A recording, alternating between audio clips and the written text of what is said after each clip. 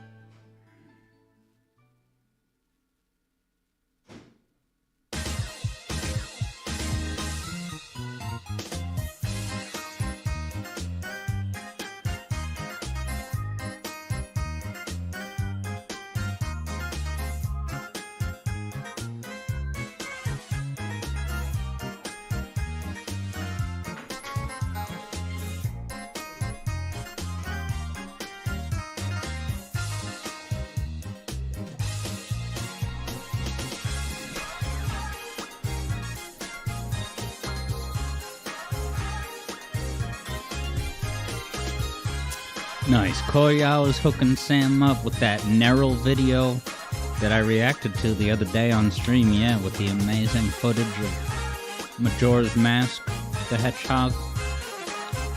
Recompilation, an incredible new way to keep N6 fall games alive. We're about to get started, people. I'm rather excited. Here I come. Hello and welcome to the Nintendo Switch CU. Hello, all you Alex Yard zoners and printer cartridge toners. This is your Wednesday drive. I'm so excited. What's up? Ultra Gameplays is asking the eternal question. How did Mania manage to screw up Hydro City Zone? It's pretty nuts. Alexa's got his PS1 booted up and ready to go. Alright, so I think we should do some wagers. So why don't I think most of the wagers we'll do, will be like, I have to beat the level with fewer than 5 deaths. If I die 5 times, I lose. But let's start with the first level. And this first wager is just gonna be a no-hit. Okay, because it's the first level. Right, start out exciting, stimulating, no hits. No hit run, yes or no. First level. 1 minute to bet starts right now. Make it count, man. And yes, as Koyao points out, today we are playing in the Insane Trilogy, Crash Bandicoot 1. Ghost of Burb has never played a Crash game, so this is all new to you. Yeah, I didn't really play these games growing up, other than a quick tryout at my friend's house who had a PlayStation. Yeah. So that timer, that's if you want to do time attack mode. Which is not what we're doing. Yeah, Ultra Gameplays didn't know that this Crash Insane Trilogy is on Switch, and yeah, it's pretty solid. Pretty solid. I don't know offhand how much better the other console versions look. And now I wonder if Crash Bandicoot 4, It's About Time, is on Switch or not. I bet you it is, but I don't know. Maybe it's an HD only deal. Ethnoman, hello Ethelman. Wondering if I've tried any of the PS2 games. Is that like the Crash Twin Sanity era? I guess, actually, the only ones that I've played are these trilogy games. Just this Insane Trilogy, I should say. Okay. But the one thing, I don't even know if I realized this in the past when I streamed this game, but a very important detail is that this game pretty much has what I've described in Donkey Kong Country as the Donkey Kong Country Grace Jump, where you're given a little bit more time, even after you've left an edge, that you can still jump in midair, but it has to be from a spin. What you have to do, watch, I could even maybe try it right here. You have to spin off of an edge, and then you can jump even though you've left the edge. Ready? See that? That's a big, that's very powerful in terms of opening up the level design. And hello, I can too. Really appreciate you hanging out here. I can too, because I know how very early in the morning it is for you.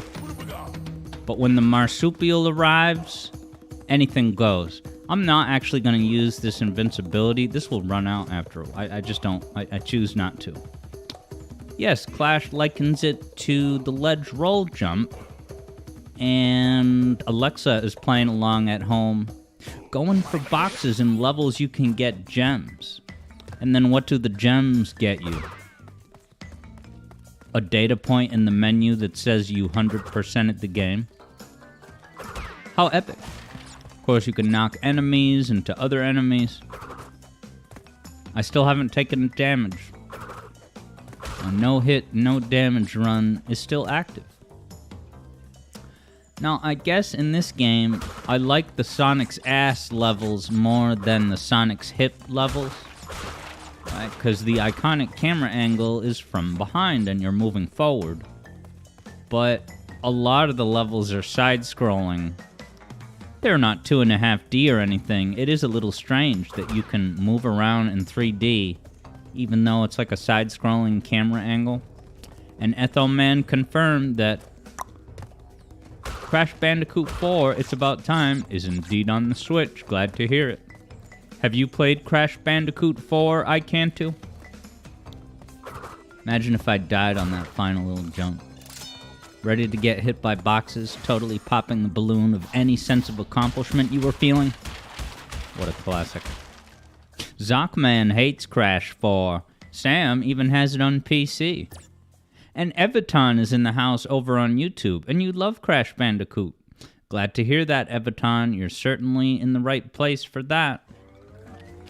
Alright, the no-hit betters win, and you win nothing.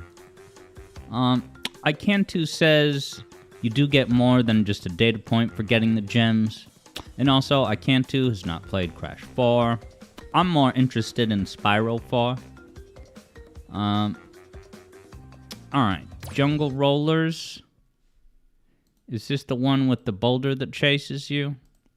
Let me do a no-hit run on this too, just to make it interesting. 1 minute to bet starts now. Eblo says Crash 4 is just like the original trilogy, but that comes with both the good and the bad. I don't want to use invincibility. Doesn't this look similar to when I play Sonic games? I'm not going to use invincibility. It erases level design.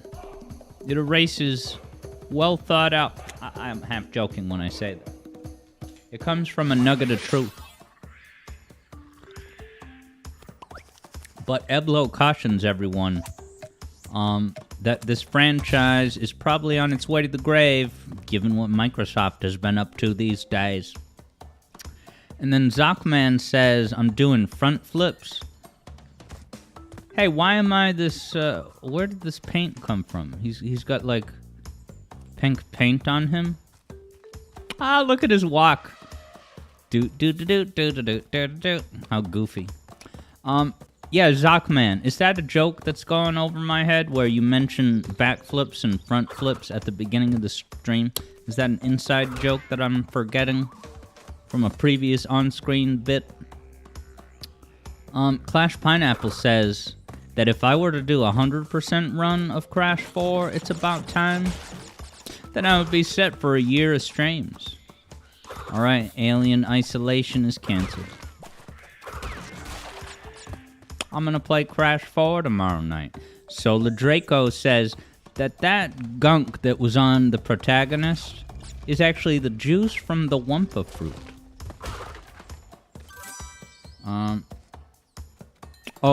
Is the Wumpa fruit the invincibility module that I picked up? Sam says Crash 1 is hard. Do you think that 2 and 3 get easier? I haven't played as much of 2 and 3. Do 2 and 3 have gimmick creep? The way that Spyro 2 and 3 has gimmick creep? I don't want invincibility. Yeah, Sam says Crash 4 is much harder, and that's what I have heard.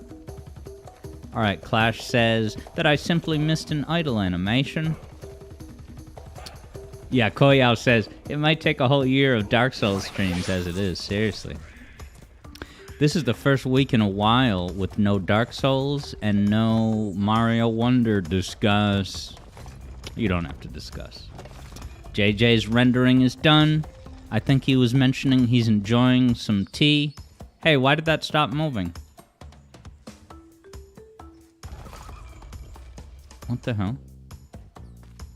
Does it always do? Is it supposed to even do that? Pizza for tea, says JJ. And hello, Javid. Welcome to the Bandicam CU. Alexa did level 2, so I gotta match Alexa by, well, beating level. But did you know damage level 2? Or did you get the gem in level 2? Do-do-do-do. Do-do-do-do. Icantu says, both this and Spyro are IPs that you prefer to leave in the past, especially given the mixed reception of Crash 4. So that's interesting because I thought, based on the little that I remember listening to like YouTube reviews when it came out. I thought people were really excited about it, generally. So what are some of the complaints that people have voiced? The people on the negative side of the mixed reception discussions? Skunks. Just skunks. Do skunks even crawl out of the ground like that? I always think I always think Toys for Bob made this, but it was Vicarious Visions. But I think Toys for Bob made Crash 4, question mark. Zockman says, Mister, you go back to get those boxes. Yeah, I've never played this in a box collectathon capacity, but maybe I'll do an 8-hour stream collecting every box in this game to raise awareness for the completionists' nonsense.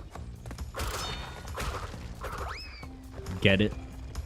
Dude, JJ's over here fingering this whole time that all of this was by Toys for Bob. Yeah, so this was done, this insane trilogy was put together by Vicarious Visions. And I wonder if Serious Sam, Mario White Hat Kid, Eric Cartman 64 knows what else Vicarious Visions has contributed to the video game world. Clash Pineapple had a blast with Crash 4. The only complaint you know is insane 100% requirements. Nice job, Zonkman. You're picking up a victory. Taking any points you could get. Now, I really appreciate Everton over on YouTube saying, you really loved my 25% video. It was really good. I really appreciate that. I wonder if that's how you discovered the channel. Because, yeah, that 25% video has been doing a lot more views since I started putting these live streams on YouTube also. Solar Draco says the game is too long to 100%, and the rewards for completing the game is difficult. So what is it that takes so long to do? Are there just like a zillion hidden collectibles? Alright, this is the next level. Clear with 1 death or less. Yes or no? So I'm allowed to die 1 time, and if I die, you have 1 minute to bet starting now. If I die, then I will add a number to the chat just to keep track. But for this, the Great Gate, I'm only allowed 1 death. Hell yeah, JJ says 25% getting pushed more. Oh yeah. Ultra Gameplays can never find missing boxes. Yeah, I've never gone down to it's never tried to get the boxes. Yeah, iCantu says, from what you've heard, the gameplay in Crash 4 is fine. It's just they severely bloated the collectathon elements.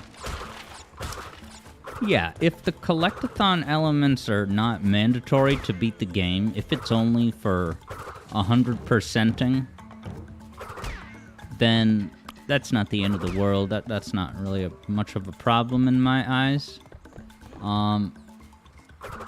What the hell was I gonna say? Now this, you can die under this, right? If you're not careful. And yes, JJ, I think it was Koyal that claimed today's VGM request. Wow, interesting. I never would have guessed this. Sam says Vicarious Visions, you know, the studio that did this insane trilogy, they made more than 1 Game Boy Advance game. No kidding. I love that console. I stream it at every opportunity. Looking at you, Mega Man Battle Network 3, so damn good. Do. Koyal singing the song. JJ's got the shout out to Taylor Swift, that tortured poet. Poor thing. Swift is a Taylor, says Clash. These parts... Now, by the way, I'm using the D-pad for all of this gameplay, and I think it works great with Crash Bandicoot.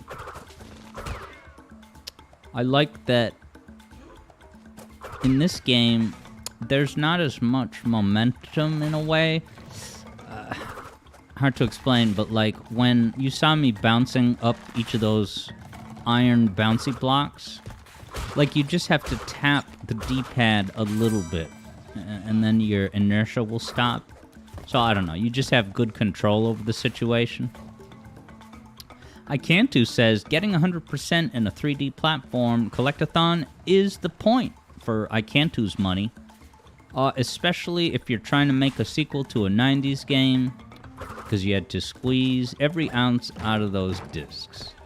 Yeah, so that comes back to the funny philosophical element of like, when you are, reviewing a game or giving people your opinion on it, what percentage of the grading system is what you're actually doing to complete the game versus what you get as a reward for all that. Now, I'm not saying I'm okay with there being no reward. I think there should be something, but that if I'm gonna 100% the game, it's not because of a payoff. That's just not how I choose to spend my time. I'm only gonna 100% a game like Sonic Heroes because I love every ounce of the entire journey and gameplay. I beat the level with no deaths, baby. Evaton says that you can die as many times as you want getting the white gems, but the colored gems, you can't die once. If you're talking about that's how it works in Crash Bandicoot 4, you have to get those gems and clear the level without dying once. That's pretty rough. Alright, the yeses have it. Eblo's picking up a victory. Do. Yeah, Eblo says, you haven't truly beaten Sonic Adventure 2 unless you've beaten Green Hill. Call me a casual. Sam says, which Crash 4? Yeah, about time. What's the unofficial Crash 4? What was the first game after Crash 3? Yeah, Ultra Gameplays shares the sentiment that D-pads are best for these 2D games. Except Metroid Dread. Good night, everybody. When I first booted up Metroid Dread and you used the joystick in this game, what? Right, but I eventually saw the light. Alright, sounds like Wrath of Cortex was the fourth game, and or Quadruplet Sanity. Underrated game, Quadruplet Sanity. I could just picture being a kid, buying Twin Sanity, and after your parents spent the $60, you boot up the game, and everything's a cappella. Uh-oh. Did I start a new wager? Let's start that one. Alright, so this is a trickier boulder level, but I have practiced it in like the past couple days. I did play a bit to kind of warm up for this stream. So I'm going to still do one death or less, but I'm actually going to restart the level because I had to pause at an awkward moment. Oh, okay, so Solar Draco clarifies that the colored gems thing, where to collect them, you're not allowed to die once. You're saying that that's even in the OG Crash game. Wow. Interesting. Clash grew to prefer using the joystick even for 2D. It's quicker to turn around. Is it now? Am I missing out on quick turnaround-ocity? Ultra Gameplays has bet a robust 50 points on a yes outcome. So I'm actually using the joystick now. Why did my mind go there? Is the joystick maybe better for these chase levels?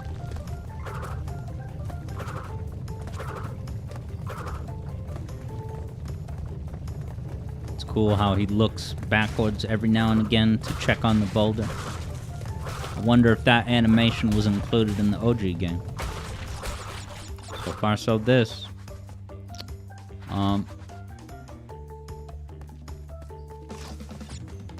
Okay, interesting. Koyao, yeah, switches between D-pad and joystick, depending on what level it is. Oh boy.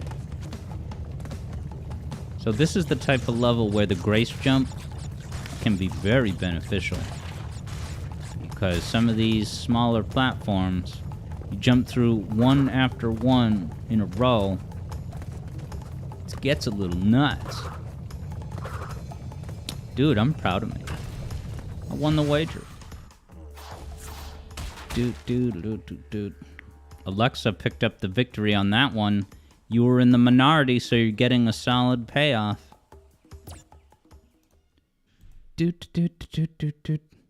Alright, next wager. I'll at least show you what level it is. Let's see what we got. Upstream. Is this the one with those lily pads? I might have tried to beat this off stream yesterday and failed, but I'm not sure, but that's the vague recollection I have. Whatever you think's gonna happen, decide in the next minute. Ready, go. Icantu says that this game is kind of weird in this insane remake. They took the no death requirement away for non-colored gems, but then they made the bonus round boxes a part of the count, which was not the case in the original. So is that to say that in this game, if you want to get all the boxes in the level, you're required to get even the bonus level boxes? That sounds ridiculous. Yeah, Icantu says that this inadvertently made getting the colored gems harder. Sad, strange state of affairs. So I'm using the D-pad now. I think those lily pads will collapse if I don't jump off them quickly. Yeah, I think it faded into the water, but it comes back. Alright. Nice. Alexa beat a boss in level 6. Does that mean I'm gonna get to the boss right after this? I'll fight a boss. Man. Gotta wait for the perfect time.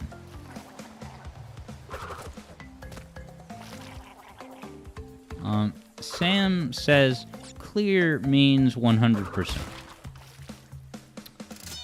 That is the definition. Oh, I took a hit, but it's not a no damage wager. It's one death allowed. Yeah, Eblo saying you enjoyed the late game Sonic Riders wagers. Easy points for you. Yeah, I definitely want to finish the story mode of that game on stream in the not too distant future. And I would like to get more Rystar in. That might be a good opening act for a weekday stream. Do some more wagers, you know, starting, we're almost at the Snow World with the wonderful music. Icantu understands why they made that change, because the bonus round boxes do count for gems in the later 2 games.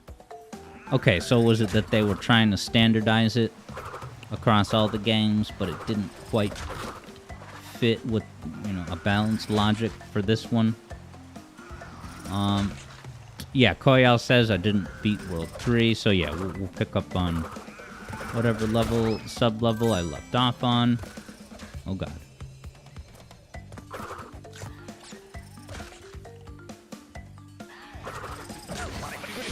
Alright, so that's one death. Indeed, Koyal, I gotta do all of Planet Sonata.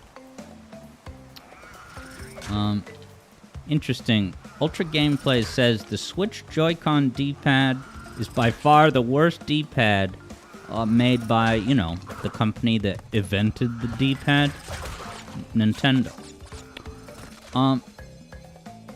The Switch D-pad is just like 4 separate... God damn it. Alright, I lost the wager. Malcolm Branch over on YouTube says bonus level boxes were part of the total. No. The current zeitgeist, and way to go, Sam, winning that wager.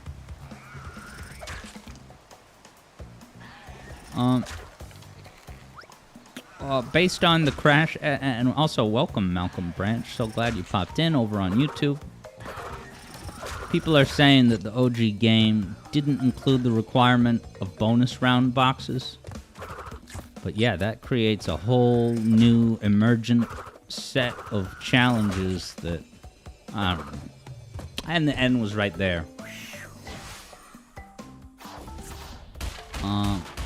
Hey, what's up, that silent boy? You made it. You made it. Koyao said that was a bit fraudulent. What was fraudulent?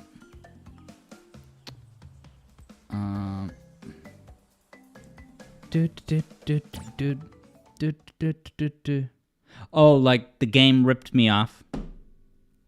Good, because I'm good at games. That wasn't fair. Yeah, Koyao says I shouldn't have died. I'm going with that. Alright, so is this a boss? Poo-poo-poo-poo? Let's do it. I'm gonna do the 1 death clause. 1 minute to bet starts right now, folks. Eblo is calling it a life insurance scam. Is this, bonus content? Is this Time Machine to promote Crash 4? It's about time. Alright, Clash has a great suggestion for what to refer to this name as casually, and it's what I said moments ago. Sam says this is harder than the OG boss. What did they change about this version?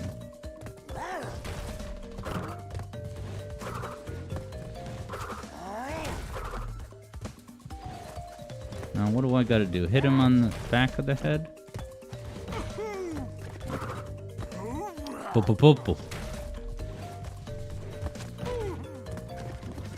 Where's the beef?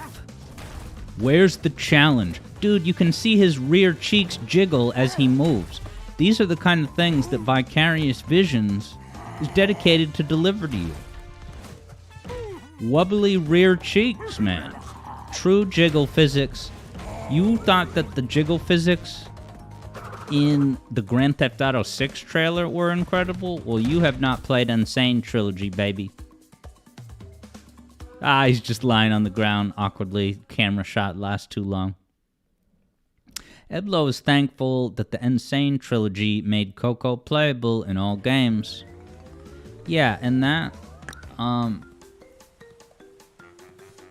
nice job, Eblo, picking up the biggest victory.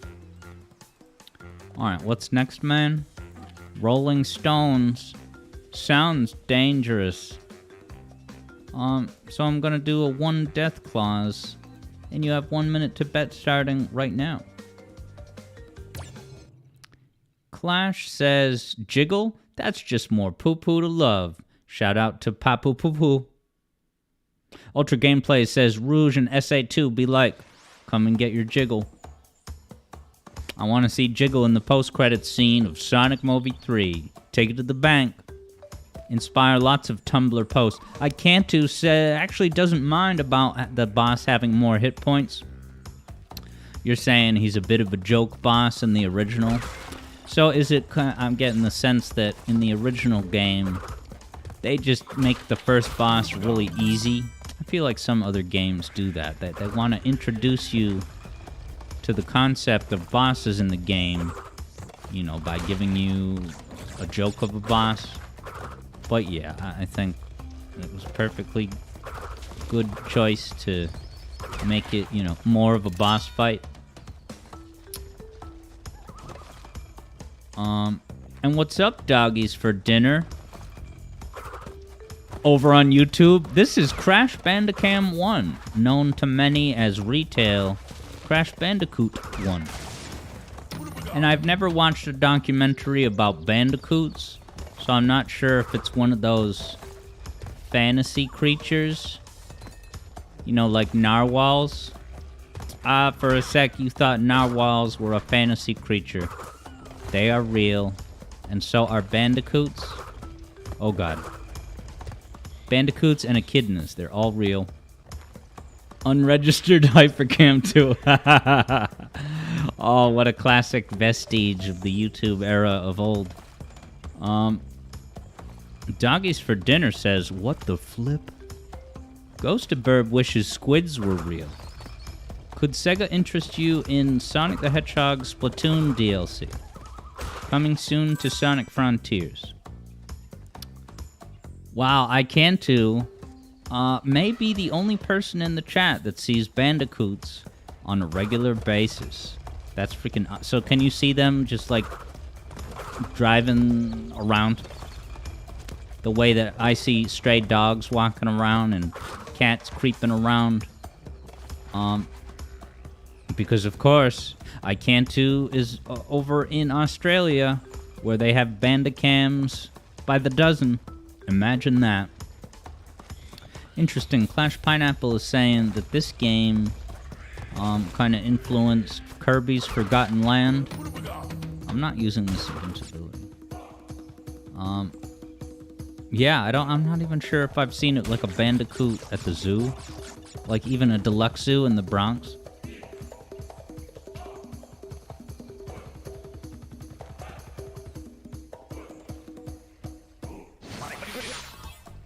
Shout out to the Bronx Zoo. They got animals. Is this gonna fall if I just... Dude, there's no telegraph. iCantu usually sees the bandicoots foraging in the grass when you're walking through the forest. No kidding, that's wild. But it's regular for you. It's only wild for me boring Americans. Alright, JJ's got the taunt. Now the new taunt debuting today will be during Sonic Mania. But that's definitely taunt worthy. I hope I clicked the right taunt button. Nice. I have 105 rings. What a pathetic bitch. I wonder what happened to Sonic. Dude, I can't handle these games. I should stick to Pokemon cards. Pokemon cards. These Pokemon cards. I want tickets to Mars for my entourage, and it's hard to get the Charizard Pokemon card. Extra napkins with a 2-liter soda, a Dreamcast with the blue controller. That was actually Snoop Dogg. Wow, Doggies for Dinner purports to defeather and taxidermy bandicoots for a living. Wow. Are they gonna recruit you for a promotional ARG to promote Crash Bandicoot 5? It was about time. Look, the 4th game was successful. They're matching the branding for the next game. Yes, and as Eblo says, that was Snoop Dogg, the iconic Spyro fan. But yeah, iCantu and Koyao are nominating that for a taunt moment. Oh, I can't wait for you to see today's taunt! Ah! Oh, man. Well, I only died once. Right? So, that's what we in the biz consider a victoire. Because I only died once, right? Speak up or forever hold your points, because I'm about to pay out the yes. Yeah, I feel like that was it. I only died multiple times in that river level, so. The big winner of that one was Jabbit. Way to go.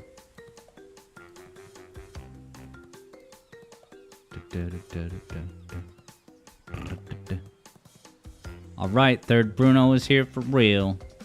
Third Bruno's day has just entered excellent mode. What's next? Hog Wild. I could do Hog Wild, but I don't like the auto runner, auto scrollers. So I'm gonna skip it, but if you really want me to do Hog Wild, just make a fuss about it now, and maybe I'll do it next. But let's go to the native fortress. I think this is a pretty hard level. So you have 1 minute to bet. Clash always uses the orange incinerator skin in Smash Brothers. I didn't know there were skins in Smash Bros. Wow, Ultra Gameplays picking up a whopping 200 points so far on today's wagers. Don't spend it all in one place. Yeah, Koyao says, I don't seem to like auto-scrollers in general. I'm not automatically against them, but You know, when you have a game with freedom of movement and good maneuverability, and then it's like, oh yeah, in this level, we're gonna actually limit what you can do. We're gonna make the movement choice for you. You just have to cope.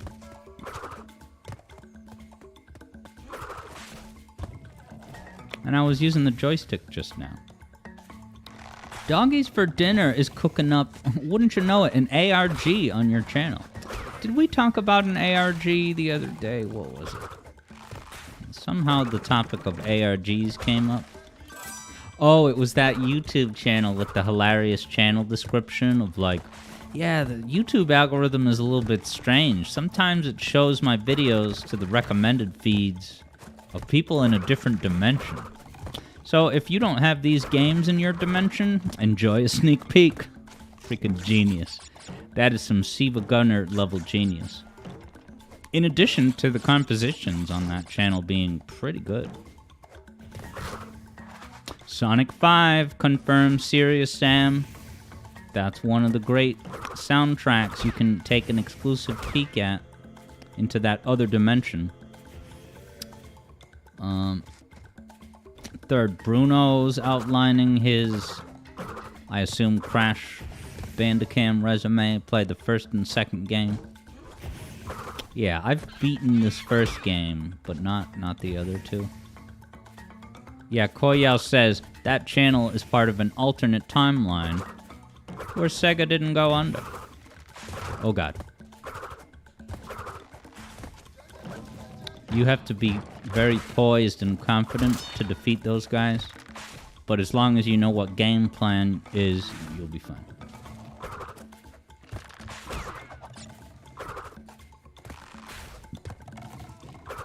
It's kind of funny that this game, and I assume the OG game, has the thing where if I spin into that first enemy, it will knock into the next enemy, and it just takes care of both of them. I don't know if there's certain moments where you can kind of strategize around that. I took a hit.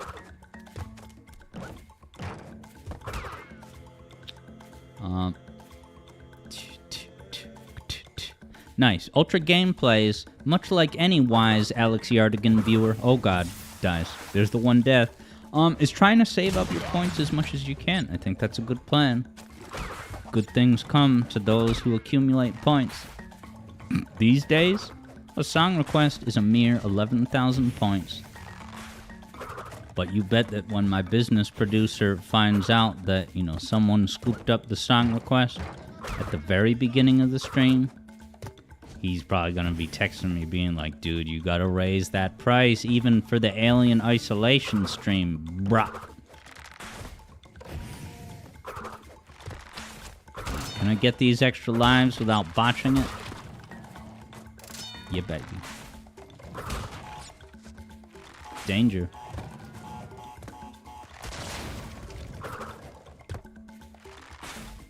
Nice. Third, Bruno's cooking up a request for next week. Interesting. Icantu says that there are later levels where spinning an enemy into another in the distance is actually detrimental. Maybe because you need that enemy to stay there in order to kind of use them as a jump surface.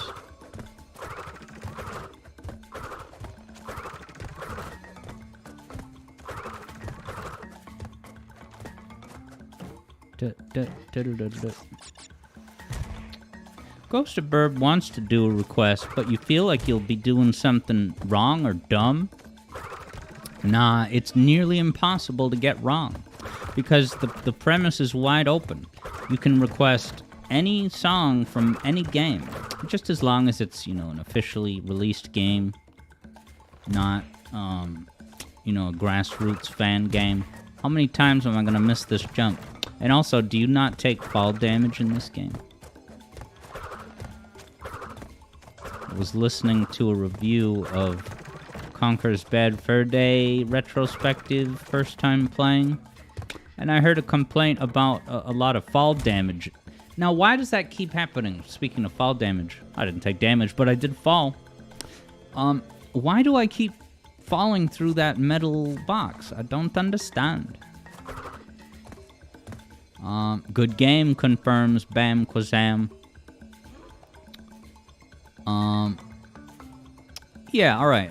This is independent from the wager, but as Ultra Gameplay suggests, why don't we at least go to a bonus stage, see what's going on in here? Is this the thing where you try to rescue the sweetheart, but she always gets scooped away at the last second? A la Mario. Did you know the code name for this game was Mario's Ass? It wasn't, it was Sonic's Ass. Bam Quazam's gonna have to get back to playing this game on Steam. And Alessandro is over on YouTube. Hello. You're saying you just recently beat level 2 of this game. Well, I want to congratulate you and wish you the best of luck on level 3 and beyond. We're all in this together.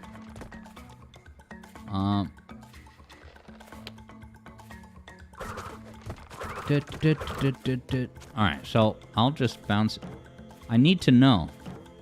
Alright, I didn't press any D-pad, so he is bouncing on it multiple times.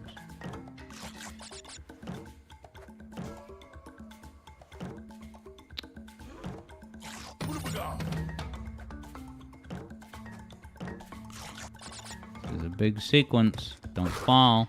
It's all over if you fall. It's actually not over, but it's embarrassing. You know, and there's not much of a cooldown for the spin move. When you do a spin, you can do another spin pretty soon after.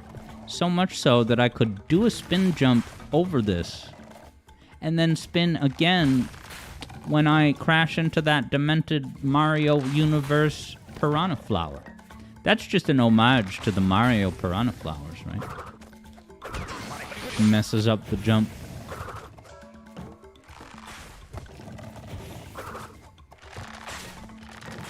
I wonder if AVGN has beaten this game. I just wonder these things. Alessandro, yeah, you're saying... Oh, the level that I was on, yeah. It's not an easy level. So I'm proud of me, Checkpoint City, baby. And there might be some secret passage I can go to behind this fence. I'm playing on mellow mode, sugars. Ultra Gameplays has not made it far in this game. Just a little past the first boss, which today I learned has more hit points than the OG release. Purists discuss. Bump, bump, bump, bump. Oh, I'm dead. Never mind. Calculated. Takes it.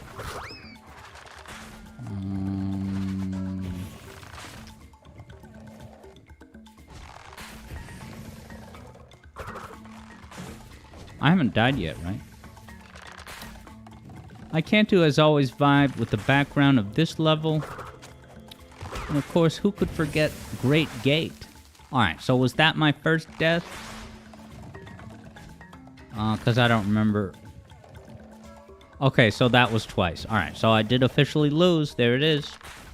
Koya won, Sam won. But I still have to finish the job. Oh, and I have a micro surprise for you when Crash Bandicoot finishes. Oh no, this is burn.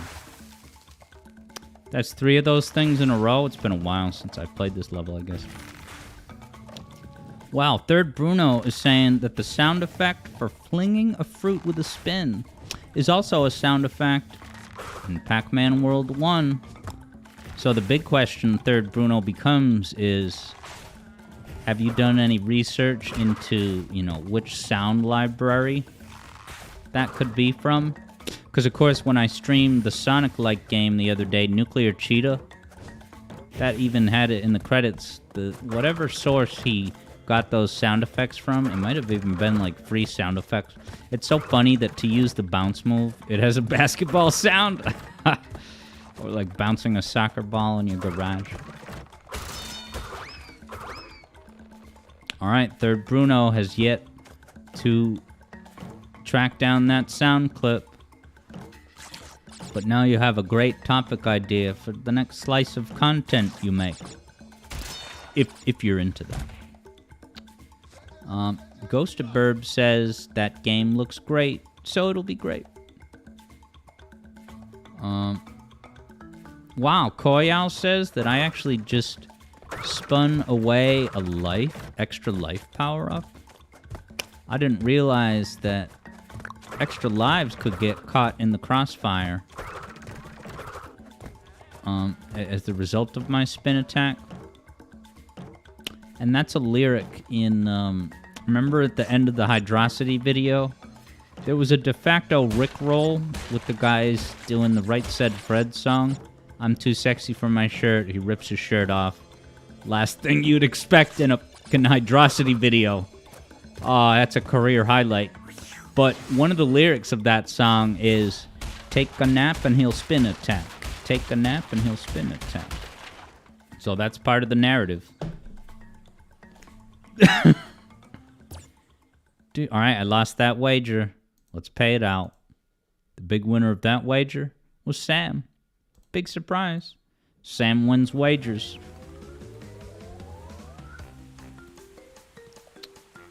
Alright.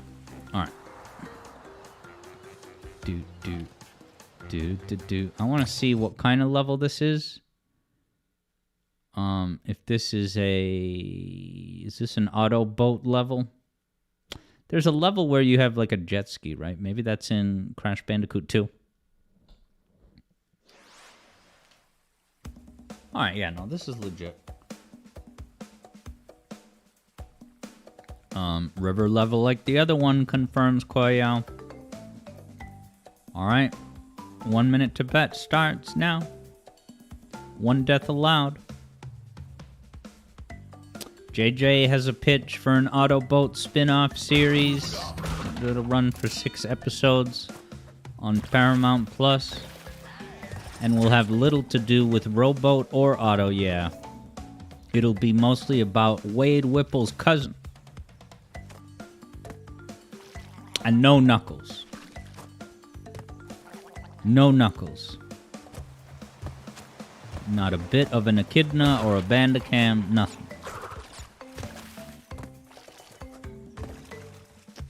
So far, so good. Maybe I'm getting the hang of these river levels. Jinxes it. I got the sweetheart token. Bam Kuzam shares a similar sentiment to me. They should have put Rouge in the Knuckles show. God damn it, that was that's what we in the biz call an unforced error. Bam Kuzam thinks she'll be in season 2. Whoa, whoa, whoa.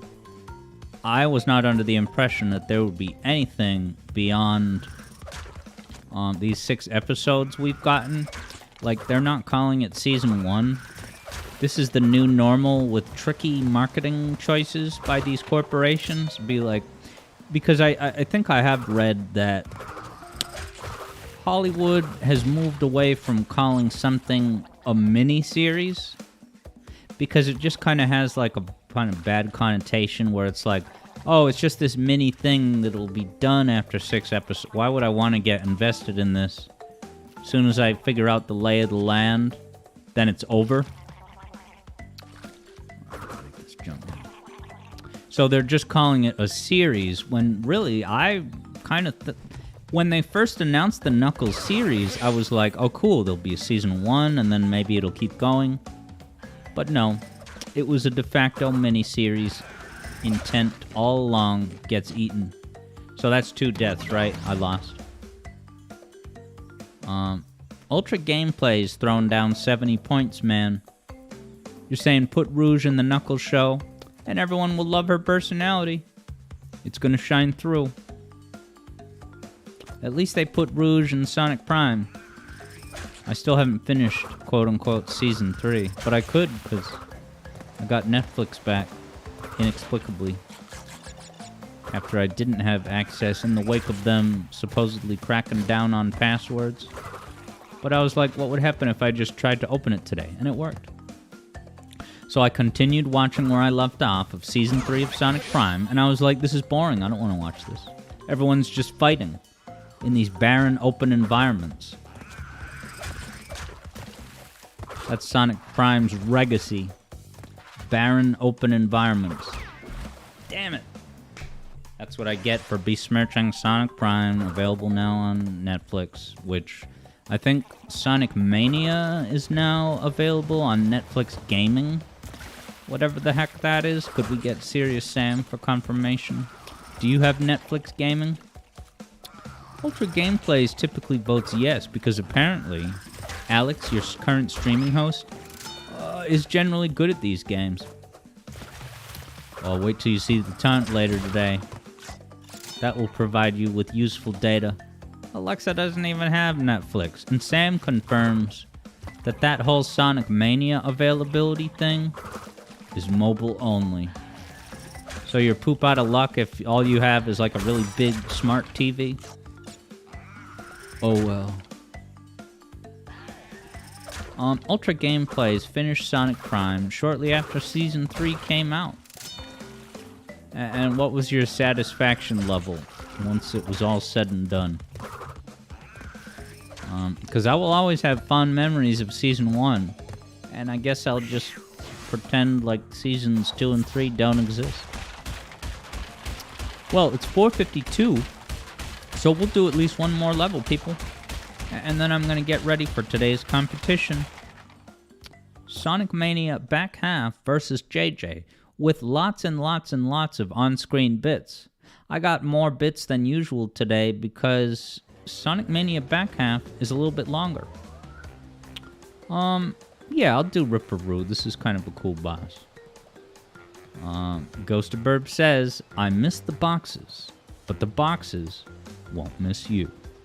And yeah, Koya was asking Season 1 of what? I was talking about Sonic Prime.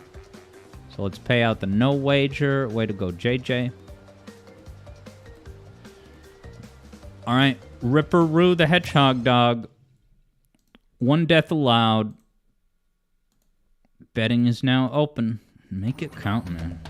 Ah, look at that not disturbing dog boss.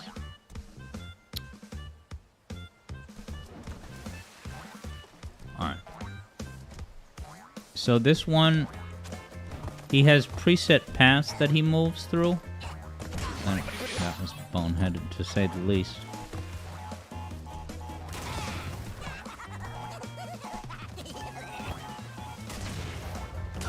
Oh, did his movement pattern change? I don't have any hits left to give.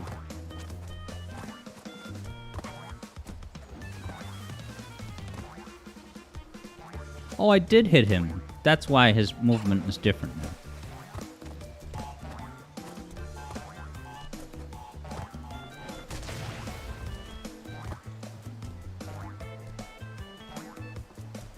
Ultra's throwing down a 70-point bet. Oh, God.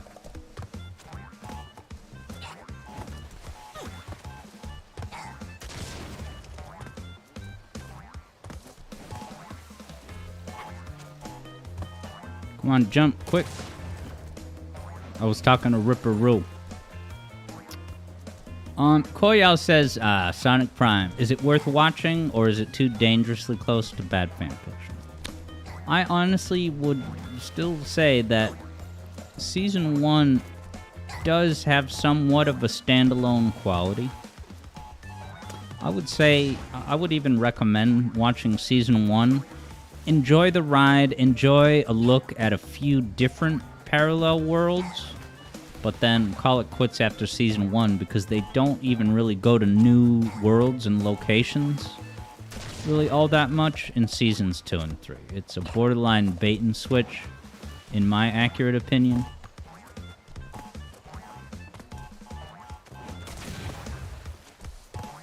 Probably hitting these boxes too soon, right?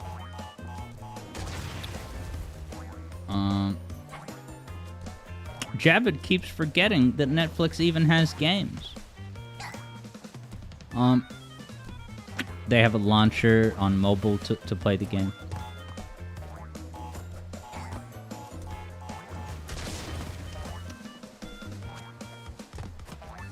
No controller support then? Alright. you know, I'm playing cautiously because I don't have much hit points. I'm so gonna get him on this one. Perfect timing. Go, go, go, go, go, go, go. Dude, I deserve to take a hit on that one. I thought I would be safe. Now I think he only goes diagonally, right? Perfect timing. First try. Damn. It's close.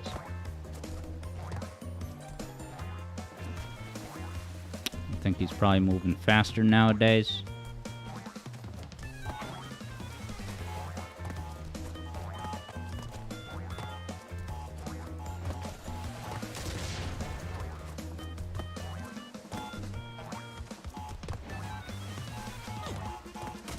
Oh, I can't get hit by the explosions. Alright, so that's just one death, though. Wow, Ultra Gameplays is the only person who voted yes. Well, the good thing is that means that if you win, you get all the... You don't have to share the points with anybody.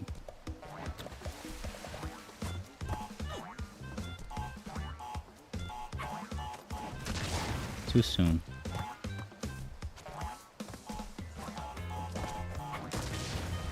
So dumb. You can go over here. Oh my god, that's hilarious. Life hack. Go over there.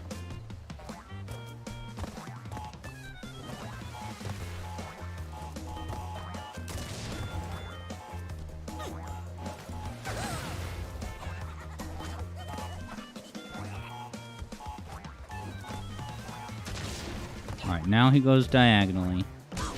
What the? Oh no. Damn it. Oh, I was thinking of a different pattern. No good. I just lost that wager.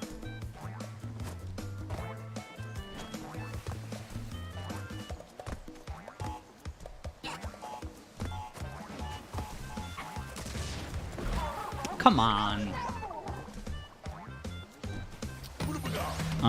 Sam says that HBO and Disney are going to crack down on password sharing. Yeah, and I don't want to jinx it, but I was glad to see my Netflix access come back.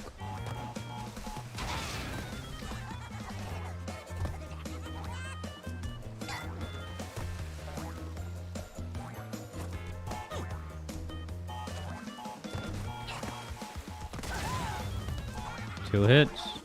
Alright, what's his new pattern? Diagonal.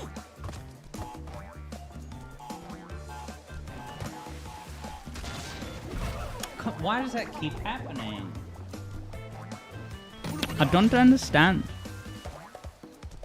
I guess I do understand. I just don't know mentally why I keep not pressing the D-pad enough to make these jumps. What the hell am I doing? I'm restarting.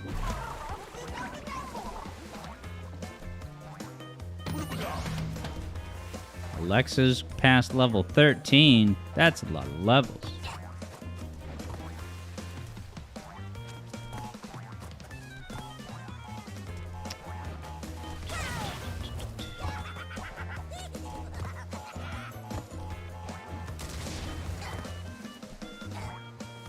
Now, will these move after they've been ignited?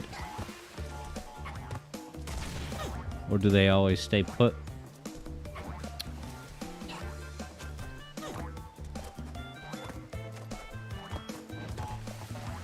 Okay, so you can hit them while they're on the move, per se. Damn it.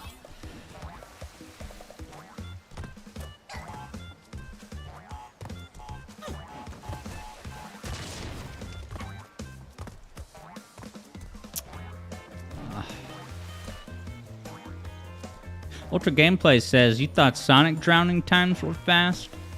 Imagine Crash Bandicoot. Yeah, are there any future games where Crash can swim no problem?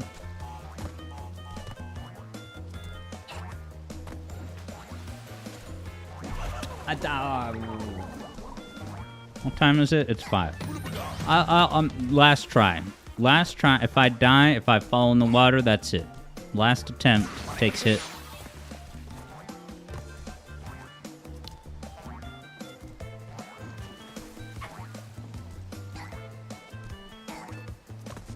Oh god, what the hell? Let's go, says Ghost of Bird. And yeah, as I micro-teased before, I have a small surprise in store for you when I'm done with Crash Bandicoot.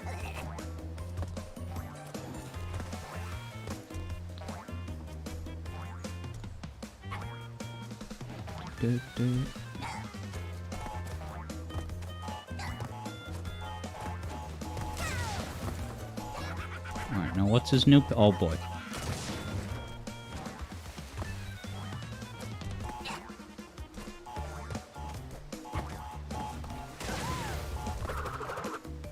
Oh, did it. I thought I was going to fall because it was doing a random animation when I was trying to maneuver around. There goes the Ripperoo dog. But I lost the wager. So.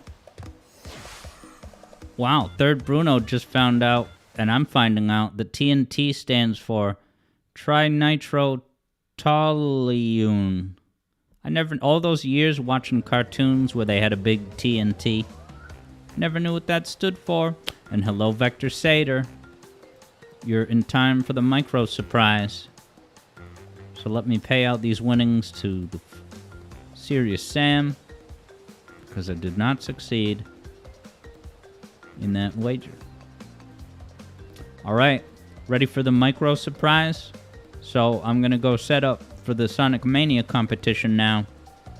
But in the meantime, I'm going to send you to the... Hold up.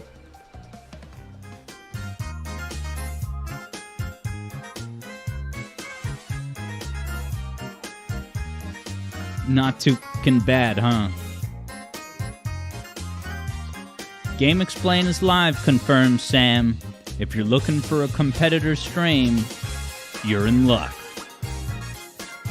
Ghost of Burb enjoyed it. Vector and Alexa. Yeah, nice little touch.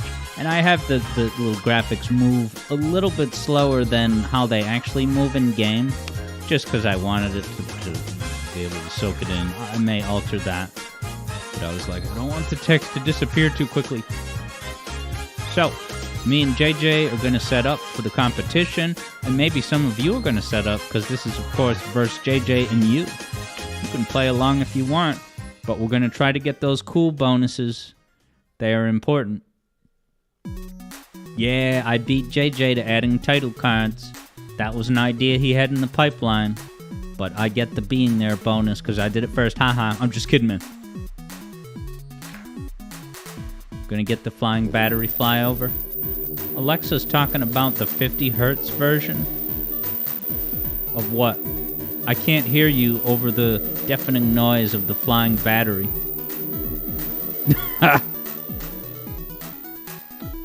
Alright, I'll be back in a couple minutes to set up. Be back soon.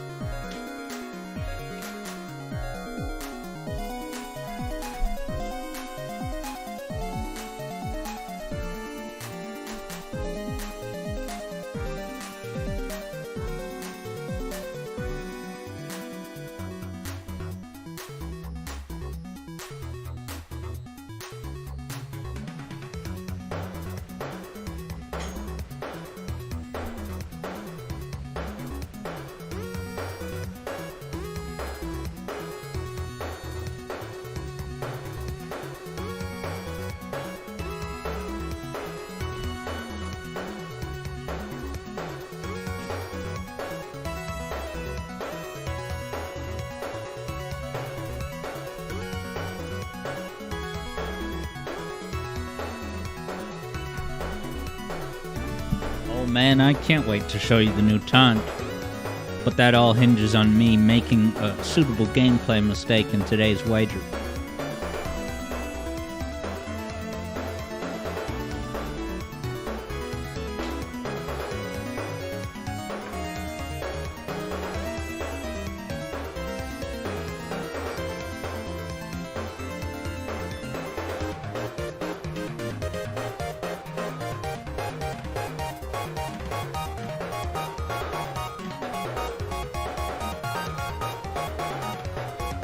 The button remapping for Nuclear Cheetah was on the memories.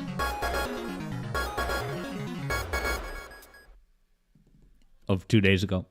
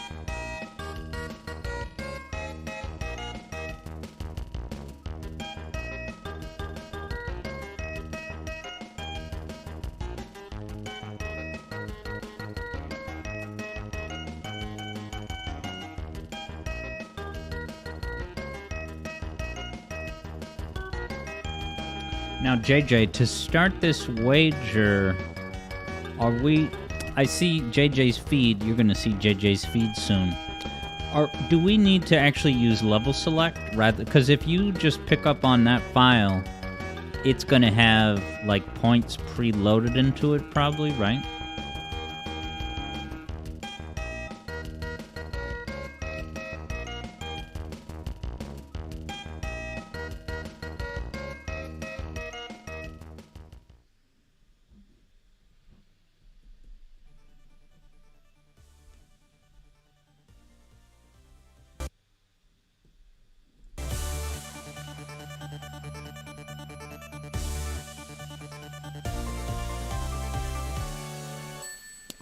Alright, JJ says it'll start at 0.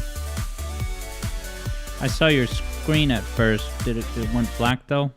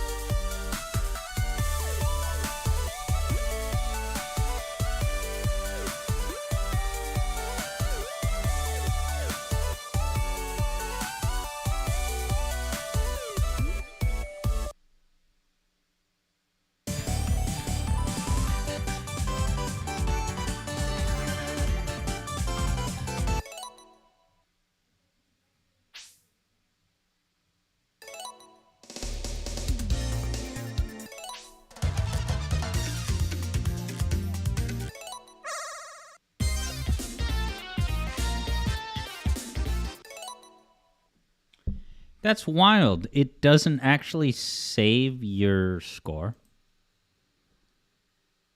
I mean, that works out for us in the moment, but as far as overall game design defense, that means that if you have to stop and resume the game, you lose all your points.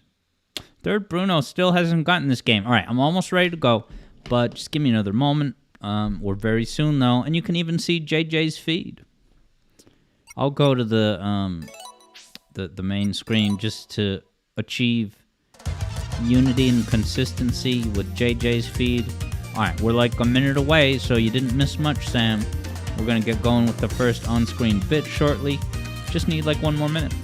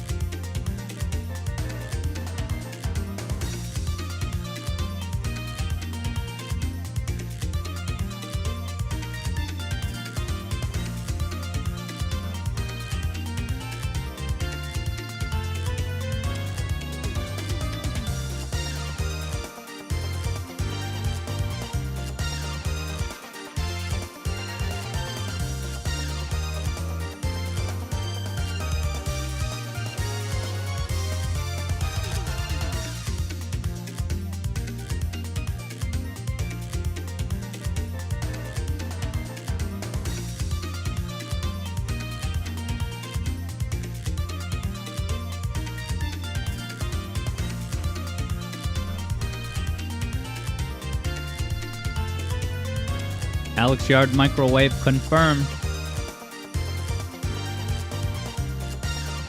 Or as the kids call it, the coffee hotter. Alright, let me appear on camera. So today's wager is a points competition, me versus JJ. And I'm going to reveal who me is.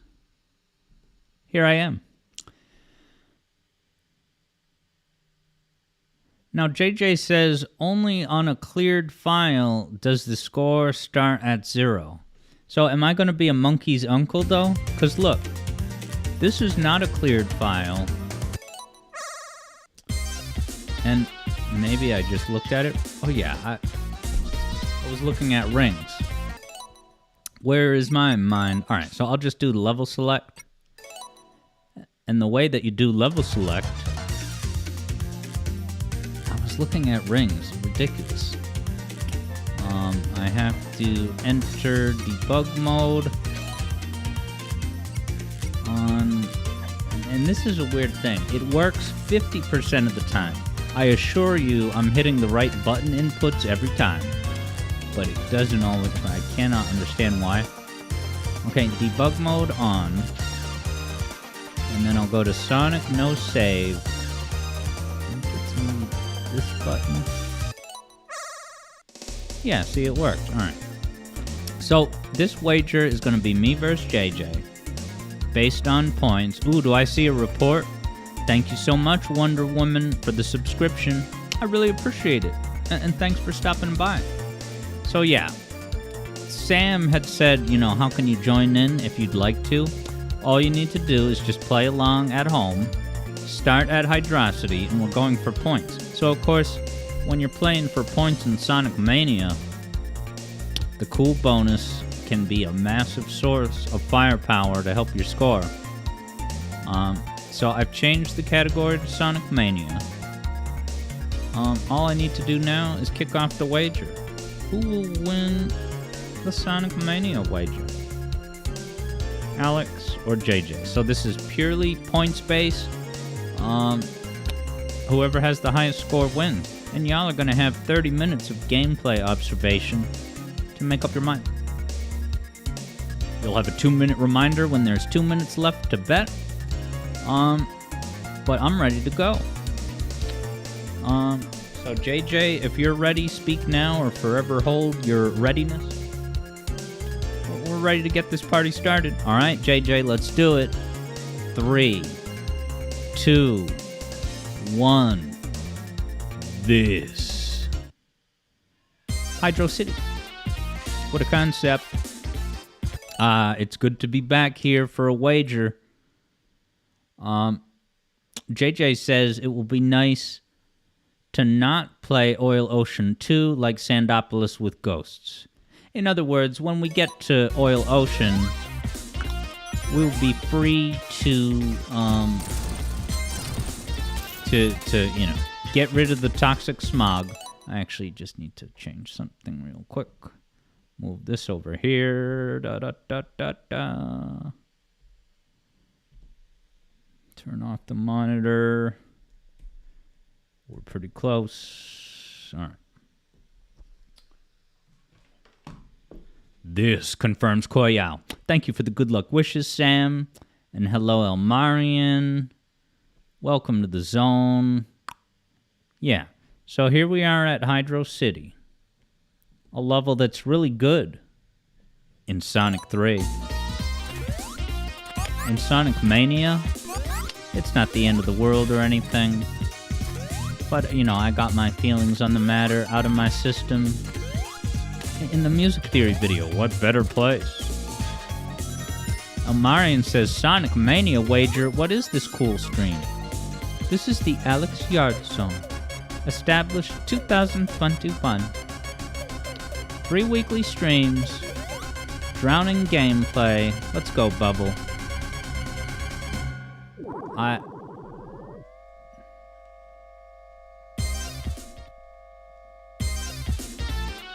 just feel like some games have a reasonable bubble ratio. Now, does that do... I have to apologize. I know I've asked this question about 1 zillion times. But if you die, does that now wipe out your entire cool bonus?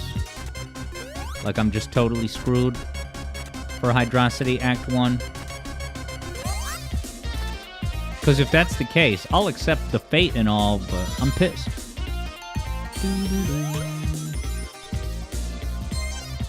Isn't this a cool subversion of that one spot underwater in OG Hydro City?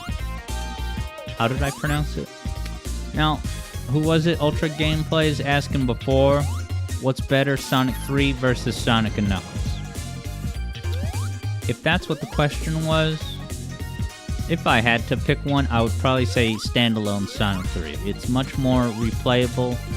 It's a tight, focused adventure that lasts about a good, 45-minute arcade-adjacent experience. Sonic & Knuckles is amazing in its own ways. Certainly for epic spectacle, epic story. But it has a little more gimmicks pound for pound. Takes hit. Ultra wonders if the devs hate their players. Looking at you, Christian and company. Auto Yaz in the house. How you doing? Wondering what I have against special stages. Well, in this game, you're saying... Oh, okay, so you were looking at my save files and noticing that there was not an emerald to be seen. Yeah, how do you get emeralds in this? Oh, no. Actually, so this game's special stages are quite good. The thing is, I feel like the majority of my playtime in Sonic Mania is actually on the Nintendo Switch. I owned it on the Switch way before I ever got even a gaming PC. So, in those first couple of years of playing the game, I actually did have a great arc with Sonic Mania, and it took me a while to get all the emeralds. And I finally did it. The old playground discussions that,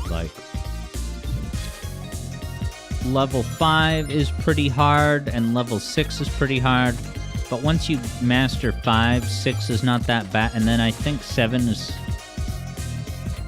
not... I remember beating 7 on my first try. That's the one with a lot of perilous, really skinny pathways. Now, Sam is saying that Sonic Mania is an official fan game. And yeah, there's been philosophical discussions about whether it can be classified as a fan game. I suppose it's a fan game in that Christian Whitehead, is very active in the Sonic fan game community. Just ask JJ. JJ can tell you about the impact of Christian Whitehead's early fan games. It's about time that I play one of Christian Whitehead's classical fan games here on stream. Because I don't think that I have. He's got at least one or two, doesn't he? Decently well-known Sonic fan games from way back in the day. iCantu says it's not a fair comparison because the Sonic 3 cartridge has the save files. Yeah, I guess in my head I'm not even factoring that into it. Thinking about the entire continuous adventure, which half is better, I guess. But that is relevant if we are considering the save file or lack thereof functionality. Wow, Ghostaburb actually got to play a demo of Sonic and Knuckles in a Toys R Us. What year was this? Was this in 1994 during the fever pitch of Sonic and Knuckles? Wow, Sam bet all of his points on JJ. So JJ did stream this game yesterday. So he has, a hyper-recent kind of practice run under his belt that I don't. But we'll see who's laughing at the victory podium.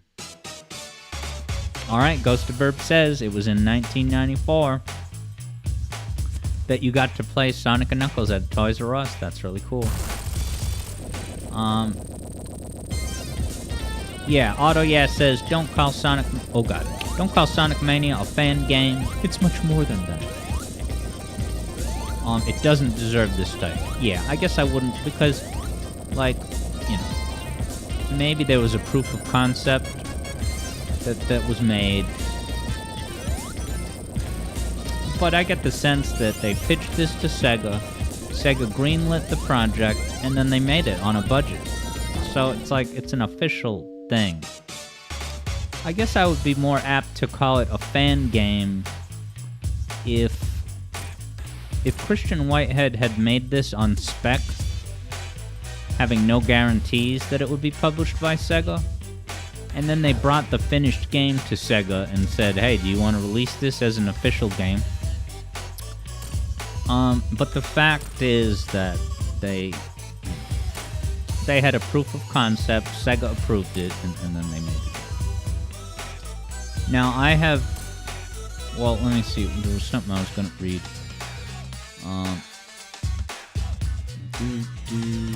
Freddy the Third likes Mania's Hydrosity, but you agree that the classical version of it is better for pacing. And hey, what's up, Simon? Welcome to the Alex Yard Zone. Another exciting Wednesday drive. What's up?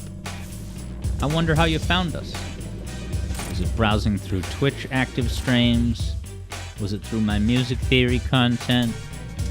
Or maybe through the 25% video? I'm gonna get hit. I didn't hit eggs. Alright, it was YouTube indeed. Maybe the music theory channel. Now Sam wonders what happens if I die. I guess there's no points-based penalty for that.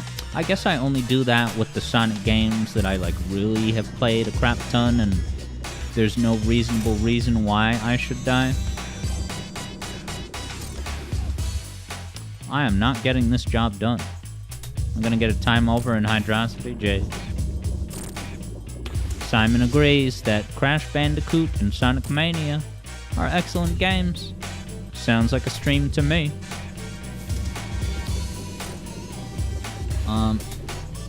Third Bruno was saying that the segment combined the start...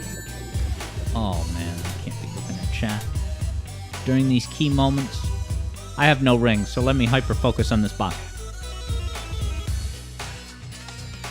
Wow, Sam reports that JJ has 97 lives.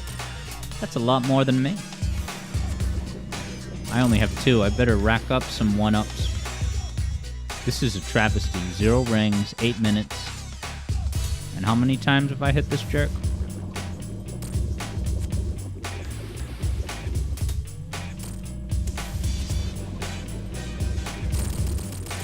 Ooh, that bomb got very close to me. Alright, Ultra says JJ has 24,000. Let's see if I can now clear 3,000. I probably won't. I have no rings, no time bonus probably, and no cool bonus. Dude, goose eggs across the board. Heck of a start to the wager. Place your bets, ladies and gentlemen. Third Bruno perhaps started with the 25% video because that their algorithm was recommending it to you multiple times. And that's what I call an effective algorithm. It's a good video. And yes, Elmarian, this is a points wager. But instead of setting a set score to get, it's just get a better score than JJ. And he's off to a darn good start, let me tell you. Oh, okay, Third Bruno actually, in fact, started with the Hydrosity music theory video. And then it was 2 videos later, you checked out 25%. Very cool. Well, I think we're overdue for today's first segment. This. Not that. This. So, as the Year of Shadow continues, we're starting to get more inklings of inklings, rather than the inklings themselves, of what's on the horizon. Because they've kind of announced like a promotional animation short, which I get the sense is probably similar in scope and intent to, if you remember, we had that kind of dumb Sonic Frontiers prequel animation that was about Knuckles, but it was like a totally, what's the word? Totally disposable afterthought that was tacked on to the game's marketing when it had no real relevance to the game itself. It was just, let's give Knuckles an inner monologue of what he's doing prior to Sonic Frontiers, touch upon his established lore, but have that not factor into Frontiers itself. Koyao is looking on the bright side, saying, more Tyson Hess. Yeah, if it's Tyson Hess involved, at least it's got that element, even if the writing is nothing special. And I say writing, if Ian Flynn wrote it, it's not really his fault. It's just the assignment Sega gave him was very limiting. Wow, JJ's at Mirage Saloon the Hedgehog?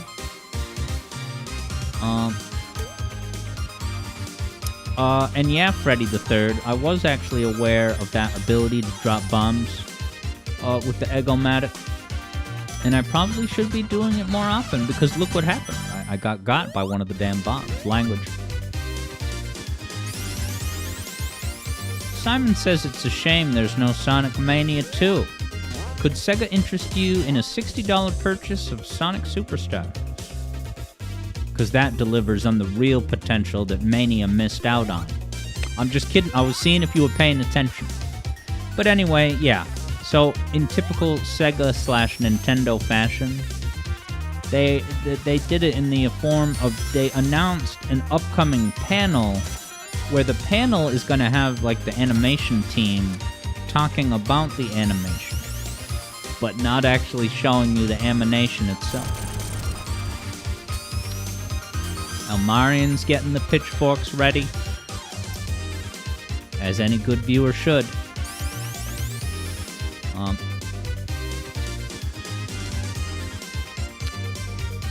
Simon says, spiritual successor, isn't it?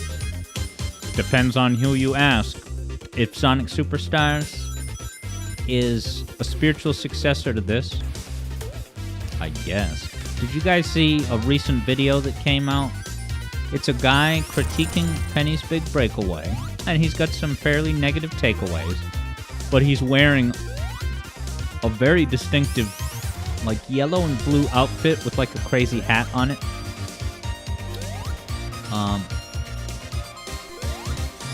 And he was kind of speculating that, I think this is speculation, not necessarily what happened, but he was framing it as like, in his mind, Evening Star spent those 2 years making an engine with every intent that their first major project would be doing something for Sega. Sonic Mania 2 or just another Sonic project.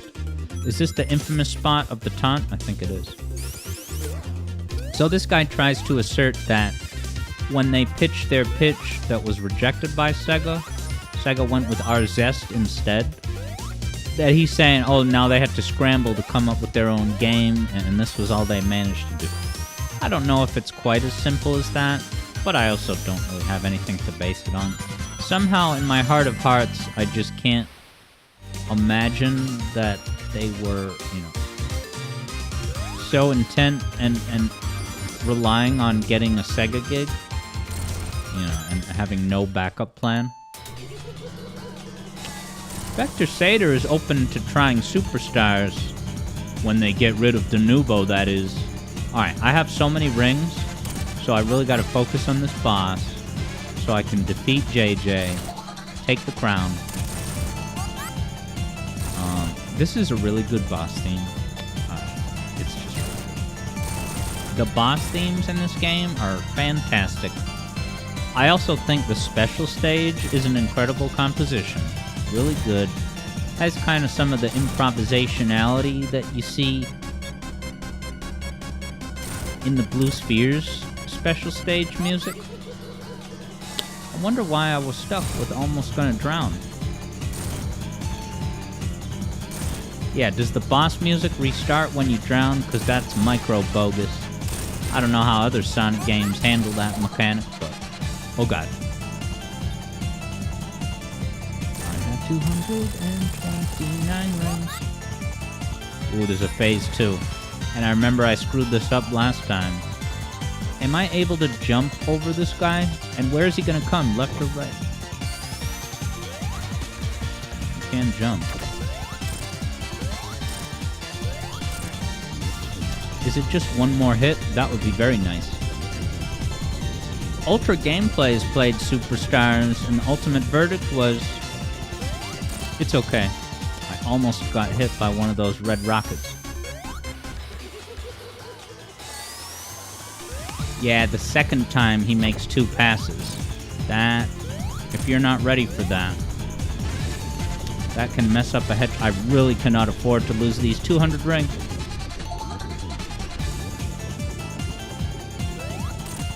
Still more hits? Alright. Combi is how you rescue everything. If I lose a little bit of my cool bonus, fine. But there is no reason why I cannot scoop up all of these combi rings, achieve redemption. Only one way to find out.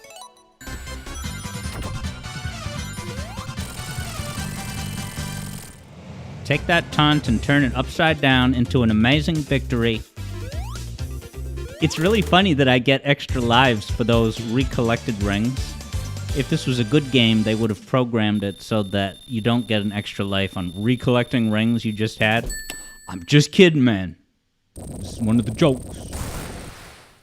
Alright, let's see how my score stacks up against JJ now. He's got 49k, so I'm about 10k behind. But if he's on Act 2 of Mirage Hard Drive, then that could be the equalizer. Yeah, I Can't Do says, that was almost a great taunt. What the hell? Things were happening off screen? Is that canon? I might have lost a hit. But I'll accept that if it happened.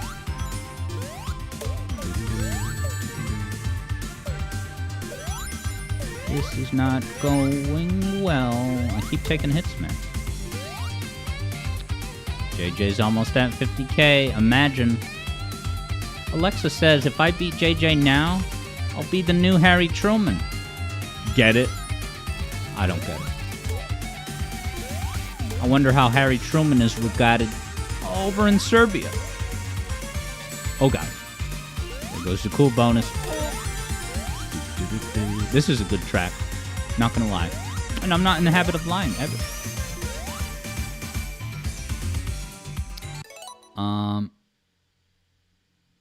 Sam wonders if Superstars is worth full price. $60? Hell no. Hell no. You should get Superstars if you find the digital deluxe available, you know, at a flea market on a flash drive. Did you like that combo? Loses rings almost. I salvaged it. I didn't see that cacti ball. I mustn't lose valuable cool bonus points. Hey! Did you see that? Maybe the hitboxes are a little bit unintuitive on those creatures. But it's time for our next on-screen bit, everyone. Alright, so this was just something I happened to see. If anyone doesn't recognize that face, that is, of course, Aaron Hansen, aka Ego Raptor. He was trending on Twitter. I think Gilly the Kid maybe tweeted just some meme image that went viral saying, like, because, of course, Ego Raptor's classical takedown that he will always and forever be known for is that he has a video that tears into The Legend of Zelda, Ocarina of Times. Okay?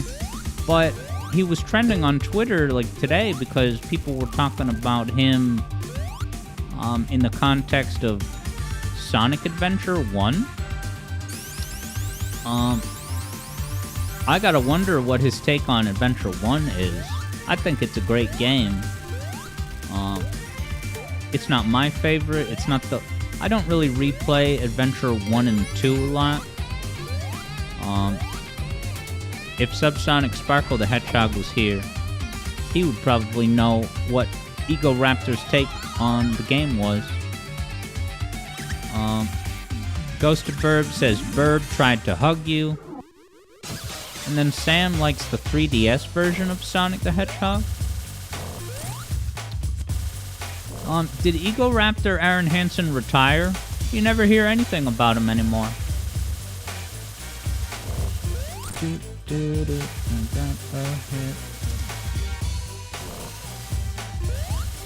This one, you have to know where it's gonna pop up.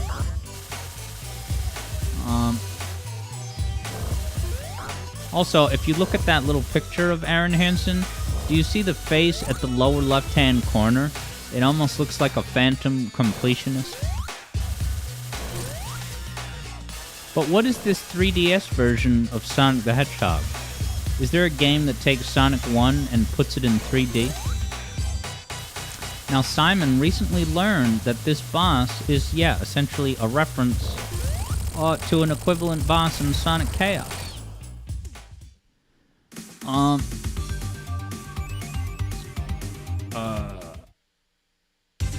Which I've streamed Sonic Chaos plenty. We're probably due for a Chaos stream. Did I stream that? What was the 8-bit game that I... No, I think I did return to Chaos recently. So I think we're due for Sonic 2 8-bit. I think JJ at one point had mentioned doing a Wednesday competition of a speed run of Sonic 2 8-bit. So that might be in the cards for next week. I gotta talk to JJ. Clash says, just because I don't actively follow a person anymore doesn't mean they retired. I guess I mean it as like, you know, like I don't follow Arlo, but I'll definitely hear people mention Arlo's opinions or whatever from time to time. Like he's at least kind of relevant in the default public consciousness. Javid thinks that Ego Raptor just does Game Grumps exclusively now. Don't recall any solo stuff. Okay. And the Game Grumps kind of, if I remember my YouTube documentaries correctly, part of the problem with Game Grumps, if you consider it a problem, is that it started with just him and JonTron. It was very specific sort of chemistry. But Aaron's vision for Game Grumps was to make it this all-encompassing brand with lots of different personalities. Whether the personalities are... If I leave... If I just... I'll just let the time run out. Look at the freaking polygonal birds. I love this. I think if I just let time run out, I won't get any points. Because yes, special stages are not a part of these points wagers. Go. Uh-oh. If I got points for that ring... Oh, no, because that just adds to time. Alright, Alexa, have yourself a good one. Have a great Serbian sleep. Because it's time for sleep. In Serbia.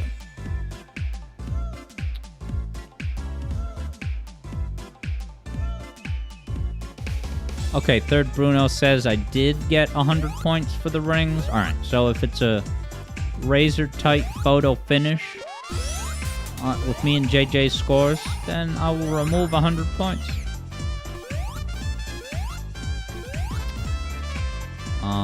Whoa, Ultra Gameplays is reporting that somebody bet 5,000 points on me? Is that the total pot, or is that just one person's bet? You know, versus the total available winnings, if I were to win. Spring Yard throwback. Except these scary demons are red now. And I've had a ton at Mirage Hard Drive. Wasn't that the one that I showed earlier today? History repeats itself. Now, Simon was recommended after watching my 25% video. What's that? This stream? Was that how you found these streams? I think it's really cool if there's people who are finding the Alex Yard Zone. Obviously, it's great if they find it through the Music Theory channel, but knowing that I have a bit more reach with the other channel, even though it only has one main stage production on it.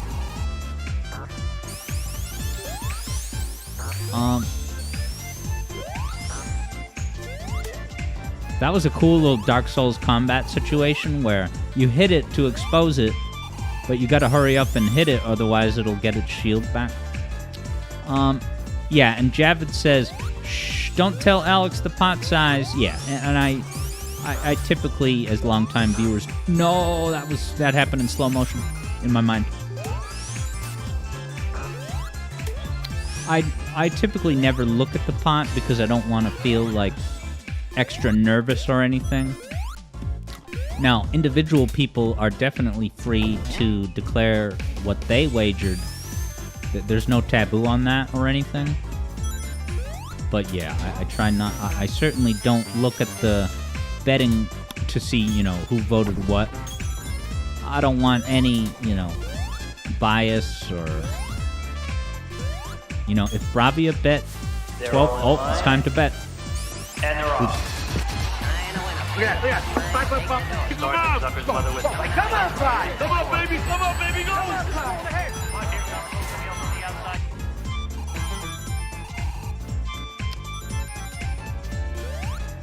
Boss time. Yeah, now Clash wonders if JJ is streaming his side of the wager today. I don't actually know, but I assume... I shouldn't assume. Oh, God. No, I think I would have seen it on his stream schedule. Has maybe JJ not done that in a while? Stream his side of the wager?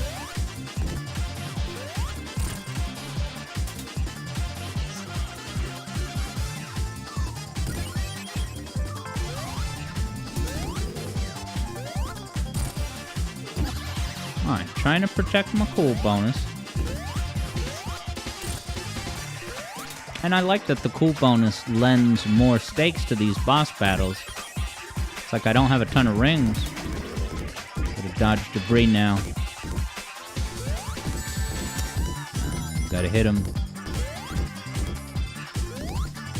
Before he's not accessible to hit during his DK slam.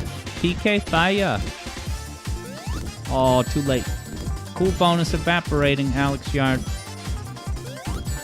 No, you have to hit it while he's in motion, pretty much. Now. Let me get the ring. What a travesty, the hedgehog. 53,000? What's JJ at? Oh my god, when am I going to learn from my mistakes? Oh. Stupid thing. Wow, I probably should have taken a hit on that, but I didn't for some reason. Oh, I'm so nervous. One more hit. Now that is bogus. That hitbox, that's just a stupid quirk. The hitbox was not available yet. That's really annoying.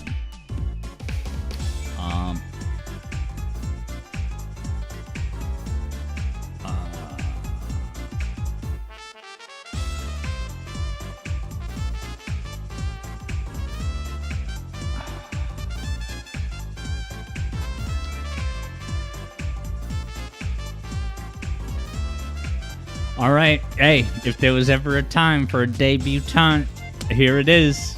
Enjoy the show. Taunt time, baby. Well deserved. I wonder if I'm going to win this wager.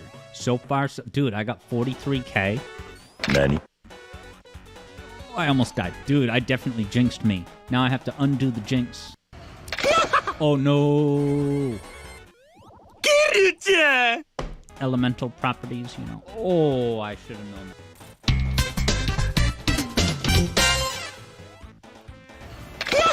You're telling me that's not a cool secret passage to a previously undiscovered special stage? There it is. We got the Spawn Wave cameo. Chomping down those channel points. Sad state of affairs over at Chemical Plant.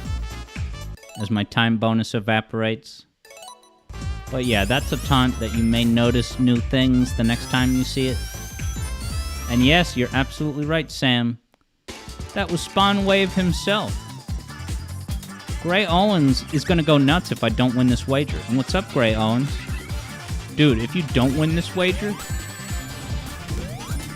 you'll have to redeem yourself on the SRB 2-kart racetrack. This Friday at 8:30 p.m. It's a little bit later than normal, but it is happening.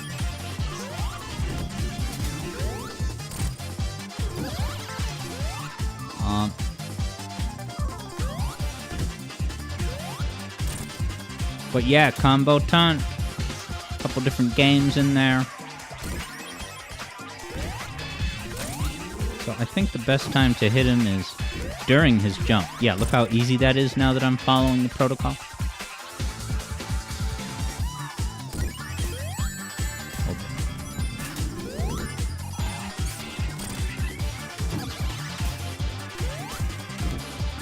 That was ballsy.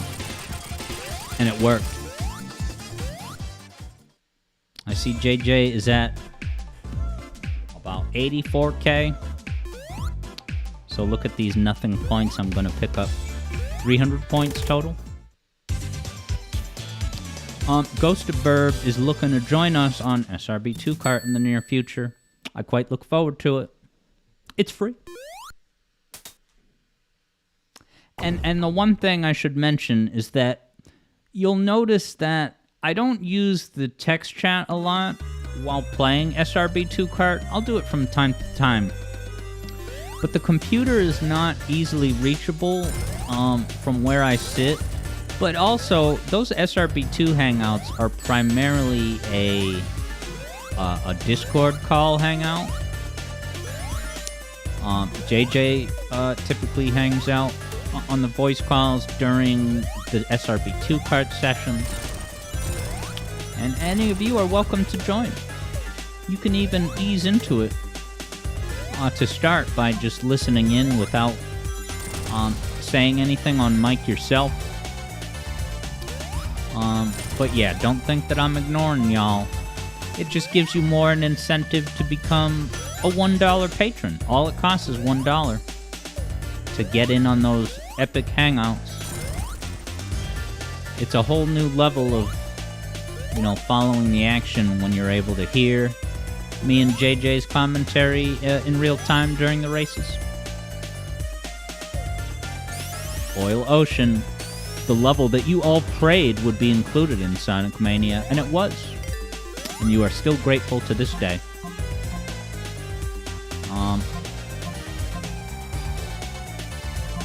Clash says, if I can't see the chat during SRB2, I maybe could consider speech to text. So I can see it just fine because it shows the text. It shows the text on screen within Roboblast 2 Kart. So the good news is I can see everything that you say in chat and vibe with it. It's just I can't chime in a lot. And I'll be frank with y'all, text-based communication is never my preference. It just feels like in a lot of cases, you know, for spur-of-the-moment things, it's just much easier to convey intent, tone, and meaning by voice. I'm never fully satisfied with in-the-moment text chatting. I'm always like, oh, am I wording this the right way? Is it gonna sound poopy? Is it gonna, you know, I just, and that's why for any significant conversation, I'd rather have it in audio. Not, you know, playing kart is low stakes, but still. How about the next on-screen bit, though? Am I supposed to jump down there?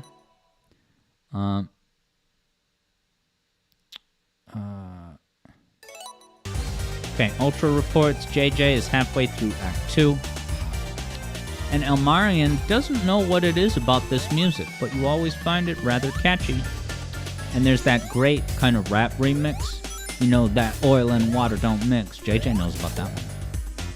Ghost of Burb feels a similar sentiment on your DDR streams. You don't have a mic set up and you're afraid to talk because that you're streaming from an arcade on location on a Dance Dance Revolution cabinet. That's what I'd like to call legit. Yeah, Ghost Burb says, yeah, responding to chat with text, it is weird. Oh boy. Yeah, and I occasionally do a stream where there's no microphone, and kind of the expectation on those is that I will say stuff in chat every now and again, but at the very least, I'm always able to see what you guys are all saying. Oh, he has an attack? Beyond his stupid trick baloney. Just threw away some valuable points, man. That was so careless. What's the matter with me? Oh, text-to-speech, as in the messages are read aloud. But, like, I don't need them to be read aloud, because I can already read them on screen. Like, they're superimposed onto the gameplay.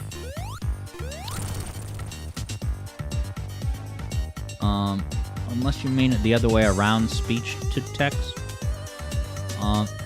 Ghost of Burb laughed rather hard the first time you fought that bogus boss.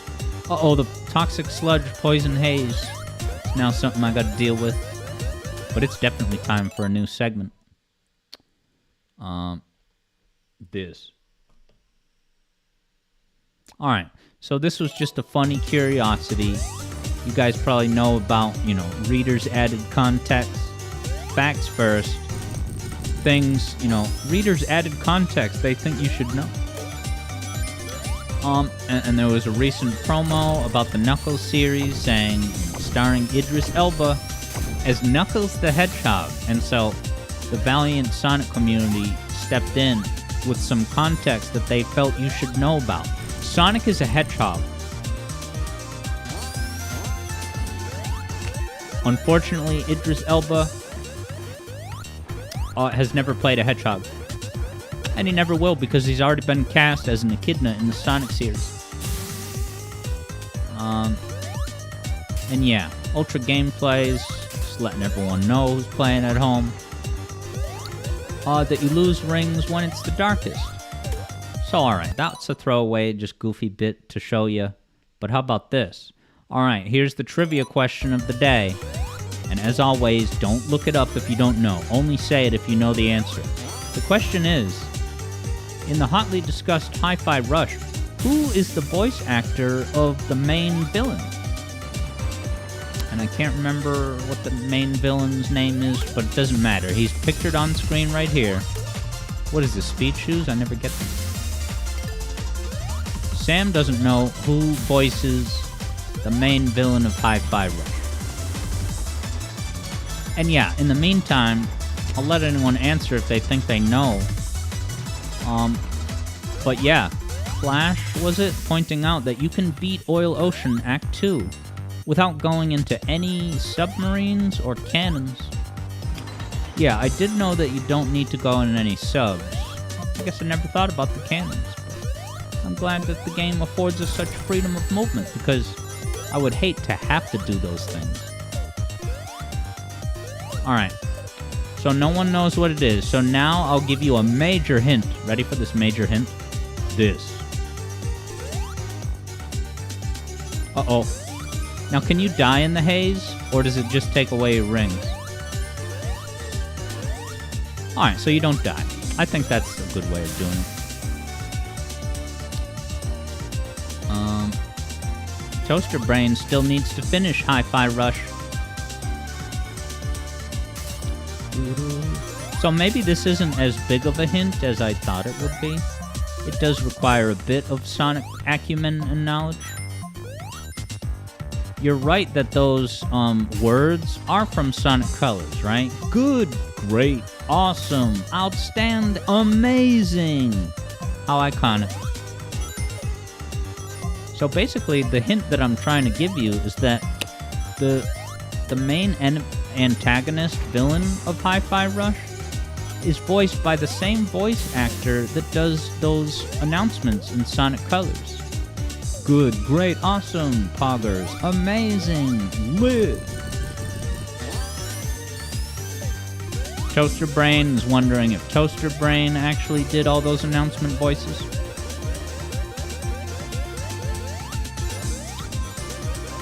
Okay, so the only thing left to identify is who is the voice of the announcer in Sonic Colors. Sam was gonna say that. Say what? That you did all those voices?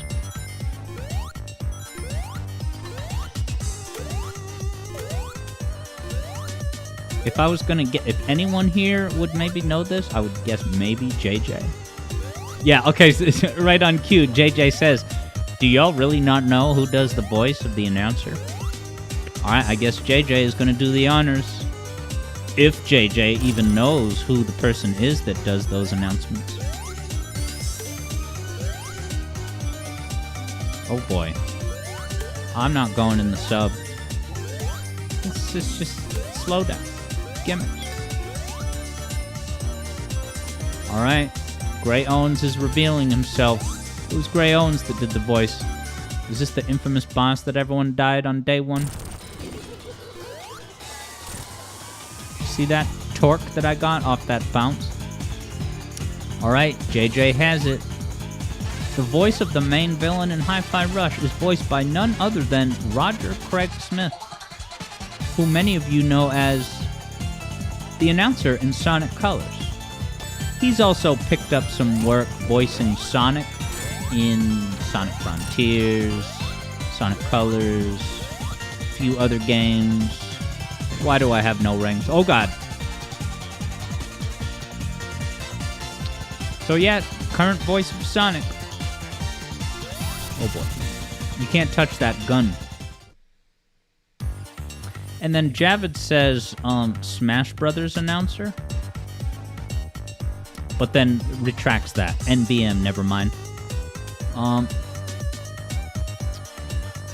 Now Sam is talking about the voice actor from A Hat in Time. Did Roger grab a paycheck for some voice clips on Hat in Time? Because I may very well stream that next week.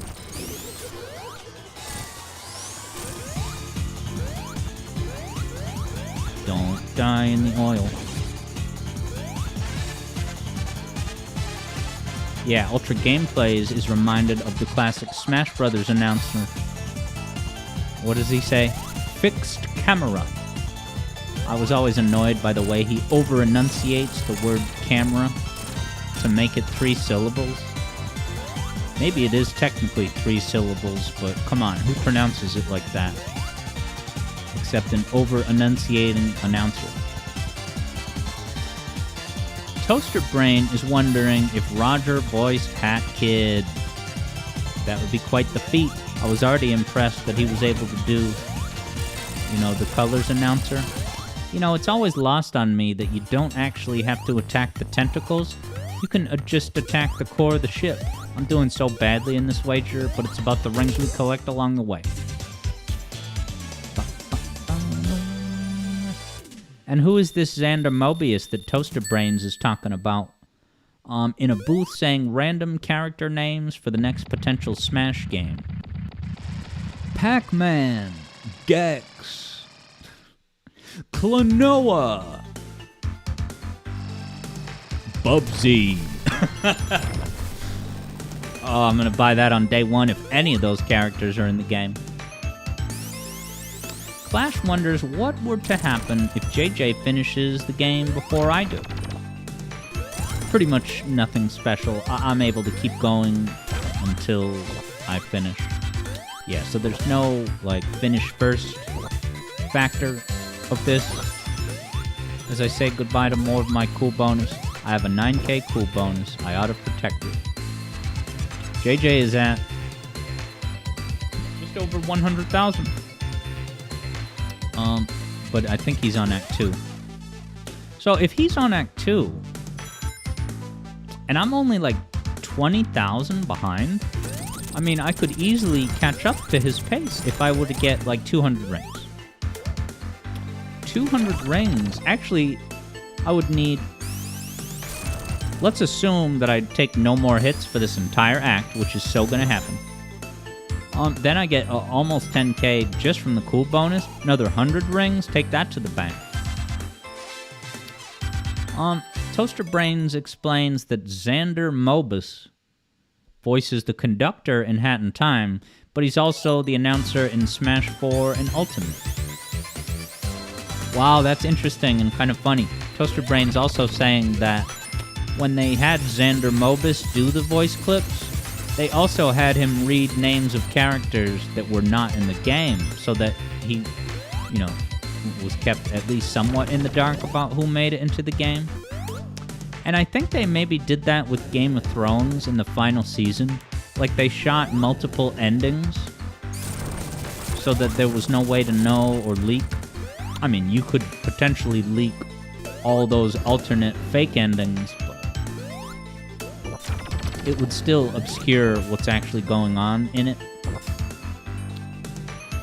But Toaster Brain confirms he's also that conductor in Hat in Time. Coming back to the Alex Yard Zone next week, question mark? 2 weeks at the most? We'll look at these rings that are going to help me defeat JJ. Ultra Gameplays is going to be right back. How about the next bit? Alright, so, more Shadow news. They have announced that there will be a new voice actress for Maria in Sonic X Shadow Generations. And boy, does she have a solid resume that includes Sailor Moon. And that's, of course, Stephanie Sheh. What's going on, Penioso? You're saying, hey, it's that game you don't really play anymore. You're saying that you haven't played Sonic Mania in a good while? But every day that you don't play Sonic Mania, a Christian Whitehead sheds a tear. Which is hilarious. Keep it up. Penioso got burned out on Sonic Mania. Did you replay the good levels too much like I did back in 2017? Dude, when I was playing this a lot in 2017, the year it came out, the levels I replayed the most were the new levels and the Sonic CD levels, which is probably, you know, easily explainable. Is it dangerous? There's no incentive to go up there. I would play the new levels and the CD levels because at that point in time, if you can believe it, me, the Alex Yard, had barely played a lick of Sonic... What's it called? Sonic CD. That game was unknown to me until the 2020s. Now, I'm not supposed to have this shield.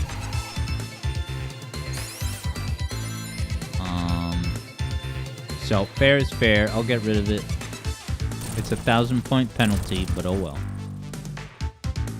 Walking on lava. Javid says that, yeah, that Stephanie Sheh is quite, you know, prominent, relevant voice actress. And I just included that image because it's funny to think of it as Maria Robotnik. You know, to give the delicate, innocent character of Maria the last name Robotnik, it's just kind of funny that there would be such a, you know, a friendly, sensitive member of the same family. Apparently, I think Maria is Robotnik's cousin. You know, they're not siblings. They like share an aunt or uncle or something. I forget exactly. Has anyone mapped out the Robotnik family tree? Because if not, I could capitalize on that untapped oil field. And Clash says he also did Joker. Roger Craig Smith. Wow, Roger Craig Smith did the Joker. And Clash wonders if I've considered playing Persona 5. I guess, yeah, let me talk about my thoughts on Persona and perhaps explain why I'm a little bit reluctant to play it. It has a lot of life sim elements, and I guess I'm not in the market for that, per se. Like a lot of dialogue. That might be why I kind of ran up on a wall where I tried a Fallout game, I think, and I'm just like, I don't want to have to talk to everybody and go through these dialogue trees that may or may not have any relevance. I can totally understand the appeal and why some people would like a game with a lot of dialogue. In fact, I think the dialogue is a big selling point.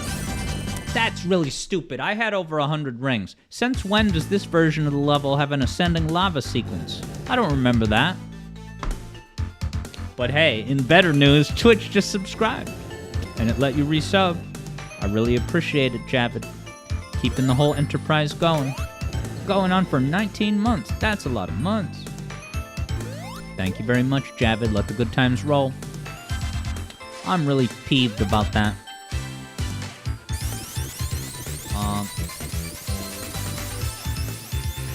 JJ says that this game, Sonic Mania, is full of a lot of, you know, you thought you knew this level, but ha, deal with this. Look, on one level, I can definitely praise the game for that. The fact that there would be these, you know, other routes that you may miss many, many times, and then it surprises you. I feel like I feel some version of that playing Sonic CD. Yeah, since when is there a drill sequence that triggers an ascending lava true set piece? They give you the extra life knowing that I was going to die there. I'm really mad about that, though, because that was my comeback route. I had over 100 rings, and my cool bonus was in solid shape, and now it's all gone. And I'm pissed. Like this wasn't here. They patched this in. I call BS. Dude, there's so many different routes. There was like a lower area and a higher above here area. You can keep going. This I at least kind of remember. And I think OG Lava Reef and Sonic & Knuckles also has, yeah, a moment where there's those wide purple platforms with lava that goes up and down, I think. I do not go there that often. Wow, bubble shield, water shield would be useful here.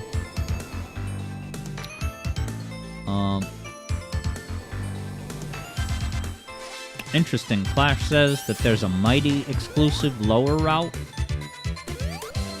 Now, I'm assuming that must have been added in for Encore mode. That if it's based around Mighty's moveset, I assume it couldn't have been in the original release. Whereas Knuckles' routes, when you think about standalone Sonic 3, that game came out. Just the first 6 zones, you couldn't play as Knuckles yet, but all of those routes were there. We had no idea that one day we would be able to break the rock wall near the end of Angel Island Act 1. This is a really bad boss. It's just waiting around. I think he's vulnerable now.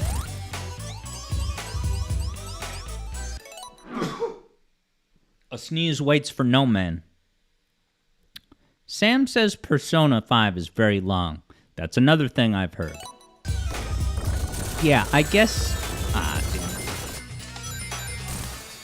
But I think I died, so my cool bonus is screwed anyway. Like, I think Persona has dating sim elements, and I'm not passing judgment, but I have zero interest in that. So if I had to power through dating sim elements in order to get to the good meat, you know, and I guess you pick a girl that becomes you're in a relationship with that girl for the rest of the playthrough. I'm just not in the market for that. But if you vibe with that, that's fine. I'm not passing judgment. I just have no interest in spending money on that. Would I play it if I got it for free? Maybe. Maybe. Wow, that was an automated, scripted thing, where Sonic jumps over the things all on his own. Third Bruno is starting to think about this, and now that they've made 3D versions of zones that started in 2D,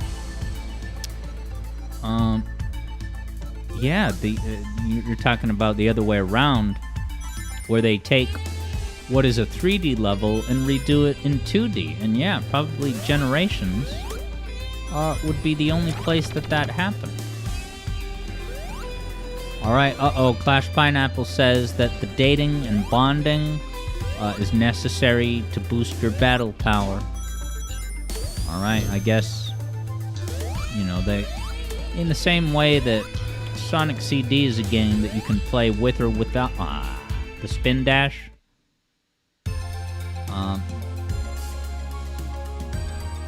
Penioso says Sonic Mania has no flaws, stop being negative.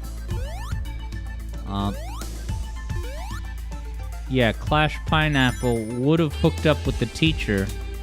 Is a teacher romance an option? Yeah, I guess I'm not necessarily interested in titillation in games. Cute female characters that are designed for you to, like, have a crush on them, metaphorically.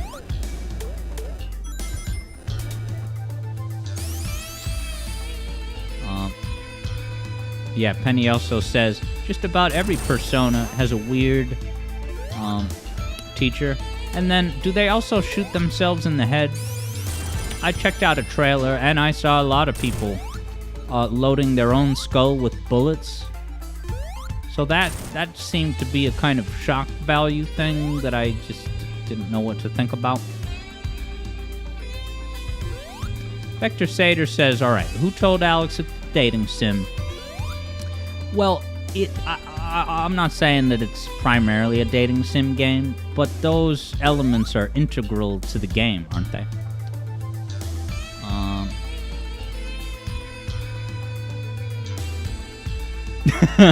Toaster Brain says that's reasonable, and as much as you like Persona, it's hard to recommend to anyone because it's sus under scrutiny. Why? Because of student-teacher relationships and self-inflicted headshots?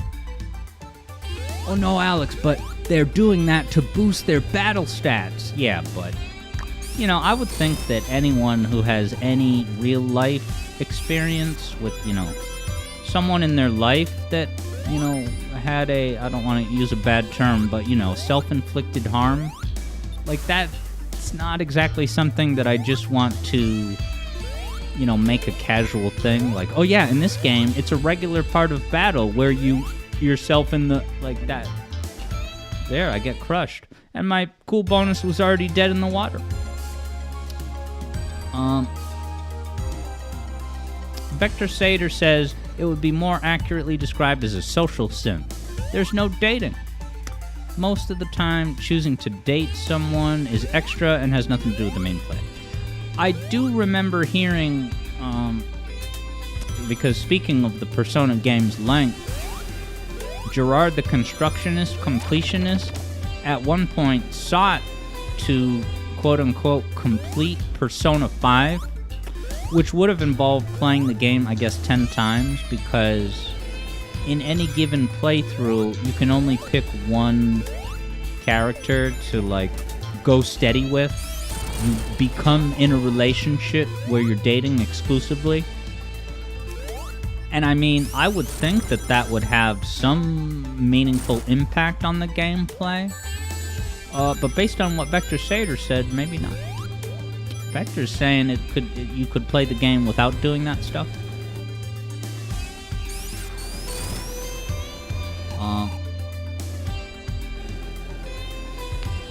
I can't do thinks the gun to the head thing is something like needing to experience fear to bring out your persona abilities.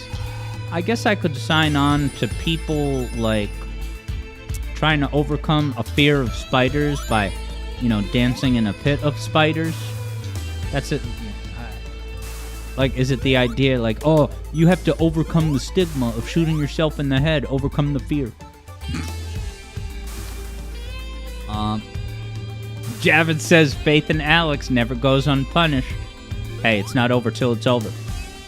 Dies multiple times on Labyrinth Act 2. At least the music's great. You hear these gorgeous guitar bends that sound like Joe Satriani played them. Toaster Brain says the dating elements are generally restricted to the last social event with a character. And it makes no difference if you reject them or accept them. Alright, so then is the dating sim element, is it just there as like an extra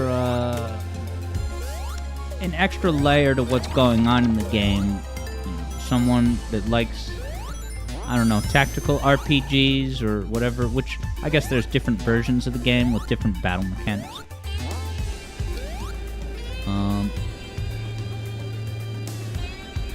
Wow, Sam is reporting that Persona 5 is a 120-hour affair. And so I was saying that the completionist was gonna beat it 10 times, but he gave up after like 4 or 5 because it was just too brutal. To so many hours of your life, and for what?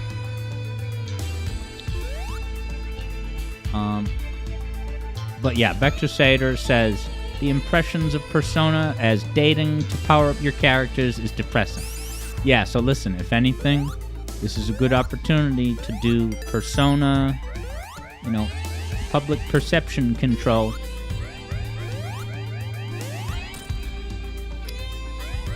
Oh boy.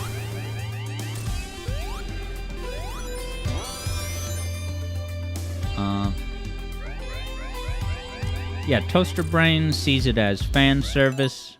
Social links make sense in context, but the dating is just fan service. Vector Sater says it's a social sim.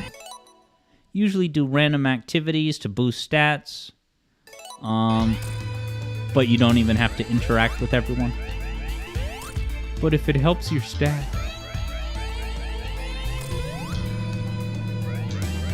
Or is it that going to the movies helps your stats? Vector says when you do interact, it's more like a visual novel-esque short story where you help learn about a character's current troubles and help them overcome from afar.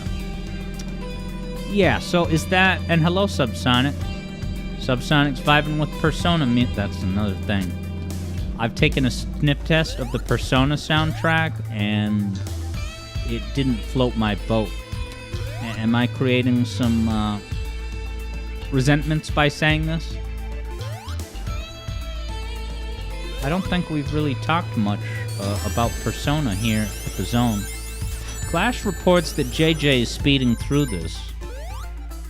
I gotta step up my game. What is he on the... Wait, Titanic Monarch already? Hot damn.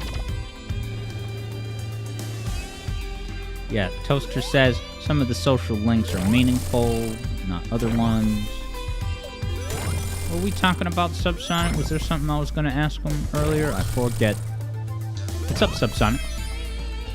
How's the UK? How's anime? And most importantly, How's your 2-hour Sonic CD deep dive video going? Because you plugged it a heck of a lot here in the zone. Some of us in the zone want to watch it.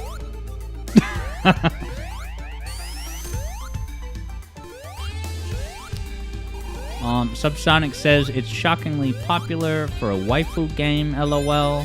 And now I have a research assignment to look up on Urban Dictionary after this.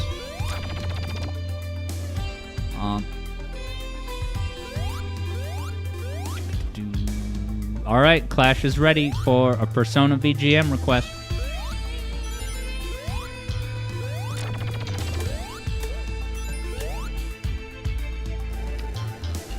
Alright, all Vector Sater is saying is, give peace a chance. I'm just kidding. He's saying give peas a chance. You know, the vegetable that your parents give you in dinners? No. What Vector Sater's saying, I'm going to get a time over. Social elements do take up a lot of your playtime, as well as slice of life moments. However, describing them as fan servicey and the like is really selling the story short. Now, fan service, I think I've expressed my unease. I'm going backwards like a dumb hedgehog, aren't I? I've expressed my unease about the word fan service. That's not a word you will probably hear me say. And it's partly because it's such a widely applied definition. I'm not okay with using the same word to describe, like, fan service, like how Sonic Frontiers has that totally unnecessary callback to Sonic 3 Angel Island showing those graphics on screen. It was funny and memorable, but I would not give it any credit for being, like, good.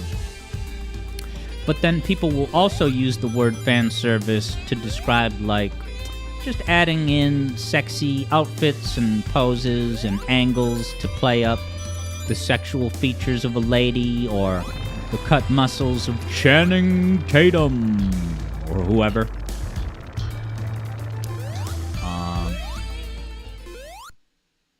But yeah, if some are trying to purport that the dating sim is what, fan servicey, like titillation, with these mysterious, sexy characters that you can end up in a relationship with, I can see how someone who's into that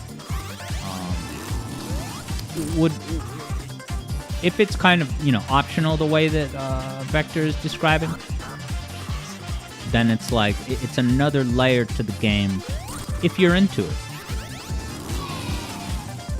But let it be known, as Vector Sater maintains, it's not a dating sim. It's not a dating sim. But it has a lot more dating elements than your average video game. But it's not a dating sim.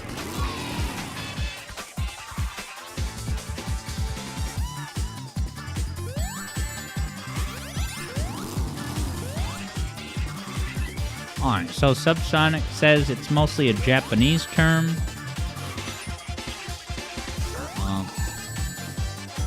Wow, the Japanese language contains the word service? How flattering. I knew English had a big influence on things.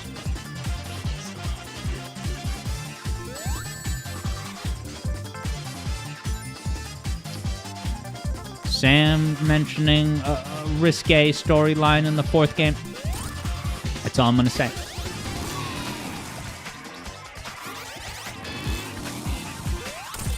Ah, what a fun way to beat the boss. Just do a little tap jump and let him ram into my rolling body. Bro, Subsonic can tell you, tons of English words are borrowed in Japan. Listen, the United States is a global influencer. Obviously, that goes without saying.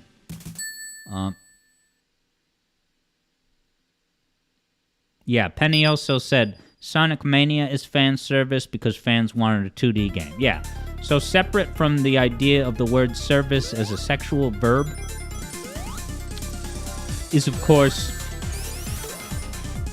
yeah, like the new Indiana Jones movie almost had some fan service where they were going to bring back the little kid short round who became famous again in the Everything, Everywhere, All at the Same Exact Moment movie. But they removed it. They were like, no, let's make the movie worse. Let's not have an epic return of legacy characters as adults. No, let's just ride off into the sunset with nothing in particular. Yeah, but that's partly why I'm suspicious of the phrase fan service for, like, pandering callbacks, is because, like, sometimes that stuff is the best. If people want to use the word fan service to mean, like, oh, it's nostalgia callbacks that are not really justified. They're just, you know, what's the word? They're just inserted into it without having a meaningful role to play. Even if that's I still think it needs a better word, especially when it is also being used to describe, you know, deliberately sexy camera angles. Like, it's too big of a catch-all term that just means, like, pandering to the audience's most lowest common denominator desires. Oh, I want callbacks to the old movies I liked. I want to see round shapes on the ladies. Aww.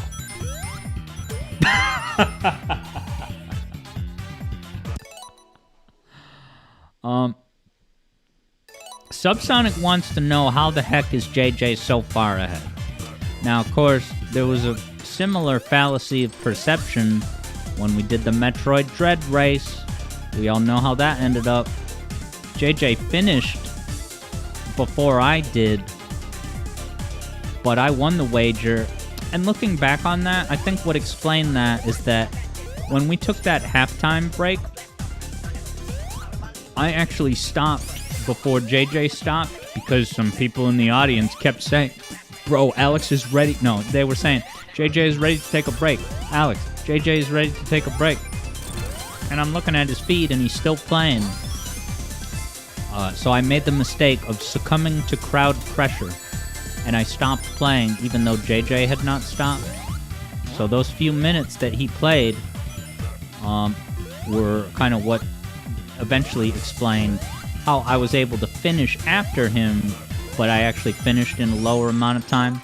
What the hell was the point of this area? I don't remember this route. Oh god. Javid confirms that this was a rough rager for me. Indeed it was.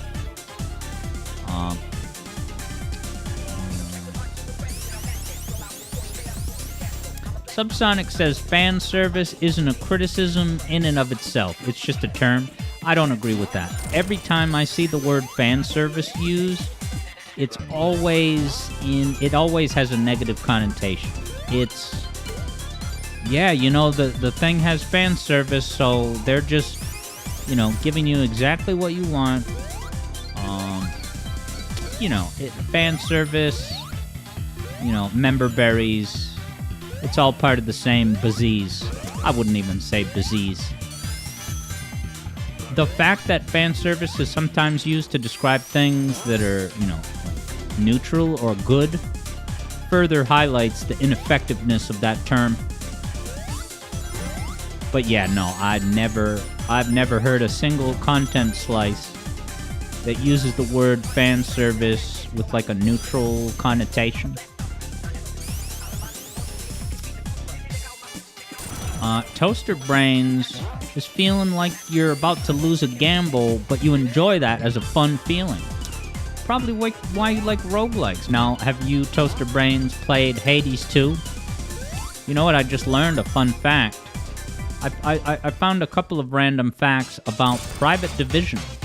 Now, Private Division is the publisher that most recently published Penny's Big Breakaway. But I also learned that Hades, the masterpiece Hades, was of course developed by Supergiant, but released by Private Division. And unfortunately, the other tidbit that I found out very recently is that they laid off a majority of their workforce at Private Division. I don't even remember who Private Division's parent company is, if anyone.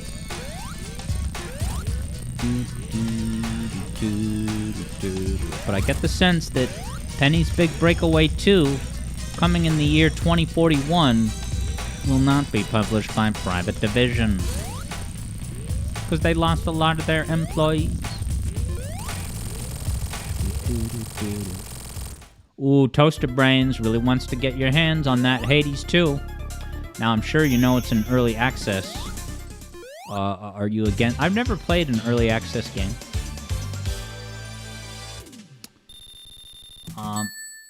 Like how Subsonic says, when My Little Pony became huge with adults, they started loading it with little fan service tidbits. The fans loved it. Right, the fans loved it because the whole idea of fan service is just giving the audience exactly what they want. But that's kind of has a implicit negative connotation that you are just, you know, playing it safe, lowest common denominator. I'm kind of repeating myself, but nostalgia callbacks. Yeah, I think they're far better terms to describe whatever's going on with his little pony. Gray Owens is, in fact, going to go nuts when I lose. When I lose? This is far from over. I'm getting motion sickness because of the spinning wheel of doom.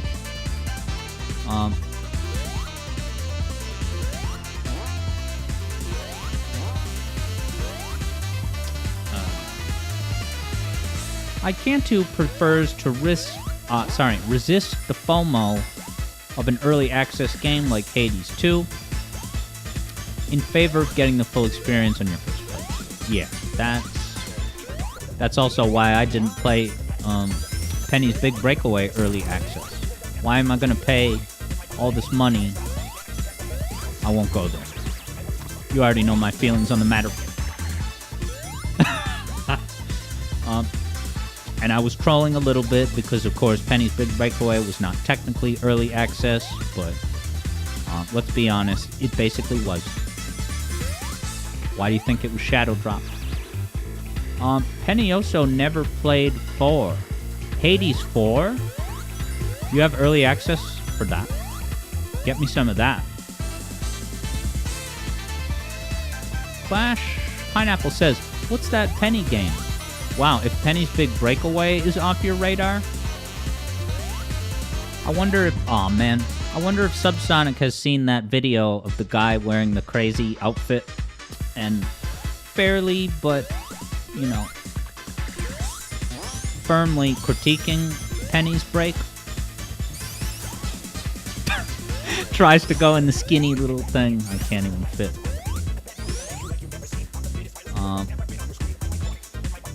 Yeah, Icantu says, that said, you can see the appeal of early access if the developer is doing frequent updates. As Icantu has with the game Nuclear... Oh, it looks like you had a typo, Icantu. You said Nuclear Throne, but you probably definitely meant the early access version of Nuclear Cheetah by Spontman Games. That's a bit. We were talking about Nuclear Throne, but... It just so happens I played a game, Nuclear Noun, earlier this week. Yes, Subsonic said that you enjoyed the video, but the comments tore him up. Yeah, it's funny.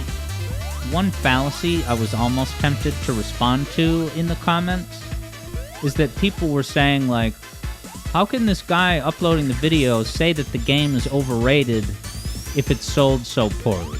Because that's the other thing. I guess Penny has not sold well. And what I almost commented, but I got distracted by a butterfly. Well, I was almost going to say, like, the sales numbers, that's a separate metric from, like, you know, the average fan's satisfaction level. You know, how much are gamers enjoying it? Are they saying it's a good game? Right? You can have a masterpiece of a game that sells really bad. Those are two different metrics entirely.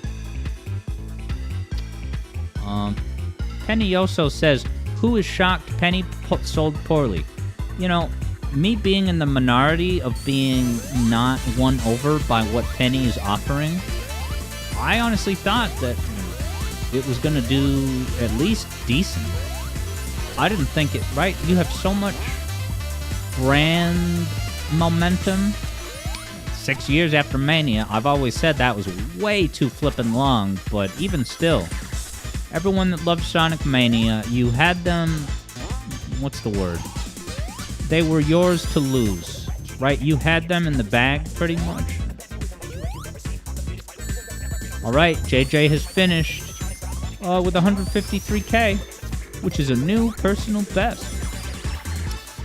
Yeah, I think Javid had said that this wager is, in the words of Bravia, Jova. I added the Jova. Shout out to Bravs.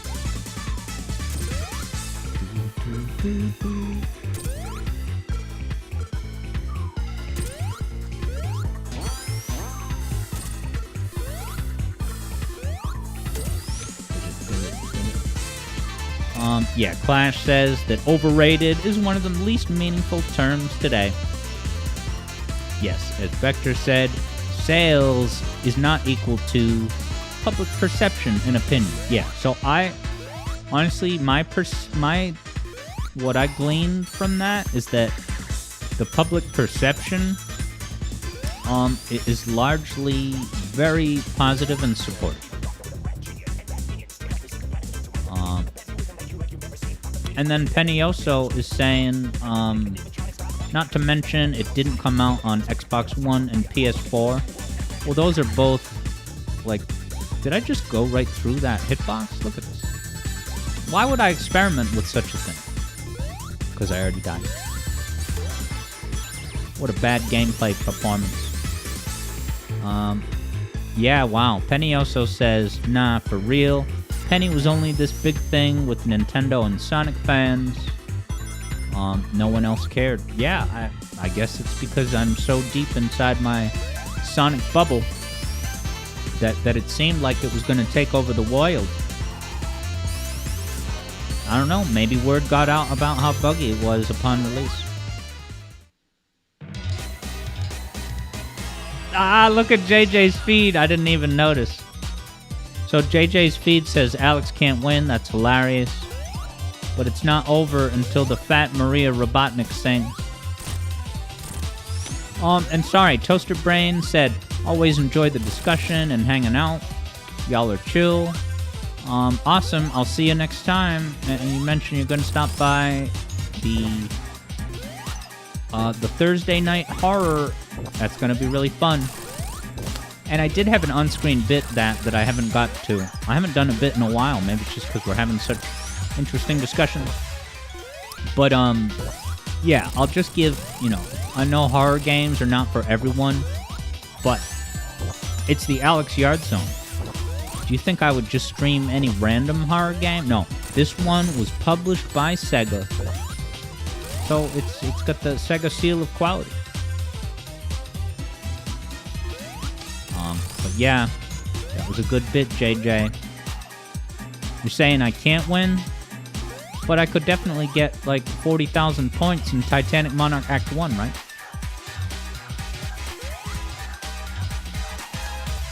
The last time we played, did I like not even finish?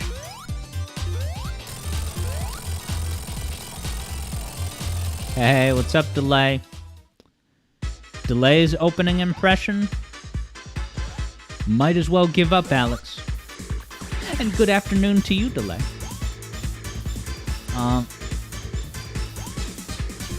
Subsonic didn't think the points about it were too great. That Penny takedown video. But something about it was entertaining. Are you sure you weren't just seduced by his hilarious outfit? Alright, Javid's heading out. Sorry for the disappointing wager outcome. Sam wonders that I ought to try out the Bioshock games. So I have played Bioshock 1, and I thought it was solid. I did see that JJ has at least Bioshock Infinite that I could acquire through the JJ Switch library sharing network of one. Like an army of one. Oh yeah, I gotta take down JJ's feed. Congrats, JJ. Although, you never know, I might win. Subsonic says, you hope he does more vids in that style. By style, you mean the clothes he was wearing? Independent of any points or commentary? because I could sign on for another video of wacky color outfits. Yeah, because I haven't played the game, I can't really speak to the, you know, the validity of his issues with the controls and whatnot. But yeah, I did play BioShock 1 like 10 years ago. And yeah, I enjoyed my time with it, but when it was all said and done, I wasn't like super impressed. I was like, yeah, this is a solid game. But I don't know if I want to become a BioShock content creator.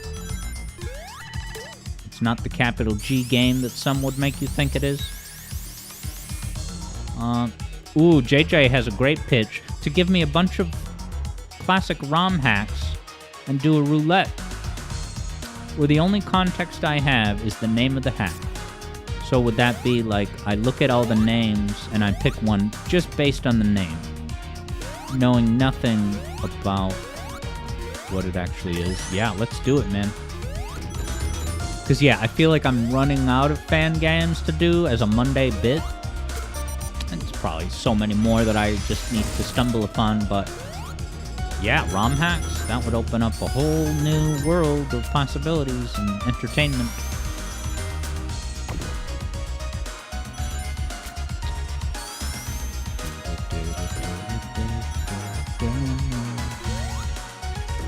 Not a bad song, this. That music theory channel, Ongaku Concept, has a music theory video about Titanic Monarch specifically. So he's a contemporary of mine in that way. But his video came out long before mine. He kind of disappeared from YouTube, but he's gotten like prominent composing gigs, like he did the newer Scott the Woz theme song. That's a big deal. Look at all these rings I'm getting, JJ. I'm gonna win. Things are gonna change. I can feel it. Takes hit, loses wager. Oh god. Clash is hoping that I pick Mario 7. Is that like Granddad 7? The Siva Gunner Nightmare Fuel? Subsonic says, Ongaku means music. So it's music conceptu. It all makes sense. Delay can't taunt. Story of a generation. Yep, we had 2 taunts today. Dude, you missed the new taunt. Being there bonus has great benefits. How about another segment? This. Ooh. Sam brought me this breaking news, but I was already on top of it. Super Mario Land has officially been added to Nintendo Switch Online. So after this stream, you can go and get a good 20 minutes of gameplay out of it before you beat the game. I would like to think that the stream I did like a month ago of Super Mario Land was what finally pushed Nintendo to be like, yeah, this belongs on Nintendo Switch Online. Now, of course, yeah, now Gray Owens is wondering if Mario Land 2 is on NSO. Yes, and in fact it already was. And the explanation I found was that Mario Land 2 was made more in-housey than 1. 1 was made outhouse, which is definitely the industry term, and so they didn't have the rights to it as much. That was just a man-on-the-street sentiment that I came across. Just gonna undo. Yeah. There's no peel out in this game.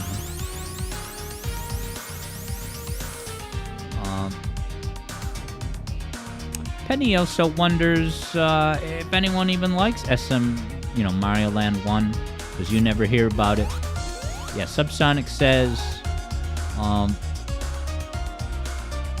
the only Mario game you actually think isn't very good. I like it. I played it as a kid. I enjoyed streaming it. I think it gets the job done as a portable title. I like how it has its own bizarre, incongruous aesthetic design with the random man in the mountain But even those men in the mountain, they're not in the mountain, but the stone men faces, you can control them in Mario Odyssey, so it's like a really cool payoff.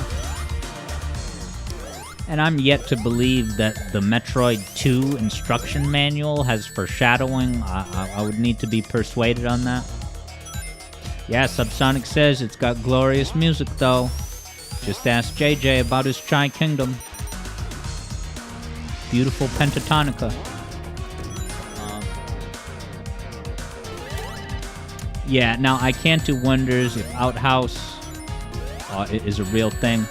No, it's not. And what I meant by that was like, if I were to say a game was developed in-house, then that would be like, you know, a game not just published, but developed by Nintendo, an in-house development team, such as EAD1 or the Snails over at the Tears of a Kingdom team. 6 years for a game on the same map. JJ will be playing it for sure, and the New Game Plus. Wait, there's a New Game Plus? There's new levels? Or is it New Game Plus, you play the same levels with more difficulty? Am I gonna get a time over here?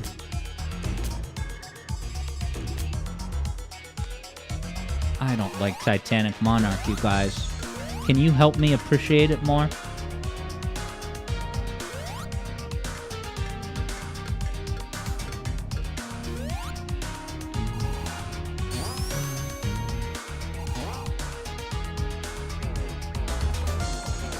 But yeah, Flash Pineapple invoking the Metroid Prime 4 devs. Yeah, so Metroid Prime 4, I wouldn't even say that's Snails of the Kingdom behavior, like with Zelda team.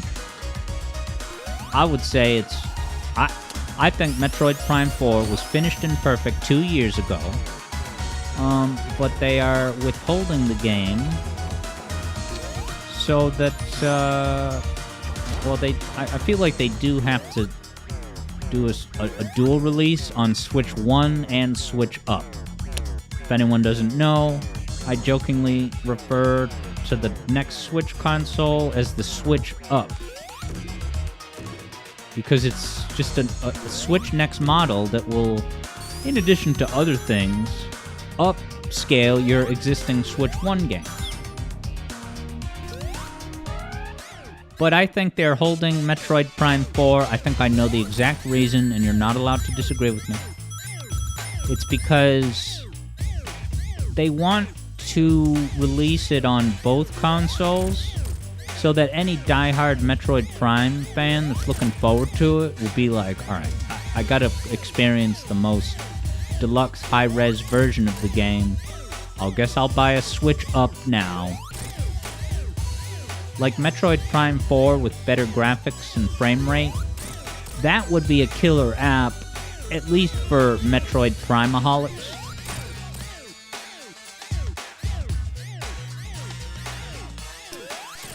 I Can't Do's got nothing for me. Titanic Monarch is fine, but it's no Death Egg. But yeah, Gray Owens was vibing with the background. Oh, I gotta hurry up and beat this jerk because I have less than a minute.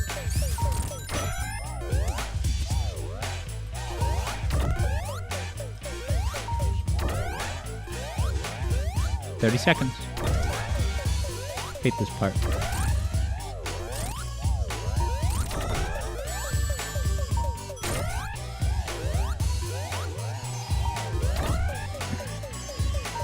"20 seconds. This is so irritating. Alright, good. The timer stops.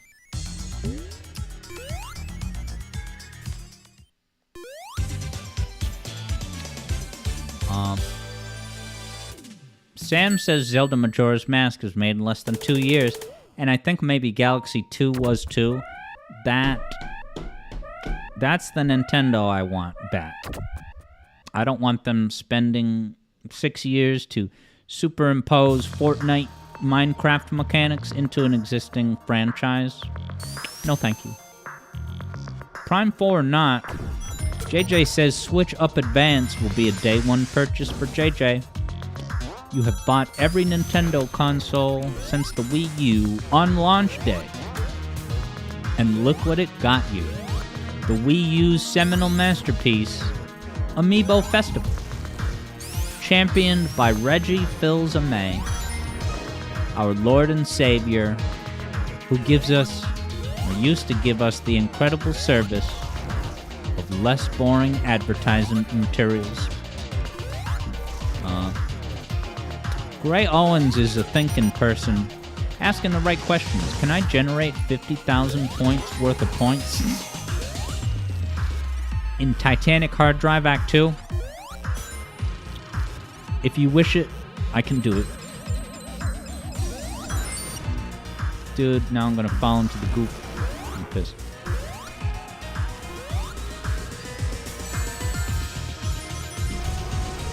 I hate the goop. Hey, what's up, Mick Mark? How's Tritone life going? Because I've been fighting with this guy in the comments of the new Mario 64 music theory video about my framing the chord as a Lydian 2 chord. He is none too pleased at my commentary. And I honestly would have expected stuff like that to happen more often. And so it feels logical to have a video blow up on a different game other than Sonic. Yeah, you're gonna have some music theory bags come in and start making demands and complaints. Here we are. That's not a Lydian 2 chord, brah.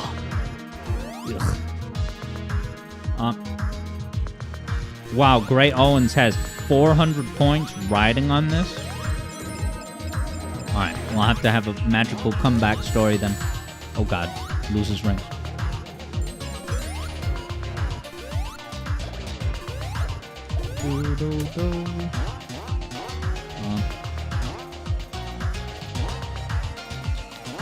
Yeah, Clash wonders if they plan to release it on Switch and Lever 2. Is that what you call the Switch Up?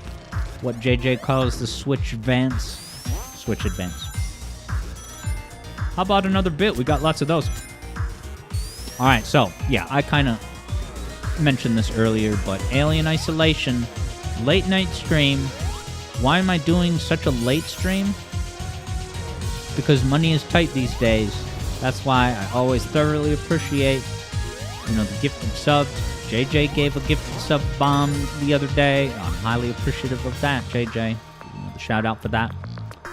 So yeah, I have to pick up a work gig on Saturday. Saturday, I'm gonna be working all day. Well, I can't stream on that day. So the next best thing I can do... Oh, it wants me to go down? I don't remember going down on these gimmicks. Yeah, so I'm doing a late night horror stream of Alien Isolation, which I have access to thanks to, well, JJ, through the Library Switch Sharing Network. Elmarian is digging that Switch Advance name. I'm sure JJ is happy to hear that. Now, I can't do wonders. What do you think is the percentage of YouTube viewership with the requisite music theory knowledge to make such comments? If you're talking about my entire audience, I would think that most of my just the audience themselves doesn't have music theory training. When it comes to people making that kind of comment, based on all of the things that this person was saying, it seemed that, at least in a general sense, he knew what he was talking about, but I think he is applying certain definitions in a rigid way that is not consistent with my own. Now, I have not even looked at his most recent thing. I'm actually not going to look at this because I don't want it upsetting me during happy hours. What I'm going to do is I'm going to look at it right before going to my day job tomorrow. What's nice about my day job that I work, 5-hour shifts throughout the week, is that the work that I do at my day job is not very mentally taxing. So while I'm going through the motions of my job, my mind is free to think about this or that thing. So I'm going to read his most recent comment right before going into work. And then I'll decide how to respond in kind. Like I said, it's a rite of passage to have haters and doubters that are super jelly. So yeah, as far as Icantu's question, yeah, I would think that a lot of people, just the average viewer, wouldn't have the background to weigh in on that. This guy that I've been going back and forth with, he does seem to at least have gone to music theory. Like, it's not like what he's saying makes no sense or anything.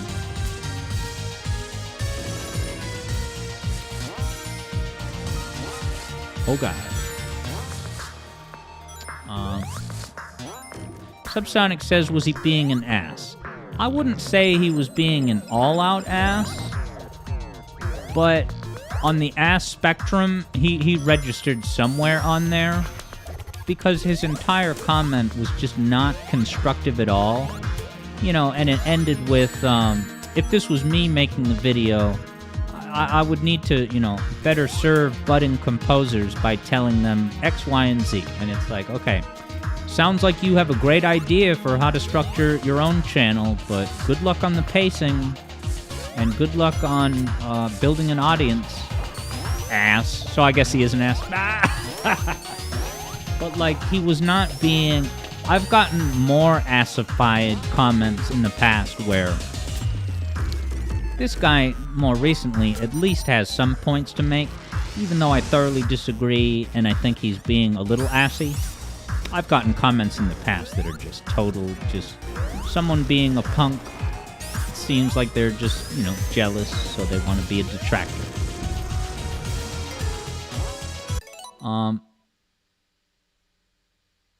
McMark says the C-Lydian scale affects the two. What of it, McMark? Sam thought that live streaming was my job. Wow. If live streaming was my only income source? I mean, yeah. The goal is to get in a place where music theory videos and live streaming can be sustainably profitable, that I don't have to pick up part-time work. But that's not where things are at. So, yeah, I work 3 or 4 days a week at a day job. And look, there are benefits to it. It's nice, you know, to get on my feet, to talk to a lot of people as I do at my job. That aspect of it I like. So it's not all a sob story or anything.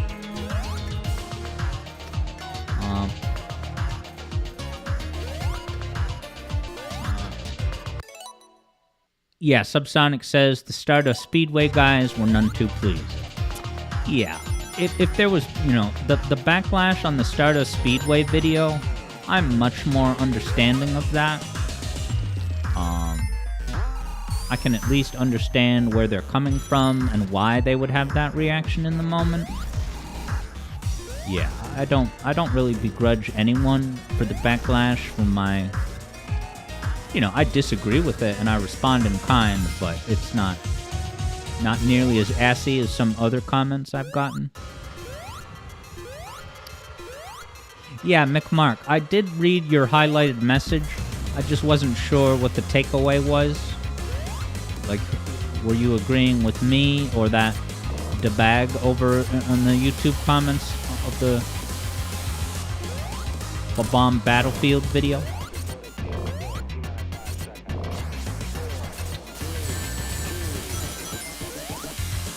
Icantu, through watching my content, have come to the conclusion that music theory is some mix of objective facts and subjective interpretation. Is that accurate? Yeah, so that can be true for certain elements of it. There are definitely aspects of music theory that, you know, hypothetically, should be mathematically precise. You know, to say what a C major triad chord is, there's really no ambiguity in that. If you ask someone what is a C major triad, there's really only one answer. Now, the subjective interpretation comes in when you look at something like a certain chord in a piece of music, and you're like, oh, what is this chord's function? There's a few different ways that you can interpret a chord, and you might even disagree and say, I don't even think it's this chord, I think it's another chord entirely. Jumps into the spikes. Can I get my ring back? I really hate this part. It's so Christian Whitehead gimmicky. I think I can get rings back. Alright, so McMark agreed with me that, yeah, the 2 chord is minor when you're in a major key. Lydian, you get that deluxe major key, try it. Major chord. Alright, I knew I was gonna die. Now, I will not replay this level. This better send me back to the boss. I'm gonna quit if... Alright, it's just a fun boss. Okay, so Icantu is saying, you think specifically about comments I've made with regards to determining if a song is major or minor. Yeah, so that's the kind of thing where, yeah, sometimes people will disagree on what the key of a song is. Walking right into the coils.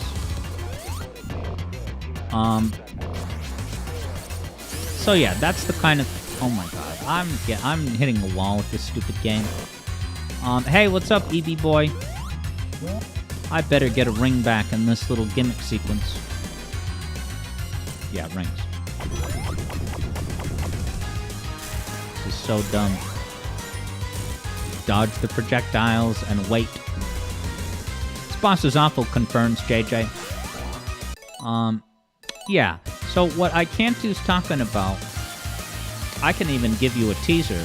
Many of you know that the next music theory video is about music from none other than Sonic Unleashed. And I will give you a little bit of a teaser for that by saying that one aspect of that video is that I will assert that this song is in the key of blank. I'm not going to say it. And then I'm going to kind of present my case. Present the evidence for why I think the key is this key and not that key, in other words. So, like, that's the kind of thing where, in some cases, you could have 2 people that arrive at a different conclusion, but there's enough ambiguity that it's not like one is right and one is wrong. It's just like they're both pretty valid interpretations. But I would say that in a lot of cases, the key of the song is clear-cut. But that's definitely something that music nerds can debate in places.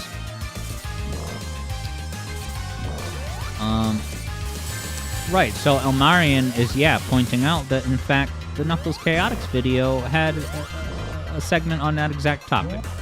Figuring out the key. Could be this, it could be that.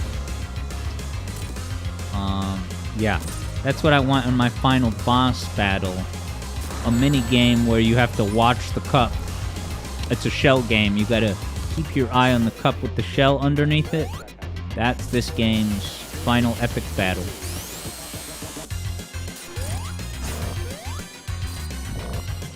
Now that was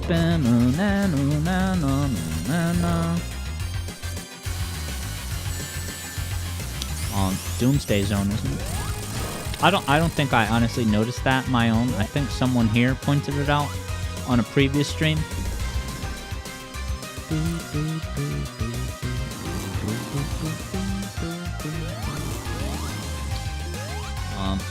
How about the last bit?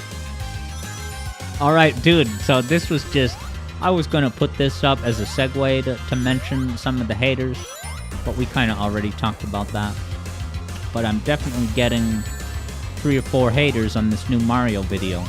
But yeah, I also wanted to just brag for the millionth time about how the new Mario music theory video is now outpacing the viewership of just about all of my other recent videos except Hydrosity.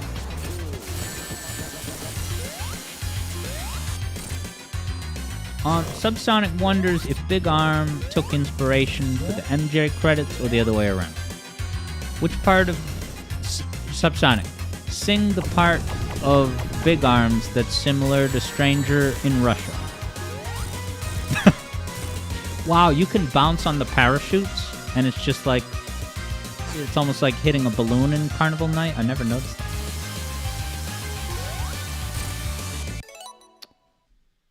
Nice. JJ.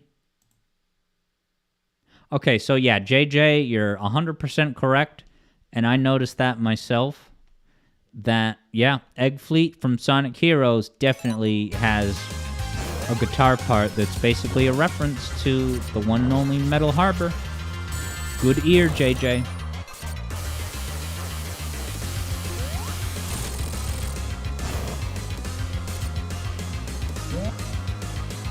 Alright, Subsonic says it's the part that goes do na na na na.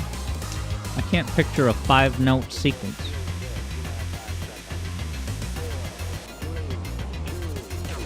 McMark is outlining the Lydian scale, my man. Oh, the chords. The chords. I lost my own ring. I don't think I can try this again. I don't have it in me, and this is running too long. So I'll just give the hell up. If it comes to it. Now the missiles are going to rain down, and I'm stuck in the corner.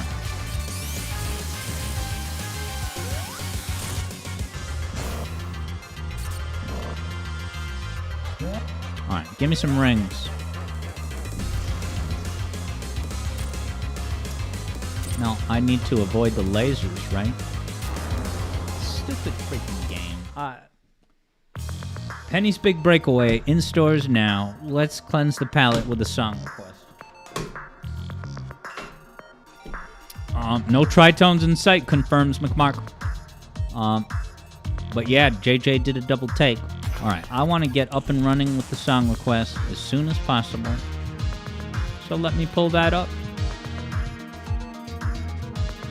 Thank you, Koyao, for sending that over. Vector Sader expressing sadness. Maybe Ghost of Burb too. I can't quite see the face expression.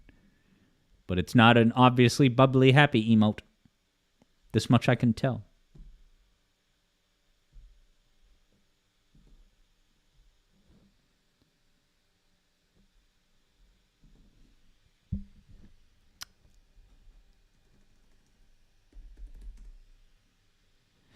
Yeah, let's go ahead and pay out the wager. Let's see who won big and who did not win big. So I had 69% of the points bet. So JJ was the underdog. And the biggest winner is the person you know as Subsonic Sparkle. Way to go. Subsonic and Clash both put a modest, in the scheme of things, just 1,000. But that's the way to go. Way to go. Clash and Subsonic, Vector not too far behind. Javid, now I can see why Javid took off early. It was just too devastating to watch me collapse ring by ring. So congrats, JJ. You took the crown yet again. See you for 8-Bit Sonic 2 speedrun. Probably, maybe we'll talk. JJ takes the victory. All right.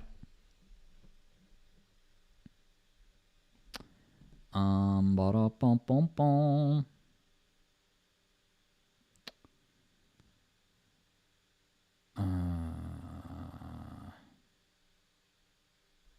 I got a comment saying, I'm interested in that Nuclear Cheetah project I'm working on. Well, I'm not working on it, but I did play it on stream, and it was awesome. Yes, JJ confirms that Mania's second half is brutal indeed.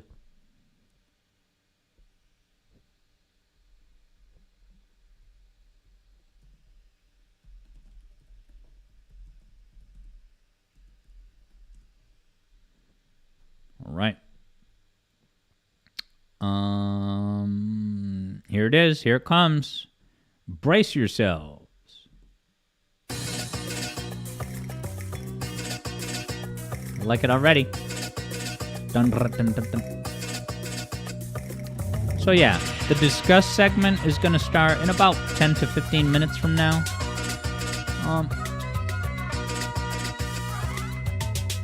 Yeah, now McMark is mentioning the flat too, and I think I do hear that bass.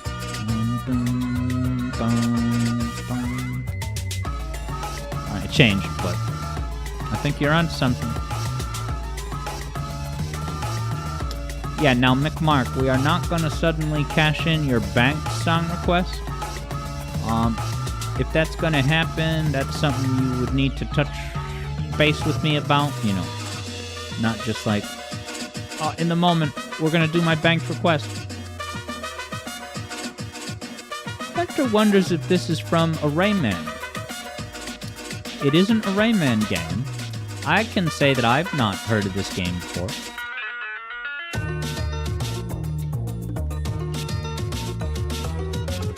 There's that minor 2 again. 1, 5.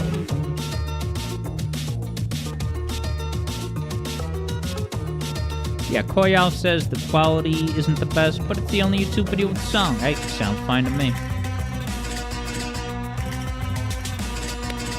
But yeah, Sam had guessed Banjo game, but it's not Banjo 2E or Kazooie or 3E or Grunty's Revenge on Game Boy Advance or Banjo Pilot on Game Boy Advance or Nuts and Bolts. None of those.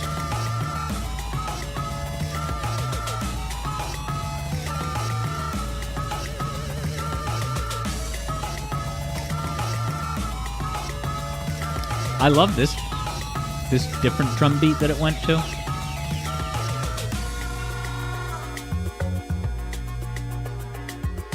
Alright, nice. Vector Sater's got it.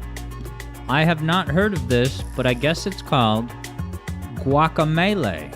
So in other words, it's guacamole, but it's like a pun on the word melee. So alright, I think I'm just about ready to bring up the game footage. Welcome back to the Angel Island Zone. Courtesy footage of the 31 subscriber channel, Lazy Gaming Dogs. Ah, that guitar. It's like flamenco almost. Kind of like Gerudo Valley, a smidge. Here comes the gameplay.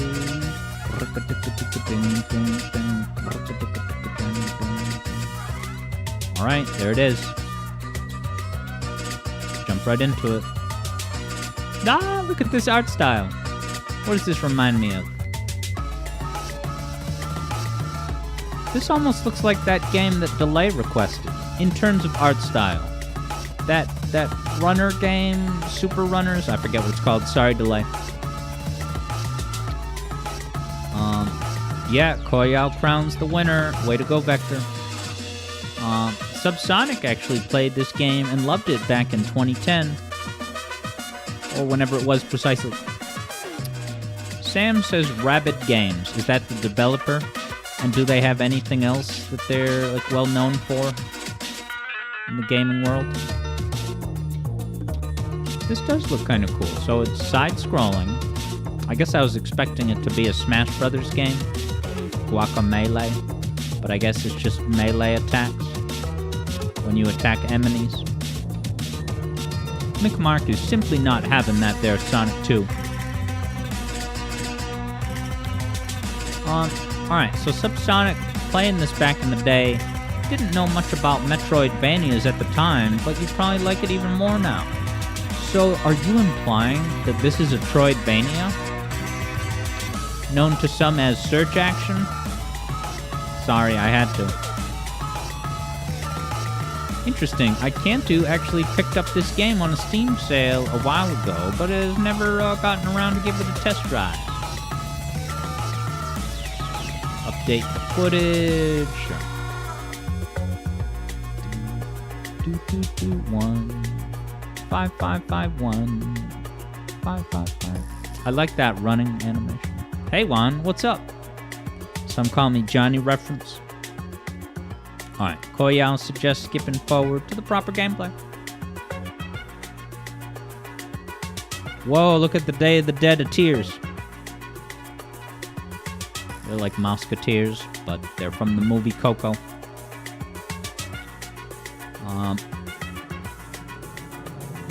Interesting. Third Bruno says you appreciate the physics for the broken parts.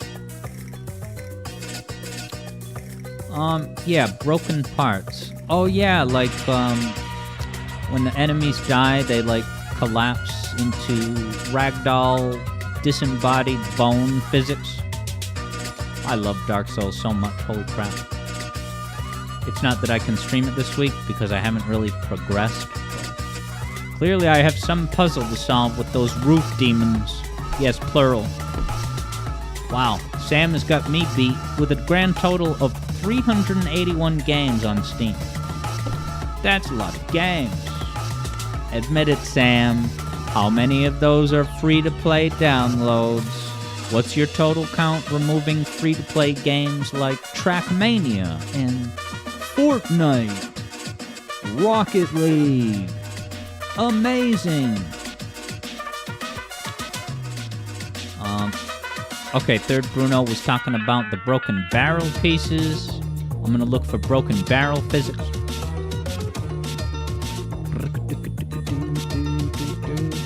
Now, what is this music from? A certain level or a boss? This almost sounds like it could be fit right at home in Nuclear Cheetah.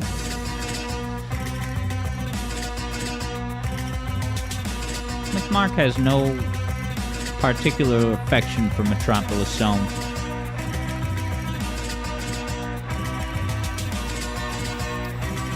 Oh, okay. JJ says I can make that boss 2 vs 2. So, I'm trying to remember. I did do that once. I did summon a pal, but I just don't remember what happened.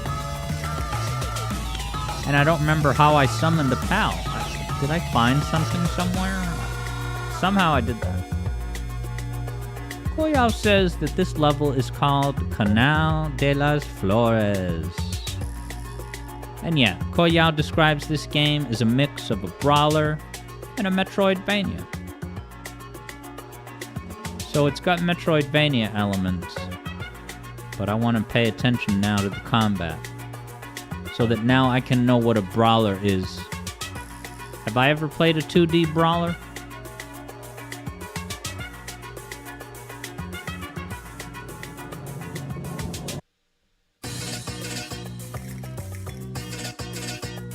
There's the minor 2. 1, minor 2. That's the same progression as the drowning music in Sonic.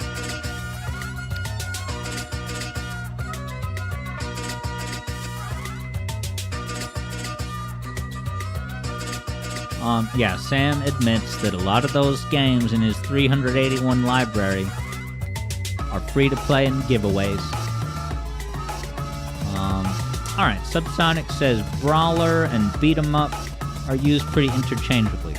So I guess my understanding, which could be wrong, of beat 'em ups, I guess I thought it was only a beat 'em up if it was set up like Streets of Rage, where you can move left and right, but also up and down. But can you have a 2D beat 'em up? And if so, what's a prime example? You know, not this, but something else. Alright, Koyao, by using the word brawler to just mean you attack by punching and grabbing. And yes, Eevee Boy, you're absolutely right. This is Guacamelee. This is cool that so many of you know about this game.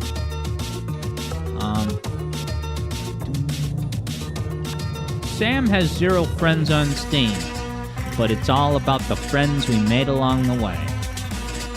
Yeah, JJ says I was human. I found a summon sign. Is Solaire this guy? Because it might have been that guy, but I'm not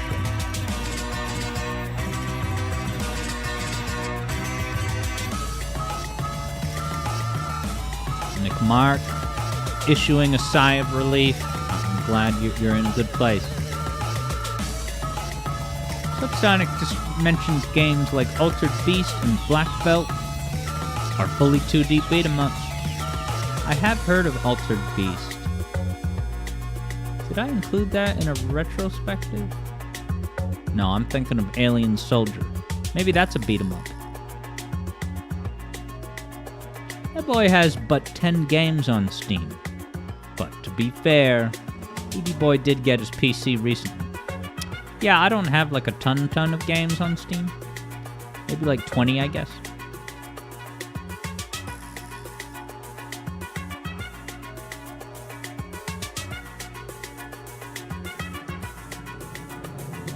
Oh, okay. Alien soldiers to shoot them up because you shoot the baddies. Okay. Really? So this is a separate topic, but I thought for it to be a shoot 'em up, you had to be able to like fly around, like I don't know, Radiant, Silvergun, Ikaruga, games that Vector Satyr has requested. Okay, so Vector Satyr says run and gun. Yeah, that people have described like Cuphead to have run and gun levels. Yeah, all right, that now makes sense to me.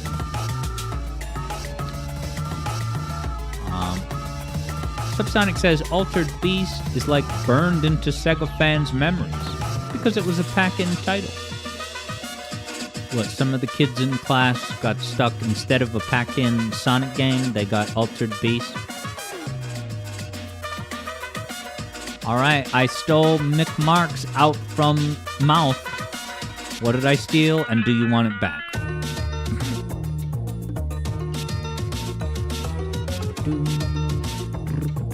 One minor 2 3 1. I took those words, McMark, as I am wont to do, which means what I have a tendency to do. You say the word won't, you think, oh, it means like don't or don't do, but actually if you say, yeah, I took the words out of your mouth as I am wont to do, that means I am prone or inclined to actually do that. Sam has had Steam for 11 years. I've had it for like 3 max.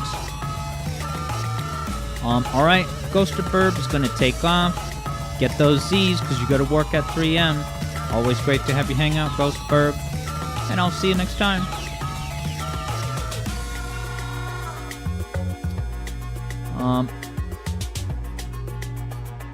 Alright, so when I return, we're pretty soon gonna start the discuss segment. I just need to take a quick breather.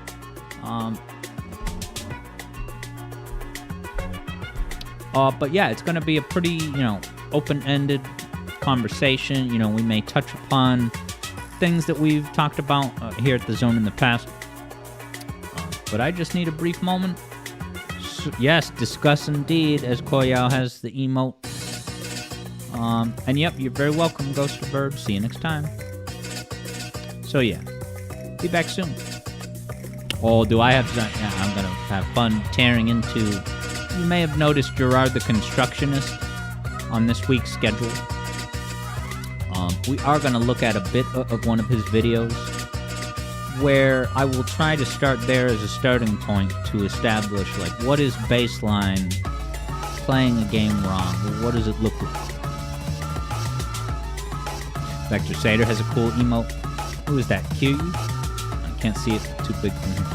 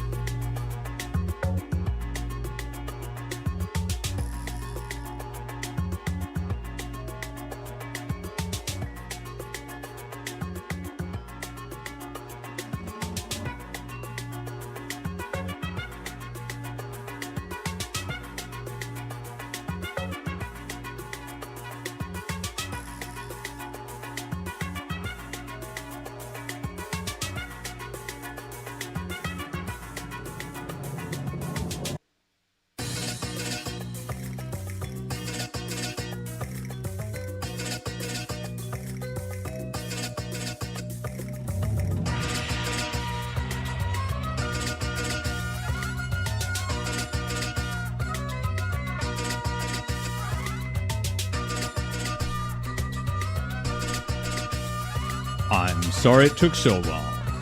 I never meant to take so long, but it had to be done, trust me. Okay. Now, Sam is talking about some ordinary gamers expose. What would that be?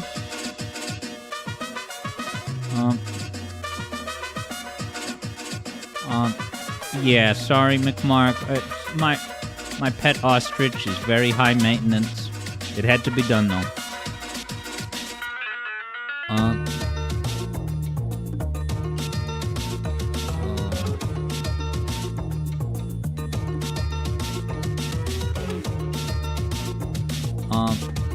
Yeah, sorry, I just needed to take a quick break. Now, McMark says, I never told y'all that I have an ostrich. I've talked about the ostrich plenty in the past, although not now that I think of it, not on stream in a while. I will tell you the truth about the pet ostrich situation if you ask me off stream at a patron hangout. All will be revealed. Biggest ostrich in Massachusetts. Aw, yeah, home of the ostrich. Well, as we take a parting glimpse at this game, this looks like a Nacho Libre style boss battle, maybe? At one of those neighborhood community boxing/wrestling gyms. But yes, Sam, what is this Kafal's video? Is that following up on the thread that we've discussed here in the past?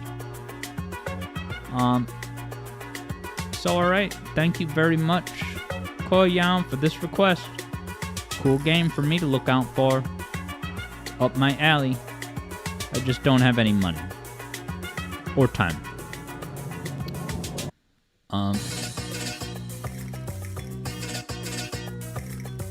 Subsonic is cautioning us to stay away from Keppel's drama.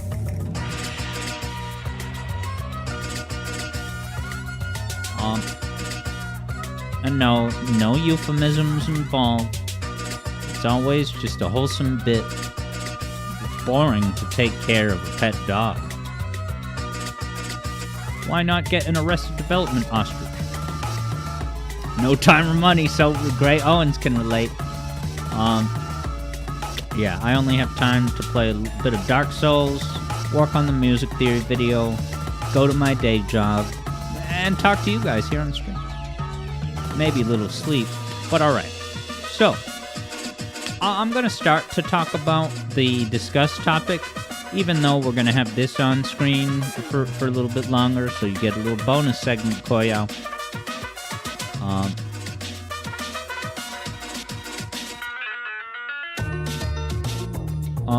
Now I'm gonna sneeze, I think.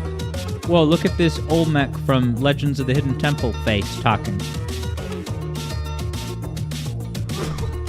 He had a mouth like the Canadians on South Park. Alright, so for this discussion topic, I don't have an involved outline of what to talk about, but I wanted to, because we've talked, you know, this came up when I was reacting to Spontman's Sonic Heroes video, and I'm not even saying Spontman played Sonic Heroes wrong, but, you know, and it's so interesting, now that we've played Spontman's Nuclear Cheetah game, that's a game that has a ranking system, so it's almost surprising to me on one level that Spontman would include the ranking mechanism in his own game, but then totally skip that aspect of Sonic Heroes on the basis that, oh, I'm not a completionist. So, one of the things we talked about that day was that you don't need to be a 100% completionist mindset gamer, but you still, in order to understand what's happening in the game, right? My recommendation at that time for Spontman or anyone was just to say, how about this? You beat the game, you know, the 4 times with the 4 teams. I'm not asking you or anyone else to get all the emblems. But you do need to play enough to get a sense of what the game is asking you to do as a means to an end to get that A rank. And that will vary from team to team, definitely. So, I wanted to start with what is, you know, hypothetically, this character's hair looks amazing, the way it's, like, wavy. Alright, McMark is taken off. Enjoy a good night of minor seconds. So I'm excited to bring up this Gerard the Constructionist video. So what I'm going to pull up is what I will try to present as like a straightforward example. Because one of the questions I wanted to ask today is, can you play a game wrong? Or is framing it that way like kind of folly? Is it misguided to say that, oh, you're playing wrong? Now, I don't use the term, oh, you're playing it wrong, all that frequently, I don't think. I'd like to think that the way that I frame it instead is just to say, like, you know, you haven't played the entire game yet. You've only played the starter content, the mellow mode approach. If you only want to play mellow mode, that's fine. But that makes it tricky for you to then assert things about how replayable the game is or how challenging it is. Alright, completionist. So, many of you may know that I've been dipping into the Mega Man Battle Network series, playing the 3rd game, blue version. So I'm going to pull up the completionist review of the first Mega Man Battle Network game. And I'm going to point out some things to you, and you don't need to have played these games to understand what's going on. But I would like to think that this is a pretty straightforward, open and shut case of playing a game wrong. Yes, and Eboy is still curious to know why Battle Network 3 was the first game that I've played in this sub-series. And I very much look forward to telling you, because there's a very, very, very, very specific reason for that. But it would be a massive spoiler for a video that is in development. It's an Alex Yard adventure video that did get greenlit by my producer. So I'm not going to say exactly how much I've done, except to say that I've done plenty. And I'm not saying it's a video about Battle Man Network, Mega Man Battle Network, but there's at least a tangential connection, that's all. Alright, so I just need to switch windows to get the completionist's non-tent attempt on the screen. So where is it? Here. High quality ingredients, baby. Only the best. Alright, so I'll just caution everyone, give you kind of a trigger warning. This broadcast is about to include Gerard the Completionist's voice.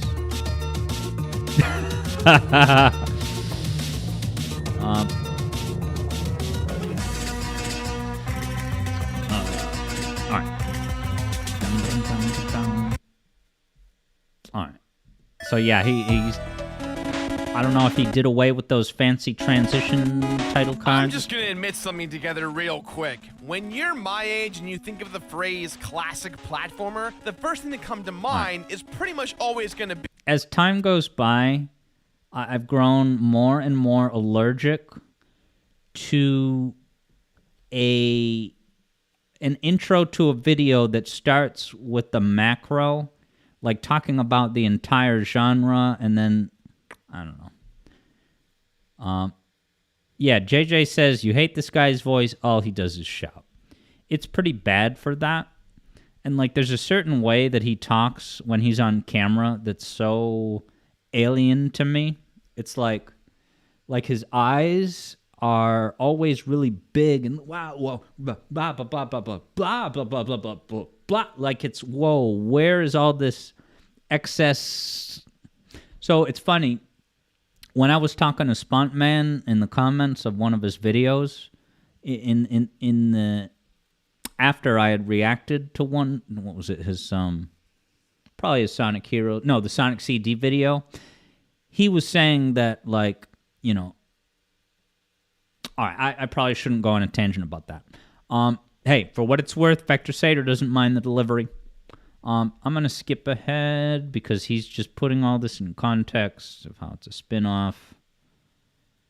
All right, so, of course, why not mention Sonic 06? Hail Mary pass of a game fails. The series dies out for a while and doesn't come back until there's some kind of gritty reboot. But luckily for Mega Man Battle Network, it turned out to be a he sounds huge decently success. younger, and this is a while Plus, ago. it had its 7 to shockley monetize on all the wonderful memories we...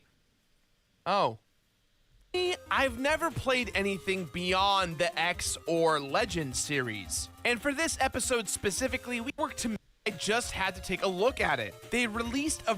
So it seems like a pretty 170 that kind of feel like a halfway point between collecting Pokemon and collecting Pokemon cards.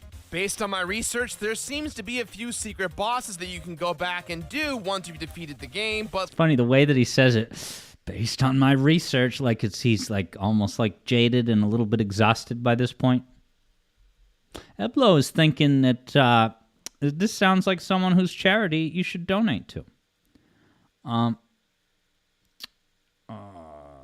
JJ wonders if it's possible if Alex will react to your future top 10. Well, you'll have to pitch that to my business manager first and foremost. All right. Eboy has this to say up front. You think people should have different experiences of art. You don't think there's a wrong or right way to experience something. But you do think there's a creator's intent, which is the way the makers intend for you to experience it. To miss this or interpret it as another way is okay. Not everyone is the same. All right, I'm going to try to connect that to what you're going to see in this video. Between collecting Pokemon and collecting Pokemon cards. Based on my research, there seems to be a few secret bosses that you can go back due to the overwhelming amount of people who have been instructed to file complaints.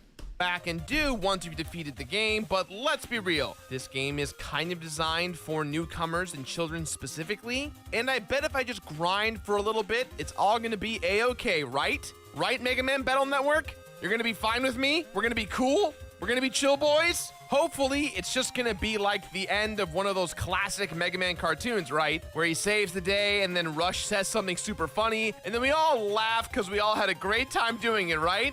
I guess sense of anime, yeah. EB Boy wonders if anyone watched the anime back in the day.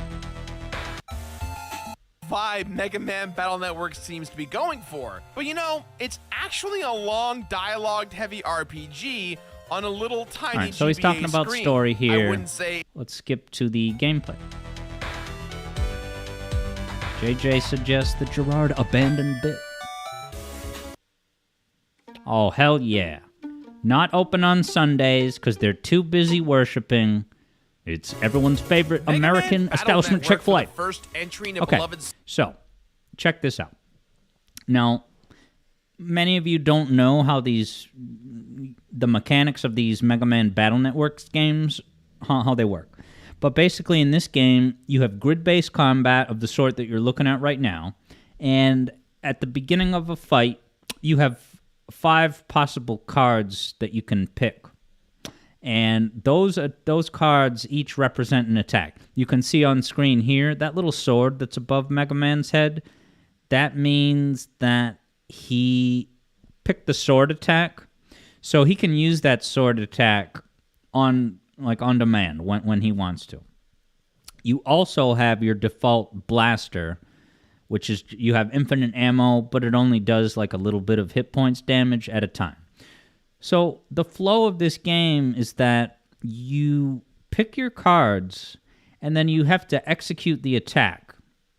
And if there's any extra time, You have to wait for the meter to fill up before you can draw more cards. So in that downtime while you're waiting, the best thing that you can do if you've used all your cards is just shoot with the basic blaster. Now, Eevee Boy is talking about upgrading the blaster. So this is fascinating. I'll try... I may... And then Eblo, I don't know, you said, is there overwhelming research to support? What was it? See you later, Sam. Have a good one. Thanks for hanging out. But watch what happens here. He's going to use that sword attack. Let's look at the outcome. Mega Man Battle Network for the first... That was pretty remarkable. So here's the thing. I'm going to show that again because this is so fascinating. To whiff an attack like he just did is a catastrophic error. Because, right, he only has one attack for this round, and a round is like about 10 seconds. He has a sword. Now, the sword can only contact the enemy if they are right in front of you. And so right now, there's no one in the square directly in front of him. So he's waiting and waiting, and then he just, unprompted, he swipes his sword. You have to be very deliberate about using these cards, and the expectation of the game is that, you're using these attacks in a context-sensitive manner. You're being deliberate about when you're using this, right? A sword can typically do a lot of damage, more than the average attack. But look at this. Waiting. Right? Literally nothing happened. But he swung the sword. This is so fascinating. Right? Nothing's happening. Wait for it. Right? So now what's going to happen is that he has to wait now until that meter at the top fills up. And in the meantime, all he has is his little blaster. Now, some people in the comments are saying that you can upgrade the blaster. Yeah, I've not been able to do that in my playthrough of the third game. But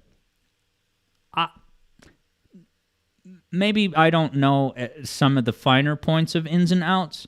But I get the sense that the blaster is like a paltry pittance that you get. It's like, all right, if you're going to really whiff and miss your major card attacks, then you can at least chip away with little bits of hit points in the meantime. Work for the first entry. Now he sounds drunk. The beloved series is all right, and as a building block going forward, it's a pretty great place to start. As a concept, this game is great, but in practice, it doesn't really end up having the kind of consistency you'd expect. The basic gameplay is pretty simple. Walk around as Lan, buy stuff, talk to people in the real world, and then jump on the net, which acts as the all quote-unquote dungeons in the game. This is where you play as Mega Man and complete most of your objectives. It's also where you get into random battles. And just like the story, while the battle system is very unique, it still has a few fundamental flaws that keep it from achieving legendary status in my book. Mega Man Battle Network uses an active tactical battle system where you and your opponents take up either side of a grid of squares, which you can move between at will, square by square. The enemies move too, and they each have their own attacks, which you can then try to dodge or punish depending on the situation, since they all can affect the... So that just now, he seemed to do all right. He waited until it wasn't a stone, and then he used the card attack, the cannon. Grid in special ways, like traveling shots that move in various patterns, dealing damage to multiple squares at once. You see that? Like traveling shots that move in various patterns, dealing damage to multiple squares at once. So listen, that one was just timing. He was waiting for it to come down, but he waited too long and it was already leaving.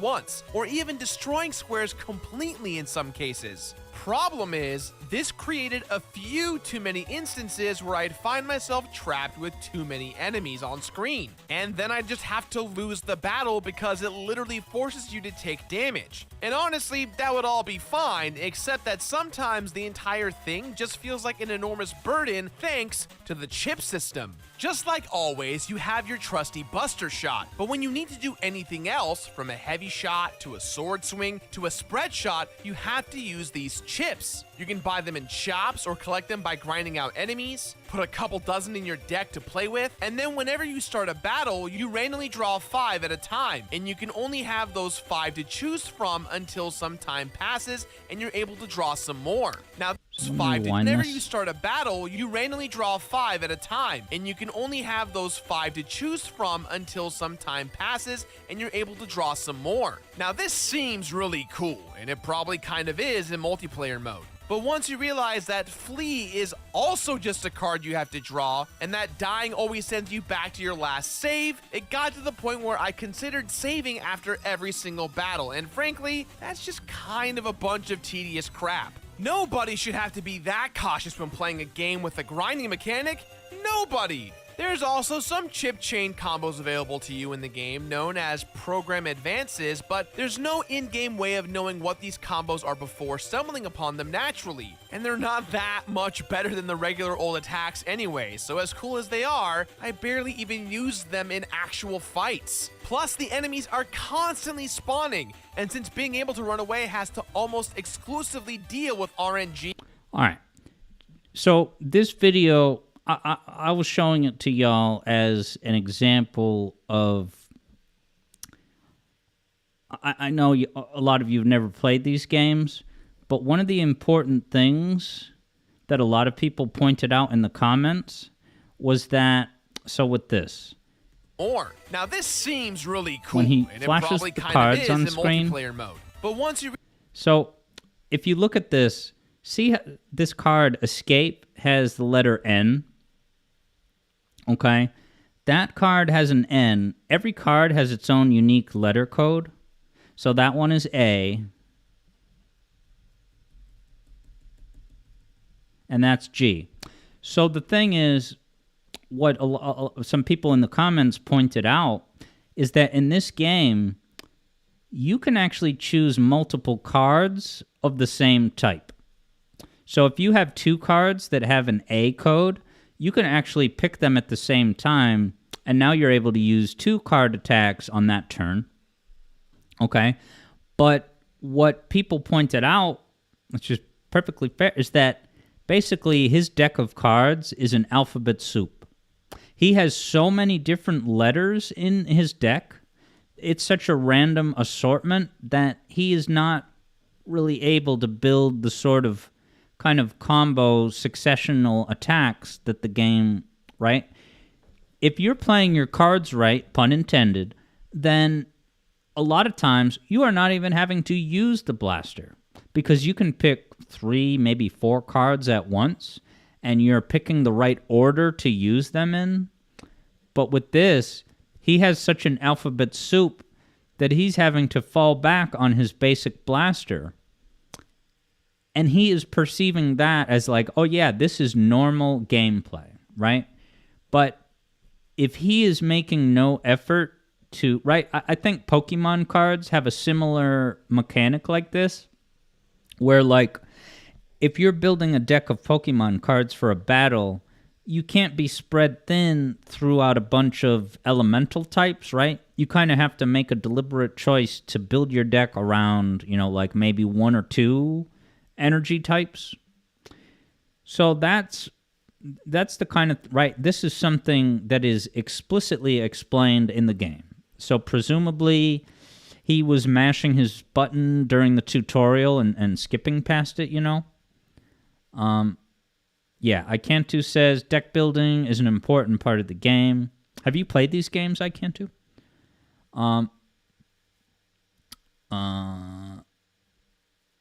Yeah, Eblo wonders if he plays poker and complains that there's no way to guarantee that you could draw good cards. So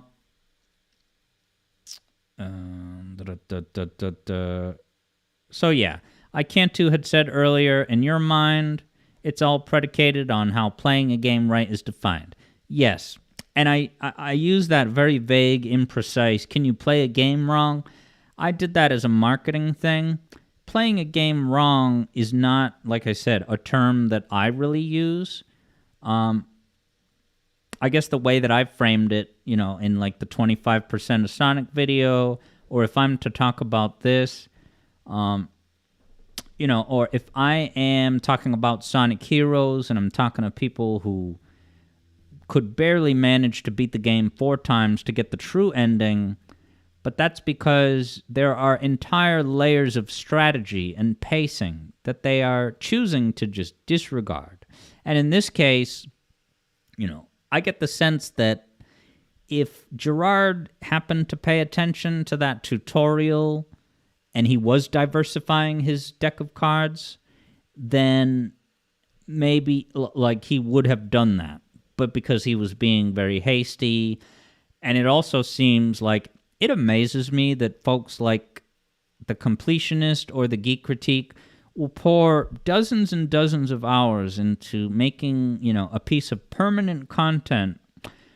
And they say certain things that are so baffling because if they had just asked around to anyone in their Discord community that's familiar with the game, a lot of these head scratchers that he's talking about, right? So Gerard also at one point, I won't replay it, but he said like, oh yeah, this game is bullcrap because you can just get one-shotted at any time.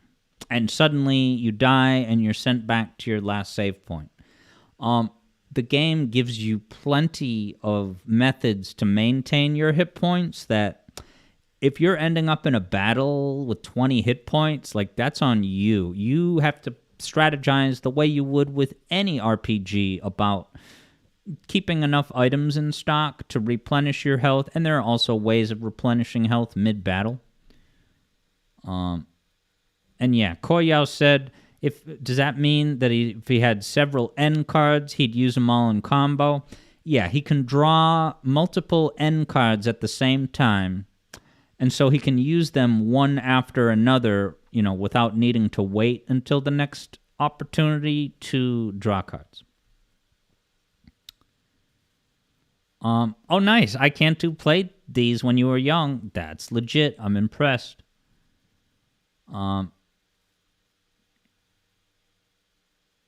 Yeah. JJ says, sometimes folks will make a video about a game out of obligation rather than passion, and therefore miss details and not double check. Now, this came up with Spontman, and I still think Spontman has a great channel, quality content, awesome game that he developed. The one thing that was a little bit disappointing about what he said was when I was making the point about falling off the edge in Sonic Heroes, and I was like, this is not a good gameplay example for illustrating your point because you're standing right by the edge and you're button mashing Knuckles' punch attack. You're asking to get sent over that edge. That's user error, and I wouldn't expect a first-time player to like intuit that. But anyone who's playing the game beyond, so one thing Spontman said was like, "Oh, I don't always have time to get a perfect example of gameplay footage illustrating my point." Now, I object to that. It's not a massive problem, but I object to that big time because I should not have to take your word for it at any point. If you're going to assert things about the game, you can make criticism that's fair, but you can't then say like, oh no, trust me, this is a problem. I just didn't have enough time to find a clip because you got to make videos fast. And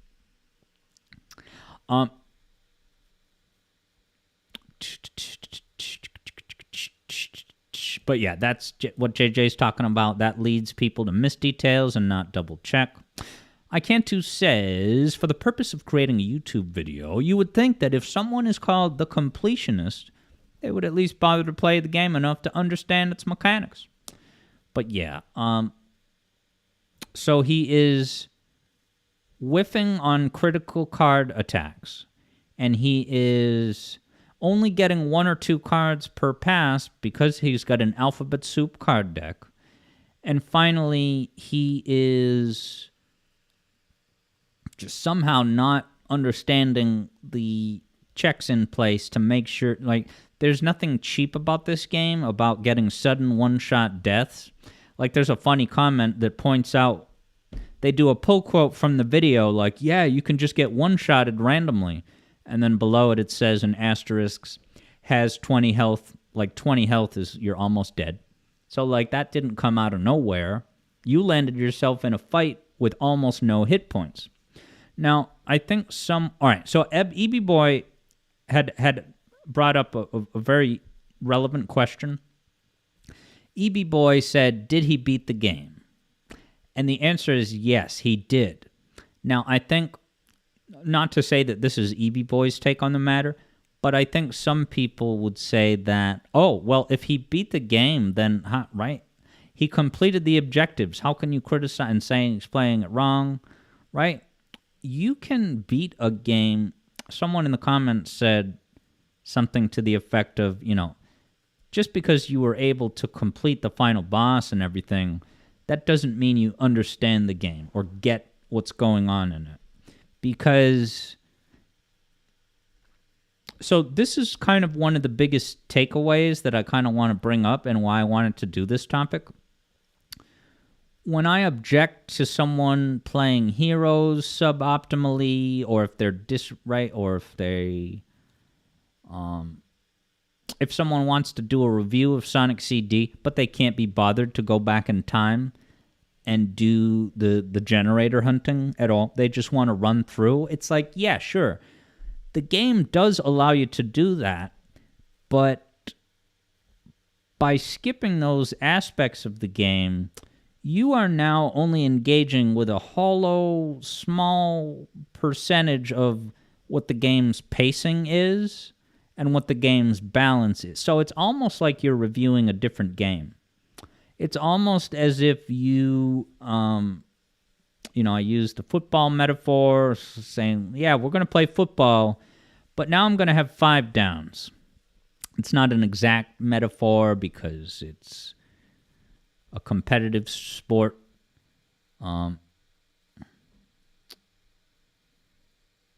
Gray Owen studies video game design, and when talking about a game critically, you think it should be judged from an environment and perspective in which it was originally designed, with an expectation of blindness with no outside factors.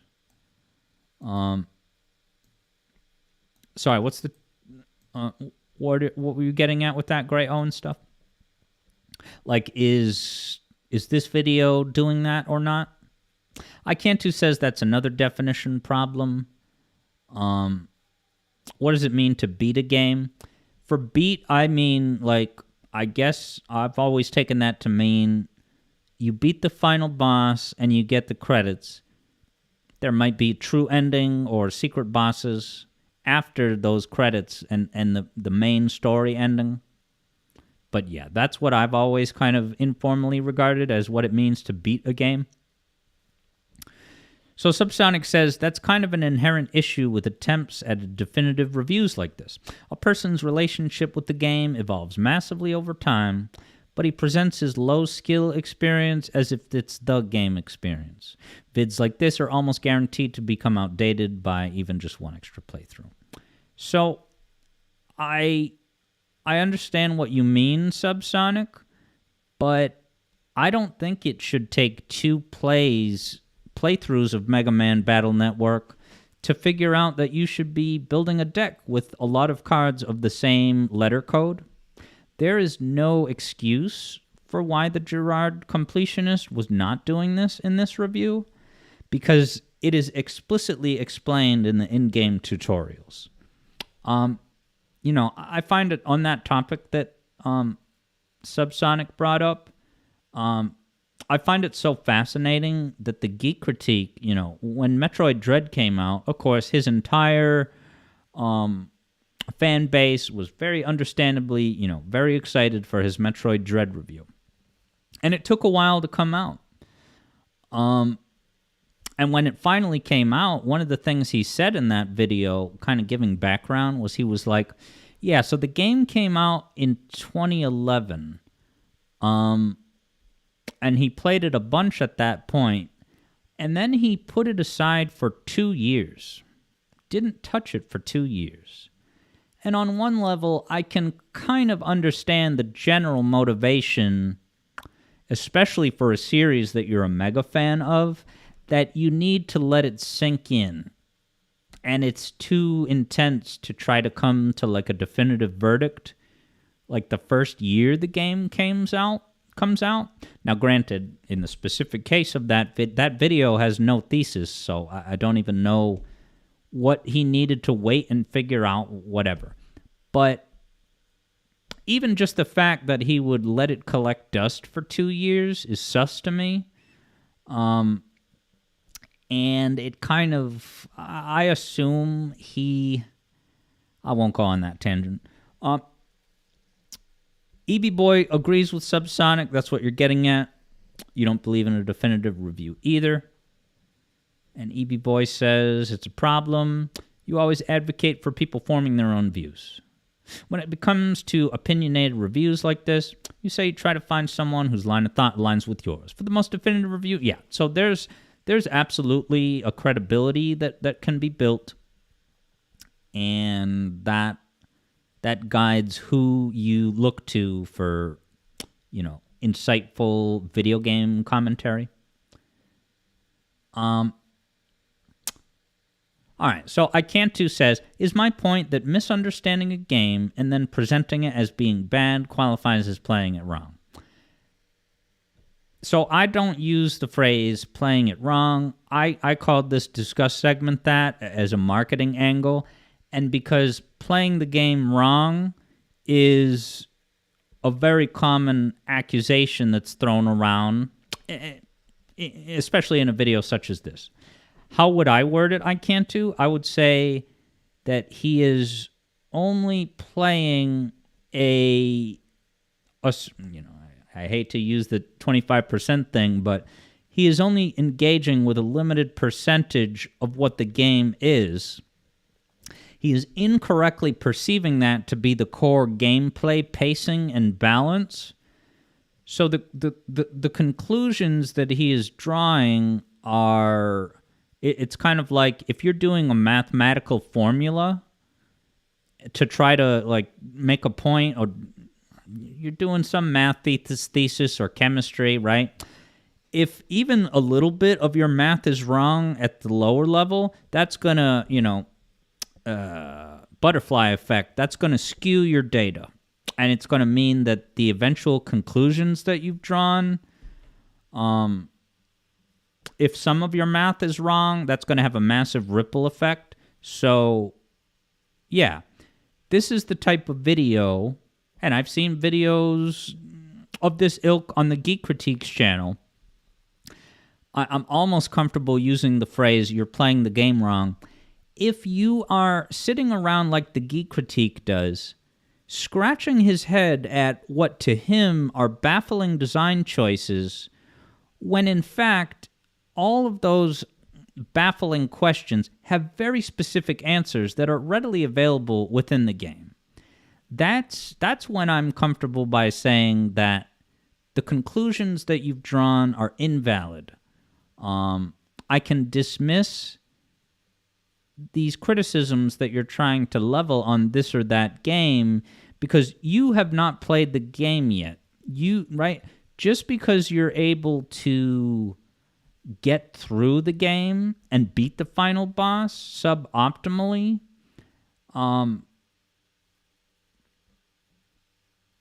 would you say that you can do a slam dunk on an NBA hoop if you get a ladder? It's not the best analogy.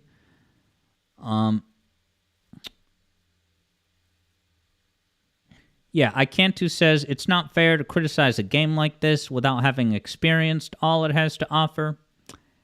I would say that you have to utilize the mechanics that are presented to you. I don't even know if I would use the word experience in that exact context. because it's maybe a little bit different for Sonic 3. Because, like, with Sonic 3 and 25%, you can beat the game playing on mellow mode, but the pacing and balance is missing. It's like you're writing a review that is missing critical aspects. Critical aspects that you overlooked, and there's no real excuse in a game like this that has such explicit tutorials. Because you succumb to instant gratification. You just wanted to get to the game, so you're mashing the button through the tutorials. Yeah, so iCantu says you'd agree with that, right, unless your review is framed as a first experience, initial thoughts. Yeah, and that is perfectly common where someone, does a first impressions video. That's fine as its own thing. But when that starts to bleed into what is presented as, the completionist definitive review,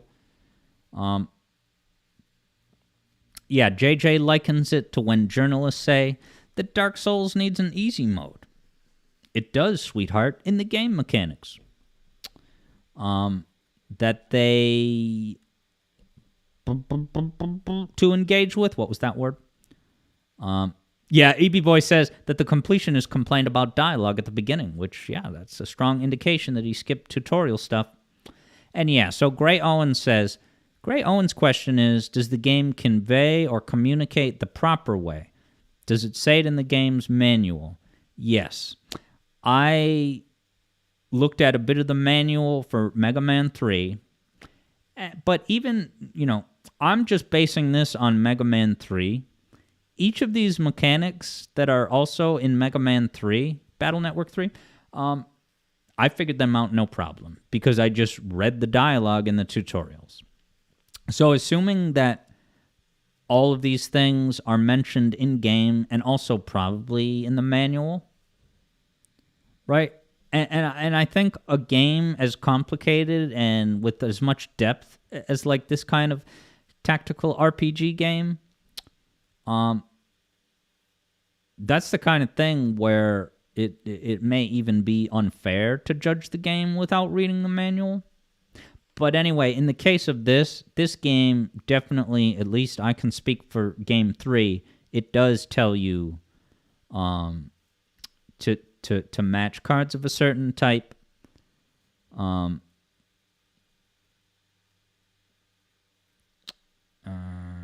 Koyao says, tutorializing is so hard to do right. You have to teach concepts to players who really don't want to be taught. They don't want to be taught. And, if they can't be bothered to, be given these explanations of how things work, go find a pick up and play game that you can just dive into. This is rising above that. That may not be for you, but it is totally unfair and invalid to criticize a game by skipping so many integral mechanics. Just ask EB Boy. EB Boy and his brother figured out this game as kid, and it's not even super complex, the basics at least. Subsonic says Knights tells you damn near nothing. iCantu's left to wonder what his motivation for making this review was. Did he see gameplay, think it looked interesting?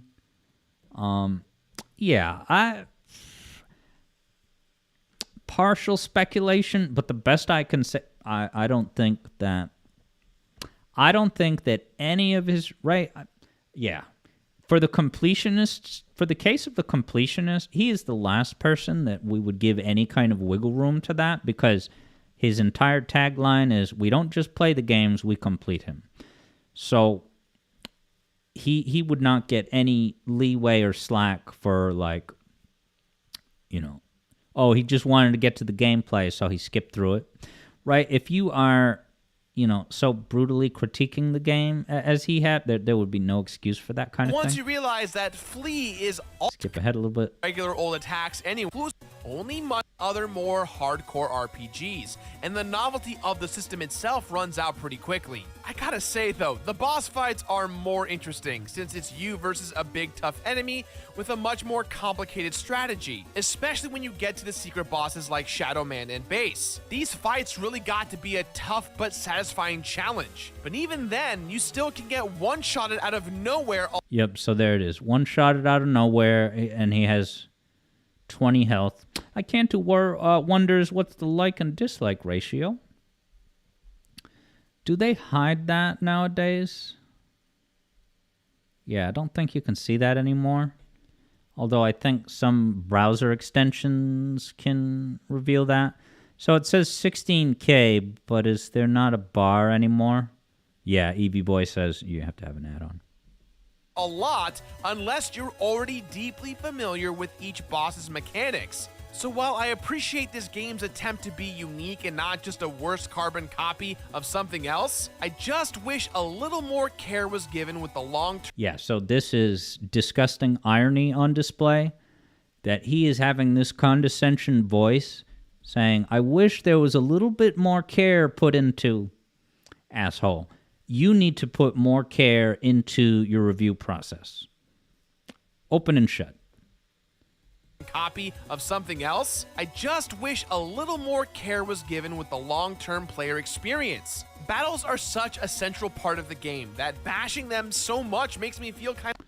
I can't do is like, did he just say that the boss can kill you until you learn its mechanic? Let's unpack that. Unless you're already deeply, you still can get one-shotted out of nowhere a lot, satisfying challenges like Shadow Man and Base. These fights really got to be a tough but satisfying challenge. But even then, you still can get one-shotted out of nowhere a lot unless you're already deeply familiar with each boss's mechanics. So while I appreciate this game... He was talking specifically about getting one-shotted. That's the additional X factor in the point that he was making. But yeah, that's way off base to say you can get one-shotted out of nowhere. One does not land themselves in 20 health out of nowhere. Yeah, I Can't Do says, is that not the point of bosses? Learning how to beat them. I would like to think that what he is trying to say is that you can get one-shotted out of nowhere, specifically, until you learn the boss patterns really well. Yeah, Vector Sater says, that's typical of many reviewers today, treating the developers like idiots for catering to their admittedly popular taste and skill level. Wait, oh, for not. Okay, right. Yeah, so, and then EB Boy adds that, you know, to be fair, the completionist has admitted his skills are lackluster in the past. So that's why I find the Geek Critiques Metroid Dread video so endlessly fascinating, because he has an entire mea culpa that recontextualizes every piece of content he's ever put out. He makes a point, this whole personal section where he's like, the thing about me is that I am really bad at noticing things. Things will be right in front of my eyes, right under my nose, and I will just keep, right? So that really casts every, righteous criticism that you've delivered from your soapbox. I knew all along, but here he is freely admitting it, right? I already knew that about the Geek Critique, but then he admitted it. Right? 7-10 years into his YouTube career, he finally just says, yeah, I'm shit at noticing things and figuring things out. Well, that will explain why you're scratching your head with some of these games.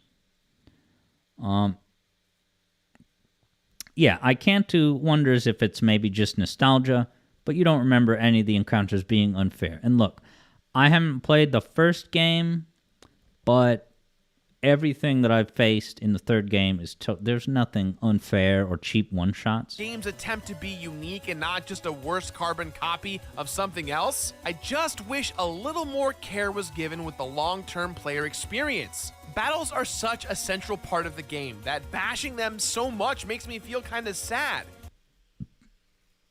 So what did he say? Bashing them so much makes you feel sad, right?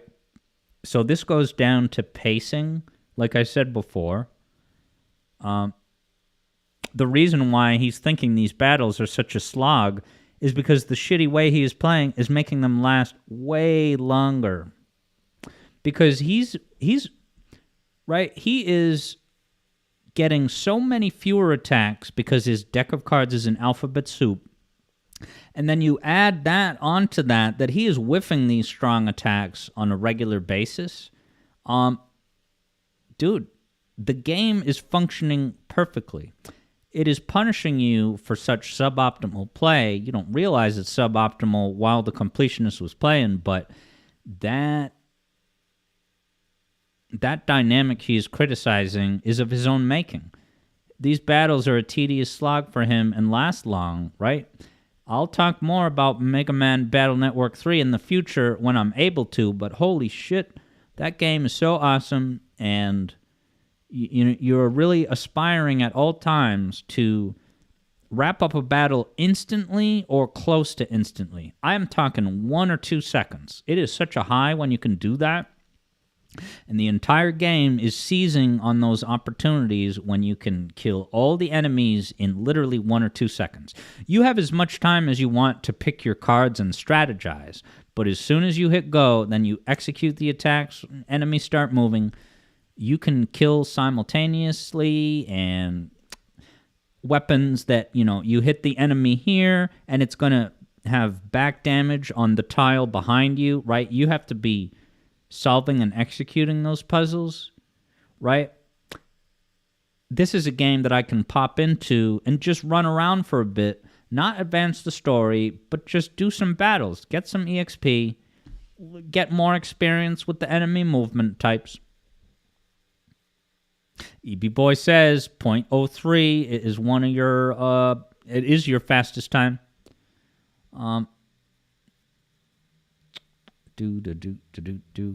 Gray Owen says, I think in the scenario that a player doesn't notice things as fast as others, they should just determine whether their confusion was justified and then critically judge the game. Yeah, if I always mention the geek critique. And by the way, Elmarian, this is the completionist. I'm very sorry that I've had the wrong footage attribution up for this entire segment. And it is with great displeasure that I now type the words, the completionist. It's true. I have to admit it. It's the completionist video.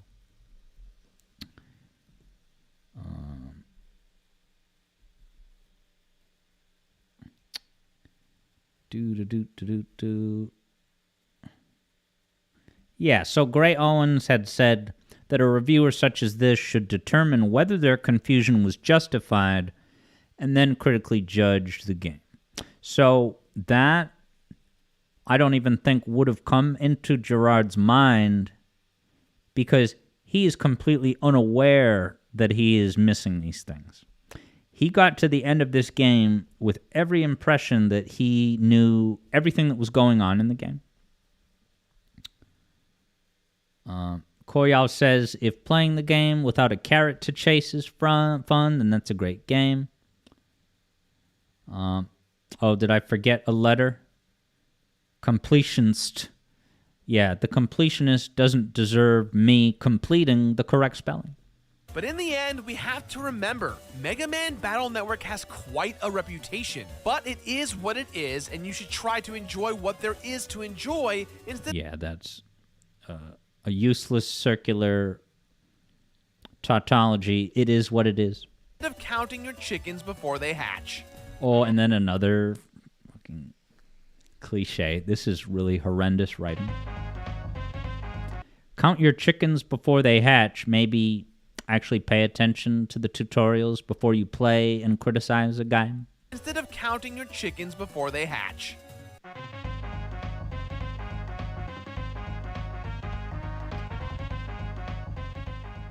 By the time I reached the end so of I the guess game... I don't need to look at this other section.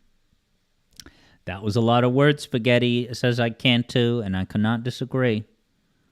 JJ says he still uses that awful jingle. Yeah, the swanky sideshow music, if that's what you're talking about, as Koyao said. So, yeah. The reason why I wanted to bring this up is because I would assert that this is a clear-cut example, just to tie things in a nice bow.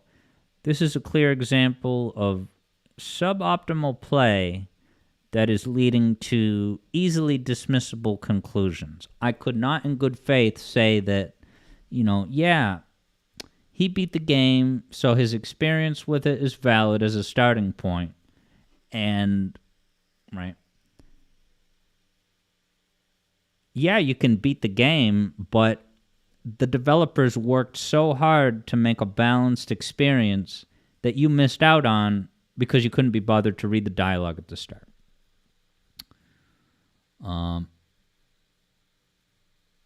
So, how can this apply to other games?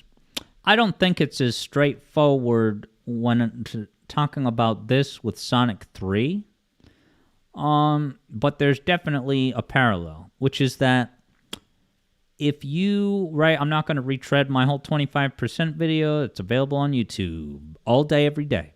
But if you are only playing Sonic games to get to the end of each level and beat the final boss, then it's not that you're playing the game wrong, but if you were to then go around and, talk to your peers and say, like, yeah, Sonic games, are kind of cool and all for what it is, but they're kind of just a cheap thrill that once you run through, there's nothing left to do, right? To give a verdict that the game is just kind of got a short shelf life, it's got a quick expiration date that now all you can do is wait a couple of years until you've kind of forgotten about it so you can revisit it with fresher eyes. Yeah, there's a much greater rewarding gameplay arc to be had, and it's not one that I've arbitrarily invented myself. It's one that I've realized just by doing the basics of what the game is asking you to do. I think that the idea that you would need to beat an entire act and boss without taking a hit, that idea is just immediately intolerable to a lot of gamers. They mistake that gameplay loop to be like, an extreme, like you're making a challenge for, I'm going to invent a challenge for myself. I want to get all 1,000 whatever rings in Carnival Night. They mistake, I'm just repeating the video talking points now, but yeah.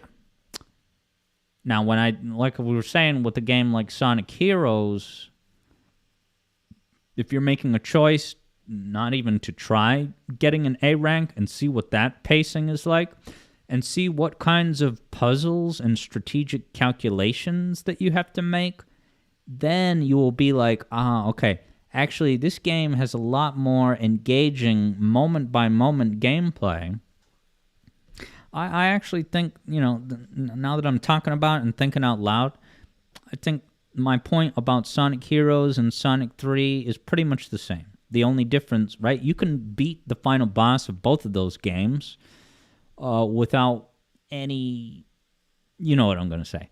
But I think it's misguided to then, you're going to deliver a verdict about how rewarding or replayable the game is. So, all in all, I don't use the exact words, you're playing the game wrong. I may do so in, casual conversation, but if I am really drilling down, what is my ultimate verdict, my ultimate opinion on determinations like this, I would say you are playing the game wrong, playing the game incorrectly. I think, let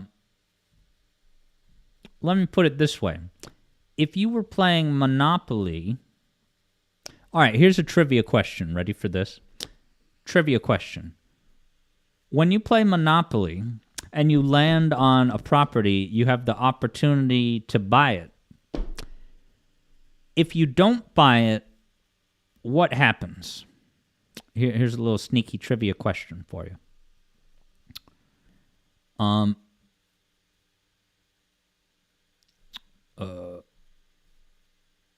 What happens if you choose... Okay, while you're soaking on that, maybe no one knows it, the more relevant question I wanted to ask is, you may be familiar with the common house rule where some people, and I definitely encountered this growing up, some people, when they play Monopoly, they have this informal little extra rule that whenever you get a community chest card or you land on a spot where you have to pay a fee or a tax, there's a common house rule that some people play where all of that money from all those fees and stuff, it gets added to free parking. And whoever lands on free parking gets whatever money has accumulated there up to that point. All right, so Koyao got it. It goes up for option. This is pretty interesting, and playing it growing up, I definitely skipped over this rule.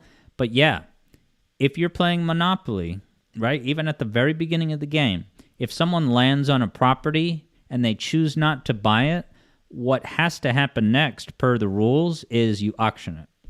So that's not even really related to the point of playing games wrong. But it's at least a little bit relevant because that is going to affect the pacing to an extent.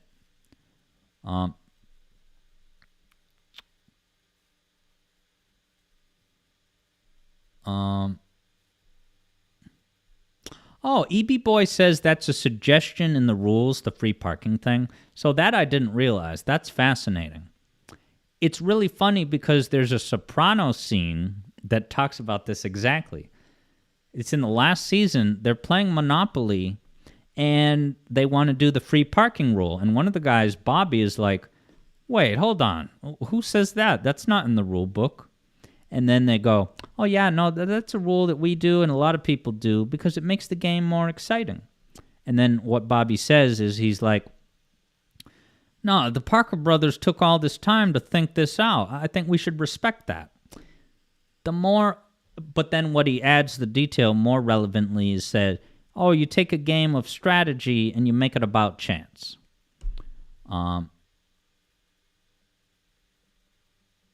Koyao's pitching online Monopoly game night with the Yardigans. I'll have to see when I have a block of 4.5 hours. Because as JJ says, you need a good few hours to spare for it.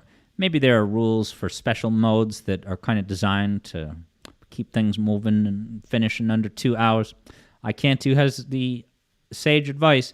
The only correct way to play Monopoly is to not play it with the people you love and care about.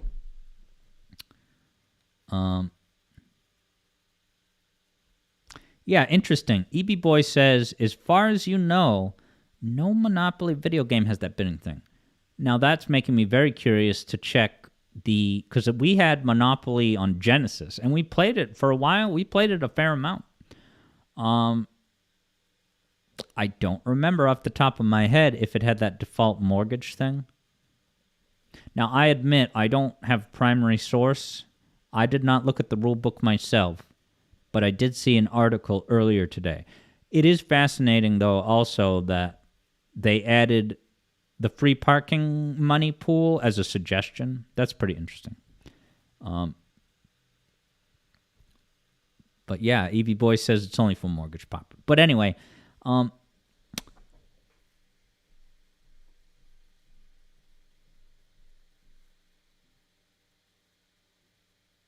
about this? Here's maybe a final example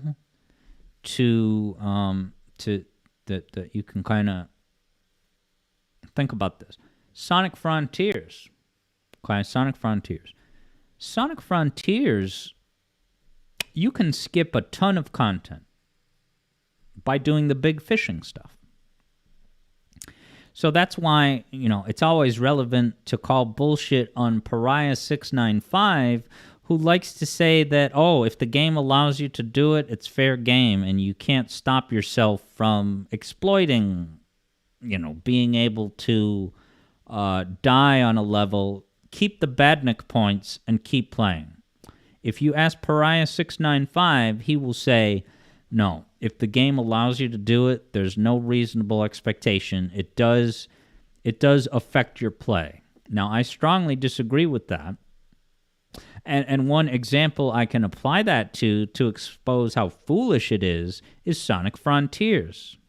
I would love to see gameplay footage of Pariah695 playing Sonic Frontiers, because according to him, he would just use big fishing mechanics to skip most of the game, right?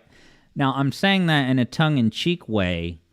Pariah695, if you are able to decide not to use Big the Cat as a way of skipping content, then why can't you stop yourself from making a deliberate choice to exploit game mechanics to farm for points?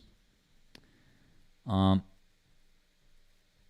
right, Subsonic is phrasing it as, if your grasp on the game is very incomplete, therefore your conclusions and analysis end up being unconvincing. That's a great way of kind of distilling all of this. Because, yeah, just ask JJ. JJ has expressed to me the frustration of developing Assure the Glitch, taking great care to ensure a balanced experience that can't be exploited, and doing so in a way that maintains balance. Football is a balanced game because of the rules of 4 downs, and then after if you can't get the job done by the 4th down, you kick it to the other team. There's rules about where you can kick it, right? All that balance is very meticulously planned out to ensure a fair and meaningful experience. So when JJ is working on a game that he's developing, gives it to a person to play test, and they found that, you can skip this entire challenge by doing X or Y, it's if I was in JJ's position, I would be heartbroken.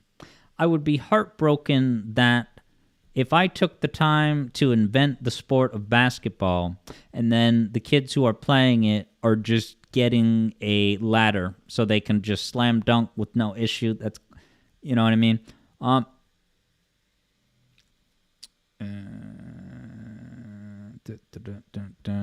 Koya, EB Boy doesn't exploit the parry for that reason. Which game is this? Dark Souls? Koyao's view is that you can't play a game wrong unless it's a racing game and you're driving backwards. And I think Relax has a video about the right way to play games incorrectly or something like that, and it has the driving backwards image. Oh, okay, the Frontiers parry, right. Now, they did change that on hard mode, maybe only for certain endgame bosses. It does have to be timed. I didn't even freaking try that. Now, Subsonic Sparkle says, people like David Jaffe's criticisms actually ended up starting a discussion that proved how well-designed Metroid Dread really was. And, of course, who should empathize and borderline defend David Jaffe? His geek critique. Moment of silence. Icantu doesn't mind the idea that you should use mechanics that are there, intentionally or not, but only in the context of how much fun you're subjectively having. And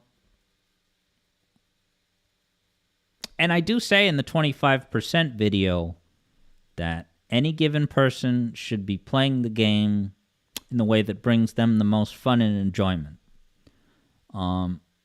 That could be because some people are only looking for a quick pick-up-and-play, accessible romp of a game. But, yeah, that comes with certain limitations of the scope of what you're able to critique and criticize. EB Boy's taking off. Great discussion. Yeah, and I am going to be signing off very soon. We're coming up on 5 hours. What a great day this was. I want to thank everybody. Hey, I had a ton of bits on call for Sonic Mania because I knew Sonic Mania takes longer than your average wager. Didn't even need half of them because we had such fascinating discussions about Persona, other things. JJ says, both of us stayed up for 5 hours. Oh, did you stream for 5 hours yesterday? My man.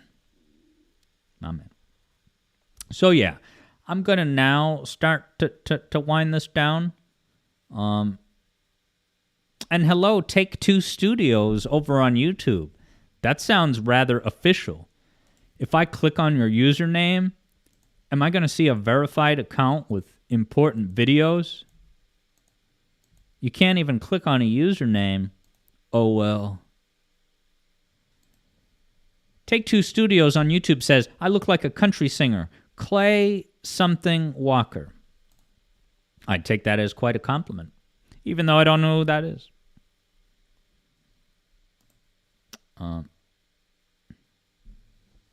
Subsonic says, Jaffe wasn't objectively wrong, quote-unquote, but his arguments were unconvincing. Analysis should always be an ongoing conversation.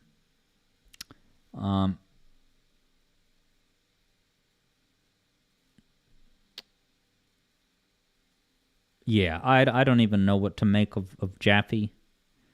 No, I do think Jaffe is probably objectively wrong because he is objectively wrong if, and I think there might be, and go to JJ for confirmation, isn't there an on-screen prompt early on that tells you to shoot blocks? Because depending on the contents of that tutorial, that's exactly what's going on in this completionist video. If he is skipping essential instruction, then there's nothing wrong with the game. And I can confidently say that Jaffe was objectively wrong.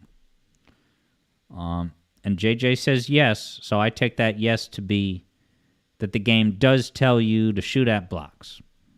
And if you see enemies, above an area, that's a massive hint that you can get there. Yeah, Subsonic says he stuck to his guns in the face of all the heat. Does the tail wag the dog? I don't care about Jaffe. Yeah, that's one of those really horrible, toxic case studies that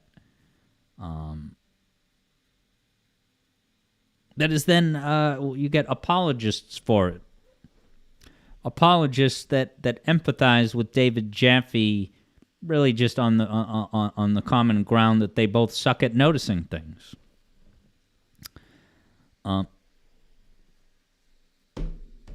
Yeah, Jaffe was wrong because he was scratching your head, outraged, and say, how could anyone know or expect to note when it was, if I'm going by JJ's yes, explicitly it's spelled out in the game in the same way that this game tells you, like, hey, you can pick multiple cards of the same type, so build your deck around that. If he stuck to his guns in the face of all the heat, I don't care. I don't know him. I never heard of anything that he's done outside of that video.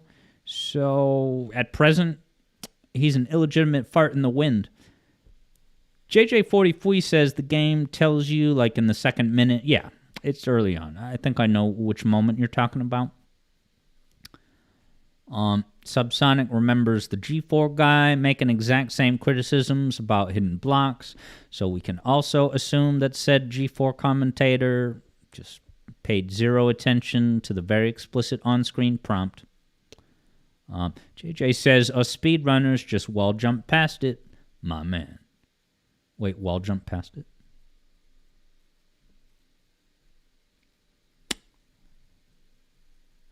Oh, right. It's that part where, yeah, you have to shoot the block here and then jump. Yeah, you can just wall jump without without breaking those blocks. Full circle. Subsonic says Gerard was in that video too. Big surprise. So yeah. Great chat, everybody. I'm about to collapse, so I'm going to sign off now. But I'll be back less than 24 hours. Actually, just about 24 hours. A little bit under. To play some Alien Isolation. Let me just quickly flash the stream one more time now that we have some solid fanfare.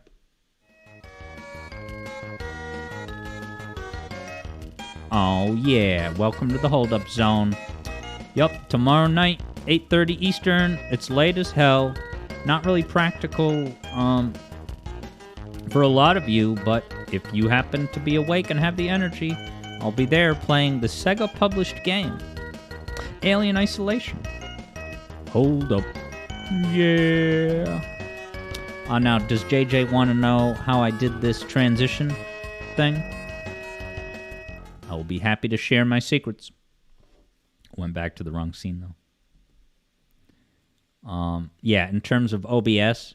So, I do have, as you know, this Stream Deck. And one of the things you can do is, like, you can program it so that I have, like, certain buttons on here. Like, technically, a taunt is a multi-action button, where the first thing it does is mutes my game audio, and then it just goes down the list of certain commands in a certain order.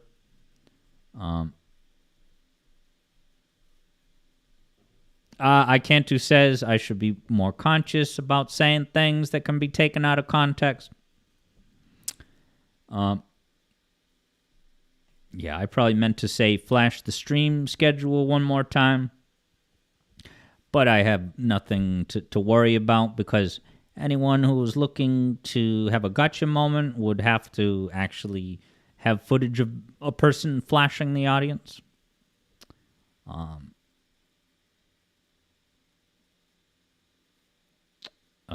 But yeah. JJ would love one of the Steam Decks. Yeah, so I had to render a video with a transparency. And those file sizes get massive. So actually, when you see the countdown on screen like this, that's a 10-minute video with transparency, and the file size is massive. The hold-up one is pretty quick, so it wasn't a big deal. Vector Sater, have yourself a good one. Thanks for hanging out and discussing stuff with us.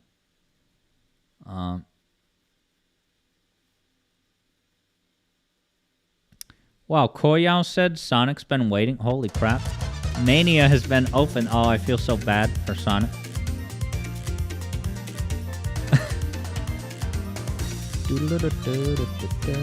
See, I have it in borderless mode.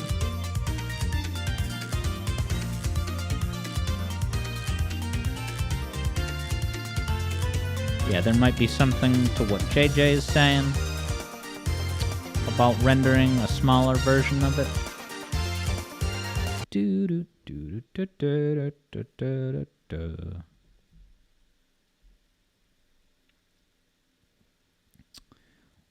So yeah, gonna say my goodbyes now.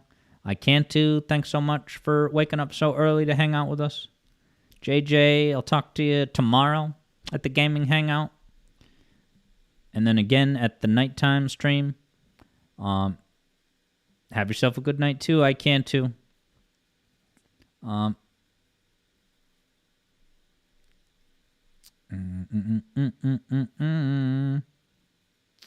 So yeah. Sorry. Koyao, have a great one. Third, Bruno, see you later. Icantu, JJ.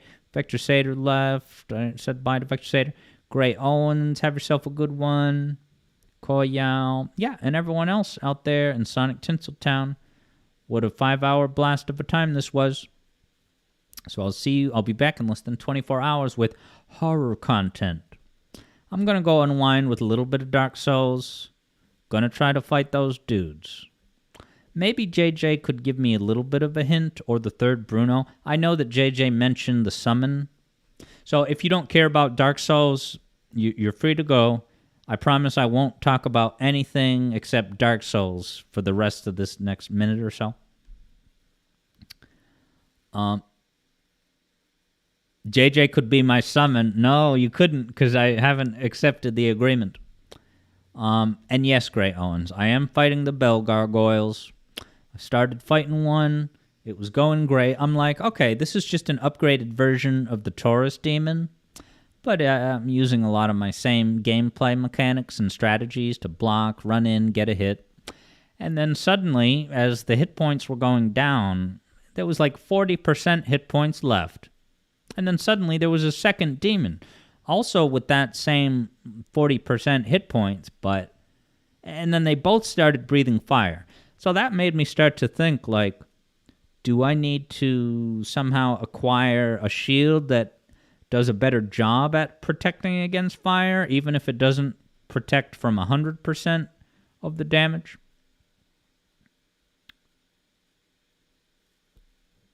JJ says the agreement, if I bothered to read it, hell no, I didn't, is to say that you will be nice online and not be hateful. Yeah, but there's always clauses about selling my data to the chosen undead. I'm just kidding.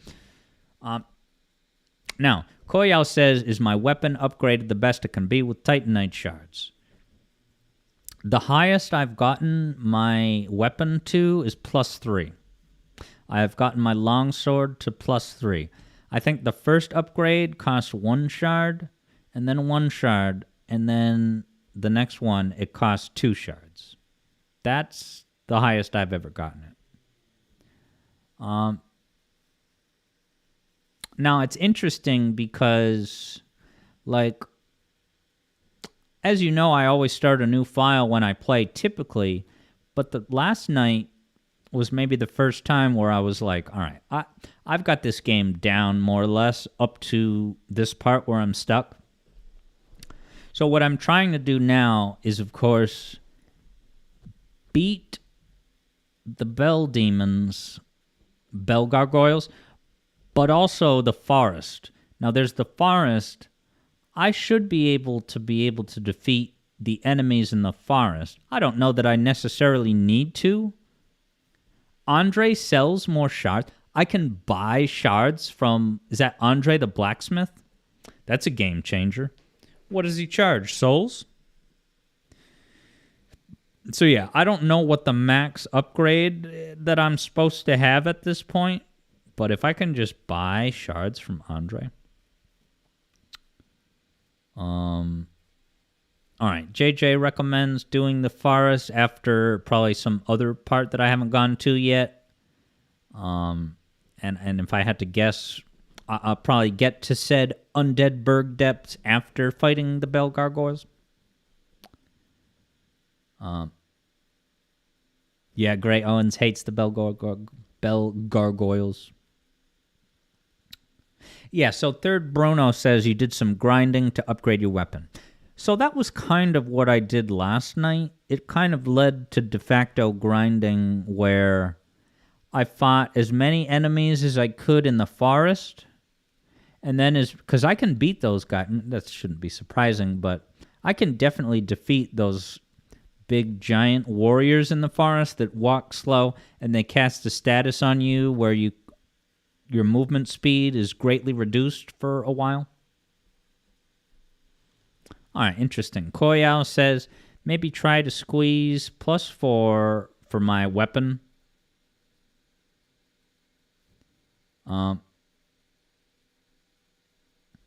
Interesting. JJ says this is word for word, so I would say I would listen to King K's Dark Souls review, but I don't know if it has any spoilers.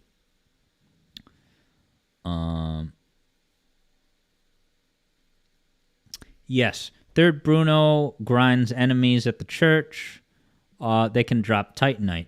It's crazy that even the weak enemies outside the church, like off to the right of the church, they give you a Titanite shard. That's a big-ass deal.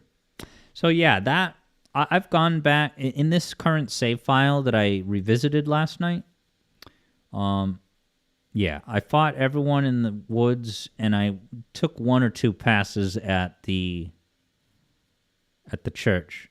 It's crazy. The red guys with the red cape, they used to be so intimidating, and they're still tricky, but I can beat them so much faster, and it's partly because upgrade weapons, but... Yeah, Koyao says, if I don't want to summon JJ, you summon that friendly NPC. So I've only done the summon once, and off the top of my head, I don't remember where I did that.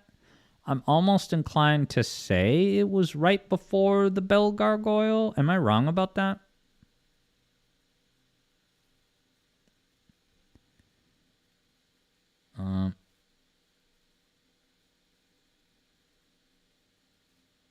Hell yeah, third Bruno is able to one-shot those jerks. It's crazy how far you can go. Yeah, JJ had said, everything here is designed to have you grind for shards to get the best weapon for the gargoyle. All right, that's cool. So I will definitely at least get longsword +3. Maybe +4. Sweet. All right. Would it be as... Wow, JJ says I should go to +5. Maybe I will. Yeah, Koyao says, it might not be obvious to me now, but I have a ton of options. I totally believe it. I'm afraid to ask in case it's a spoiler, but should I ask you guys for at least a hint of how... I guess I just don't want to spend a lot of time looking for the opportunity to summon. So maybe I am just asking you to tell me. Can you reliably get a summoned AI buddy? Or is that happening randomly? All right, JJ says Andre sells all kind of useful stuff. So yeah, definitely have to check out his shop. All right, JJ says it's always outside the boss room. All right, so that kind of matches what I vaguely remember. But is there something I need to do first in order to get him to appear there? You have to be human. Got it. Okay. And to be human, you get cursed again every time you die, right? So eventually you'll run out of humanity and you can't reverse the hollowing for the time being?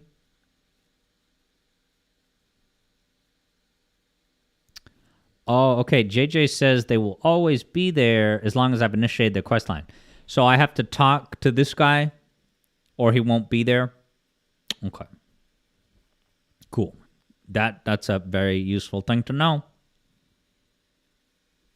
So yeah, I'll be sure to interact with everyone from now on because, yeah, sometimes when I start a new file, I don't bother to talk to everyone. Now I know I should. Yeah, Koyao says, for that fight, Solaire's summon sign will be by the door. Perfect. I will walk back to this guy, no matter how long. It's probably not that far back. Sweet, dude. All right, I passed the 5-hour mark. We won, everyone. Thanks to JJ for stepping up in the competition today. Thanks to Koyao for today's song request from Guacamele. And thanks to all of you for hanging out, chatting, having a great time.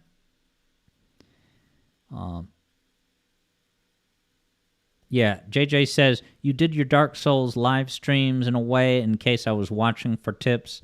Yeah, I guess when I briefly talked to you about that, it was like, oh, if I watched your streams, it would be a spoiler. I admit I have peeked in a couple times just to see if you're fighting something that I've already done, but it was always newer stuff, you know, later in the game that I haven't got to yet. Appreciate the good luck wishes, third Bruno. Still live, Sam. Can you believe it? 5 hours. We're in the after party. Dark Souls only. I am not allowed to open up any other topics because I told people, leave now unless you want Dark Souls. I promise you're not going to miss any interesting non-Dark Souls conversations. So Koyao, Sam, third Bruno, JJ, I think Vector Sater bounced, and everyone else. Great time today. I'll be back here in less than 24 hours. Get ready to get isolated. In Alien Isolation, which I will be playing despite having never seen Alien. Sue me. I think it's epic and funny to experience Alien primarily first through an immersive first-person, I think, horror game experience. See you then. Bring your safety